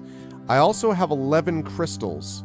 And that is interesting because now I'm able to buy this stuff that I never had before. I found a lot of cool stuff. But Ultimate Cloak of Resistance. Ooh. 120 crystals, though. Jeez. All right, well, first of all, let's try to sell some stuff, shall we?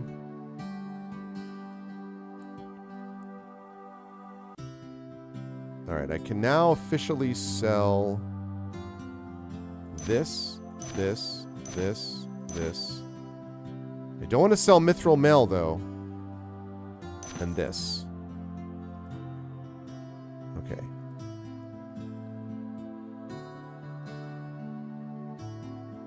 Is this from paralysis?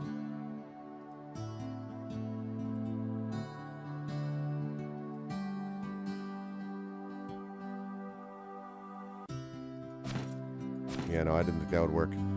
Mithril Mail. Maybe none of them are as good. I mean, like, that's slightly better with the armor, and it's way less encumbrance, but immunity paralysis is pretty nice. This one, paralysis and petrification immunity, that's pretty nice. He rolls twice for armor during combat, better rolls used, and that's +9. Knight's Scale Mail, immunity to fear. You know what, I can get rid of the fear. I think I'm going to do that, because that's going to improve my armor. And that's fine. Okay, so now if we go to the shop, we sell that. Okay, lovely. All right.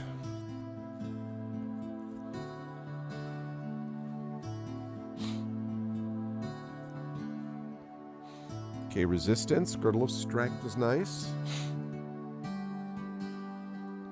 Let's go with a magic shop first.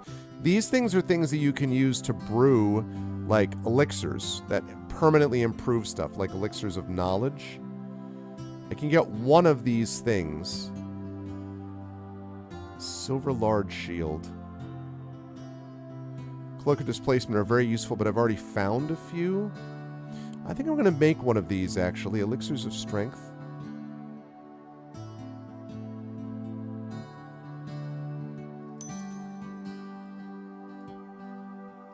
Alright. I'm going to build a knowledge thing for critical hit chance. Okay. Okay, we replenish the food. 4,478. Well, if I'm going to be going into that... Can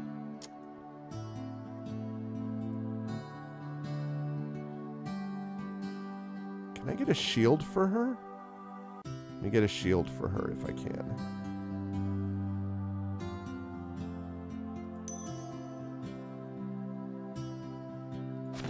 Yeah, I can use that. All right. I want to get the... Whoops. Yep. I want to get this necklace of hypnosis protection.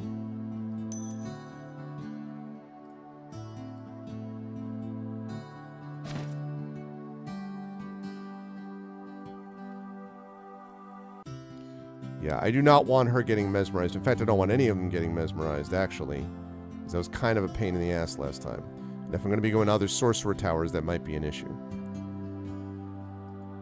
Let me get one more of those.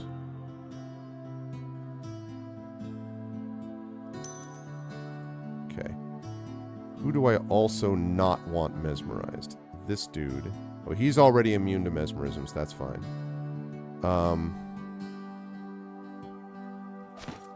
Okay, I don't want him mesmerized either. I don't want her mesmerized either. I'm going to buy another one.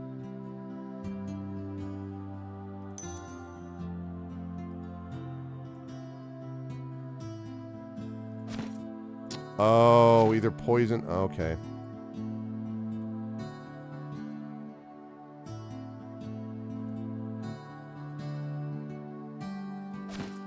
But he already has that, though. Well, shoot.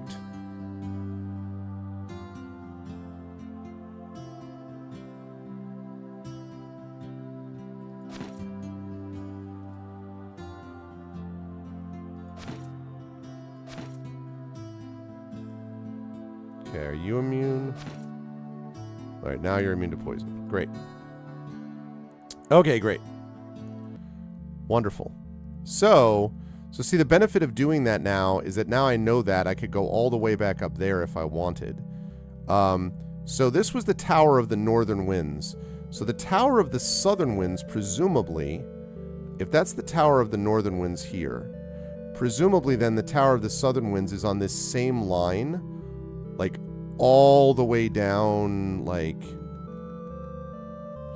here. The problem is those wasps, though.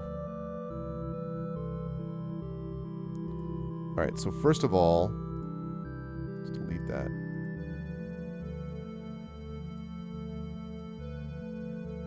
Okay.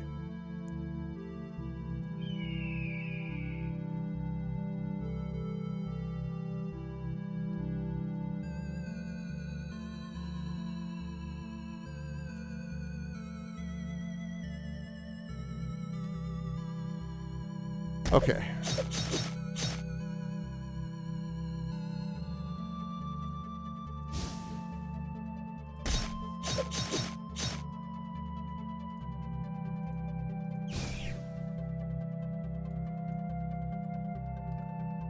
Ow. I want to get to that cabin.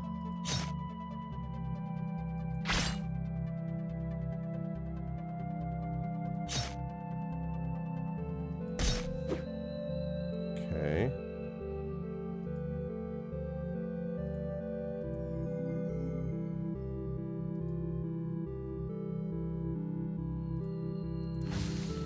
Okay.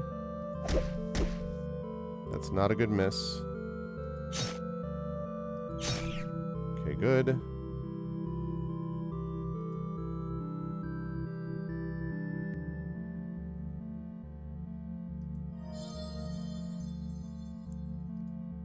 Okay, and...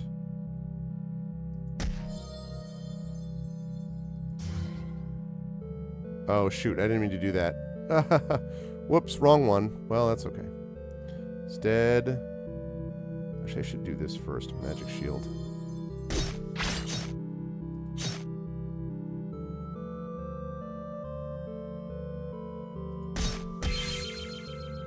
Ah.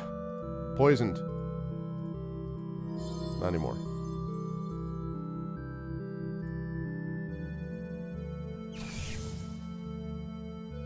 Okay.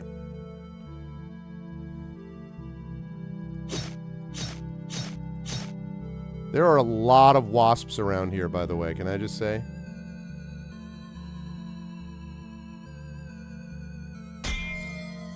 There are a lot of wasps.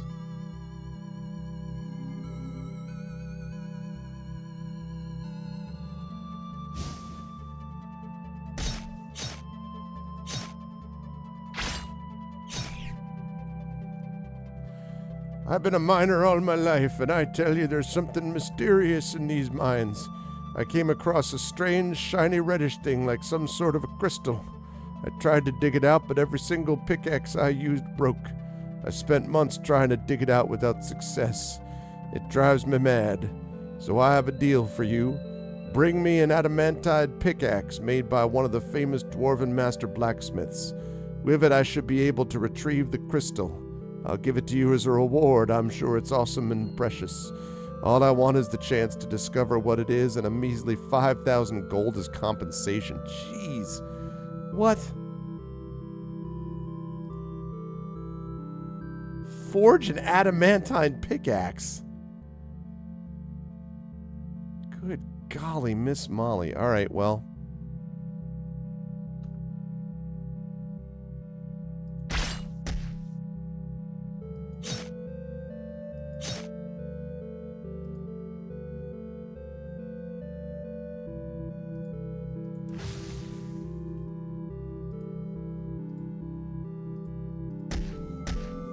Ow.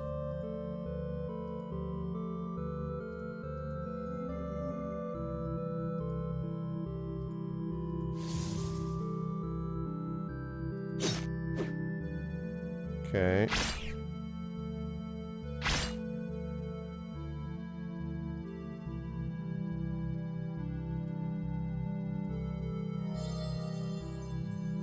Gotta heal this guy. He has been taking it on the chin, as they say.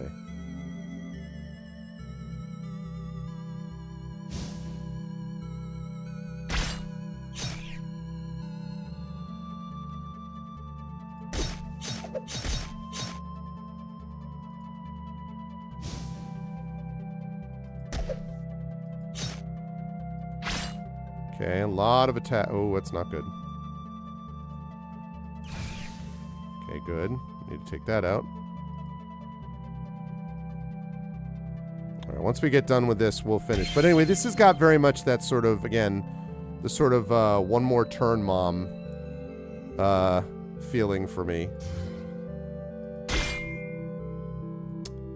Do not like the poison situation.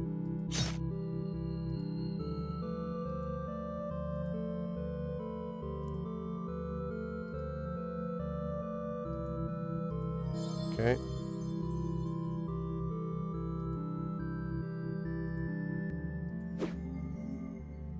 Okay, that was a good miss.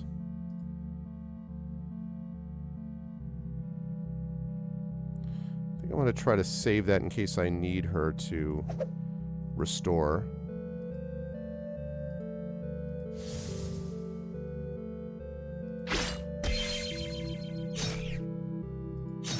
They insist on poisoning me. They see me rolling, they're poisoning, although it's apparent that I'm really... Okay, let's get that going.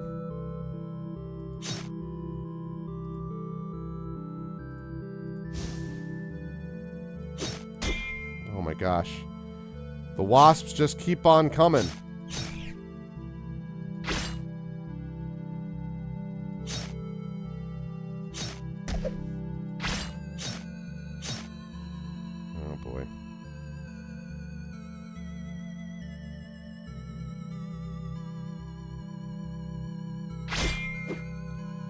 Yeah, I was worried about that. Alright, mass heal.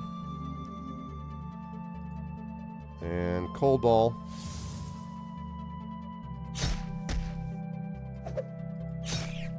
Okay, good.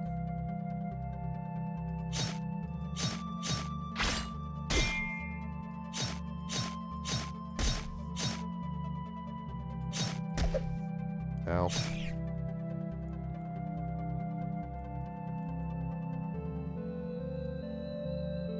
Okay. I need you to cast magic.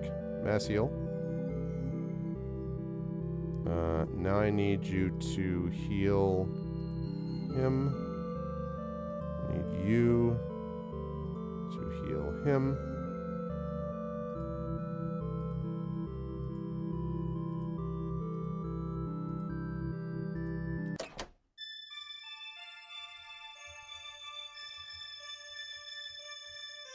Mine has been abandoned due to exhausted minerals and risk of collapsing. The Royal Mines Supervisor. They have a cave troll.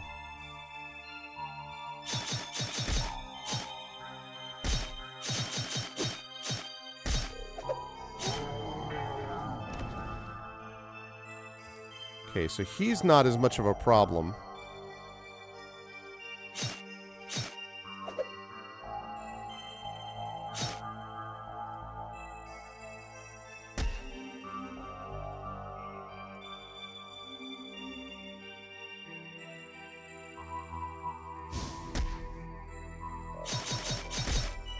Okay.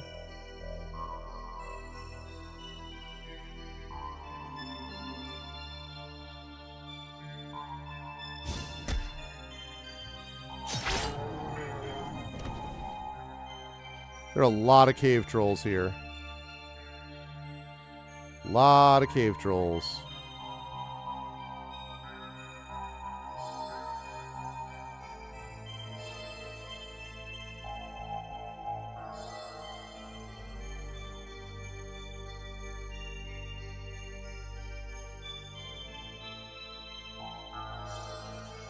Oh, jeez. Okay.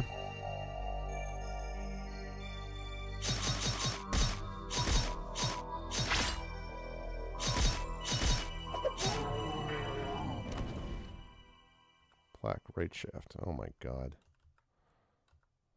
Alright, well.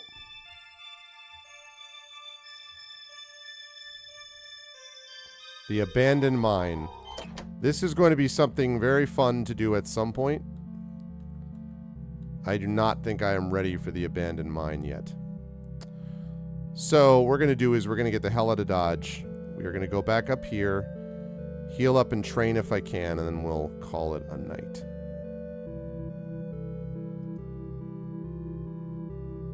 Oh, you can't call a griffin when there's a monster within 3 tiles? Really? I did not know that.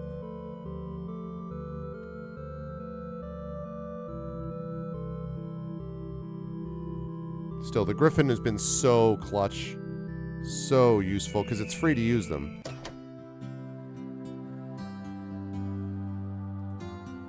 Yeah, buddy. All right. Level 15, which means I now get another strength.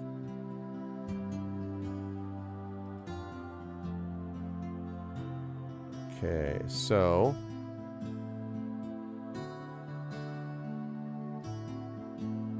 more knowledge.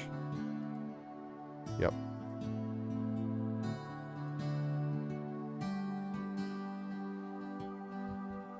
Okay, she probably needs... she's okay on toughness.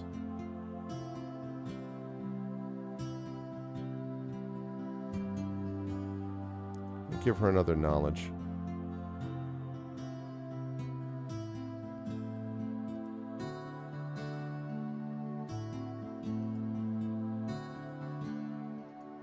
I've been waiting to give him a knowledge. And him a knowledge, because it's been a while, and that will give him some benefits. Yep, knowledge affects critical hit chance. Been a while since I've done that. I am wondering a bit about how... I don't know. I am a little concerned, I guess, about that I'm not gimping any of my characters. I don't think I am.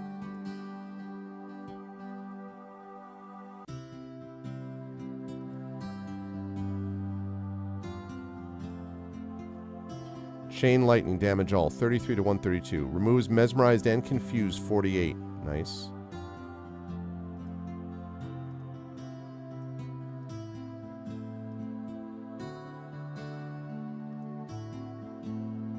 Okay, and I can also get them back into consciousness, which is great.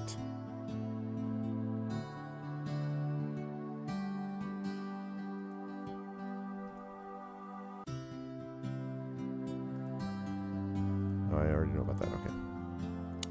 Great. So that means the next time I play this game at some point, whenever that is, I will be able to head down here and do more of this mine stuff. And really, I want to keep heading south to try to find the tower is what I really want to do. So, but it's, I don't know, I really like, it's a simple game, right? It's a clear game. It's not a difficult game to figure out or anything, but it's kind of very chill and, I don't know, relaxing, and I like the turn-based part of it, and it's not expensive, and for multiple reasons, I think it's pretty cool. Very, very cool. All right, but that, I think, is going to do it for me for now. So, as we say goodnight to my cat, thank you, everybody, for another enjoyable Game of the Year show. I hope you folks enjoyed it. I certainly did. And enjoyed a little bit of Legends of Amberland, which again is available on GOG.com. It was fun to kind of give you a bit of a sort of a look into what this is all about. But I'm going to head to bed now. And I will see you folks back here for the final stream of 2023 tomorrow night, right around 7:30 p.m. Eastern, with a D&D with Infinity and Beyond, Oracle of War, Eberron Oracle of War. This is hopefully going to be the conclusion of Season 3 of Oracle of War. This is the season called Dogs of War. That will hopefully be the conclusion of that and of Judgment of Iron, which will set us up nicely for Season 4 of the campaign, which will start next year, start next month in January. So that is the plan. If you like what you saw and heard today, please follow the channel. Please check out our YouTube with !ArvTube. And if you are watching me over on the YouTube channel, thank you so much. And please consider subscribing, not just there, but also checking us out over here on Twitch. Discord is !ArvCord. Twitter is !ArvTweets. Blue Sky, !ArvSky. Website, ArvanEleron.com. Financially, !ArvTreon for the Patreon. !ArvShop for the merchandise area. Subbing to the channel really helps as well. Thank you for those of you who did any or all of those things today, even with some cheers as well. So thank you, thank you. Again, Icarus, my graphic novel from Athos Arts. Library is my Tales and Tomes from the Forbidden Library. That's my 5e adventure and sourcebook from Alligator Alley Entertainment. And Greyshade, which is the Grey Assassin trilogy. Greyshade, Renegade, the first two books in that trilogy are out now. You can get those plus the audiobook of Greyshade from Trent Sparks at that Greyshade link. You can also pre-order the tabletop role-playing game being done by Brandon O'Brien and Alligator Alley Entertainment. That'll be due out next year, and you can also pre-order the final book in the series of the Grey Assassin trilogy known as Heretic, which I am hard at work on. That will be also out next year as well. And as always, BLM, Black Lives Matter, important to affirm and assert the significance and importance of Black lives. Help Now, which is the World Health Organization page on suicide prevention. Important to reach out to others when you need help and reach out to others when they need help as well. And Ukraine, UKRAINE, to help the fine people of Ukraine as they fight back against an illegal and illegitimate war with bravery and courage, and send the message that we will do so for others in that situation in the future. Thank you to my wonderful mods, Dragon Spear, Drew the Damager, Shadowed Mage. Thank you so much to Triffity Mats. I hope you feel better. Prince Justin, thank you for stopping in as well. It was good to see everyone tonight. Thank you to my wonderful Patreon supporters and subscribers, Dragon, Drew, Shadow, Darkside Rob, Chrono Travis, Crit Twitch, and Zach Clay. Again, thanks, Zach. And for those of you who missed the announcement, Gen GM's new YouTube DM show and Game Master show coming up, launching next month on YouTube. Keep an eye out on Zach's and my various social medias for more detail about that. Thank you to my wonderful viewers, to Big Boss, to Infinity, Simplex, Jagtris, Jasper Kazai, Joseph, Mark, Nonstop, Peculiar ASMR, Sleeping Beauty, and Strider. Thank you so much to everybody. No raid today. It is late, but I will see you back here for the final stream of 2023. This is also the final regular Friday stream. We're going to be moving this back to Thursdays, so it'll now be Tuesday, Thursday, Saturday instead of Tuesday, Friday, Saturday, with Wednesdays for community D&D as well. Starting next week is going to be back to Thursday. But for right now, that's it. I'll see you folks Saturday, 7:30 p.m. Eastern for Eberron Oracle of War, the conclusion of Season 3. Until then, thank you so much for being here and for being a part of this awesome experience known as this channel with all of you. Thank you for making it what it is, and I'll see all you lovely people soon. Until then, everyone, please be good to each other, and have a good night.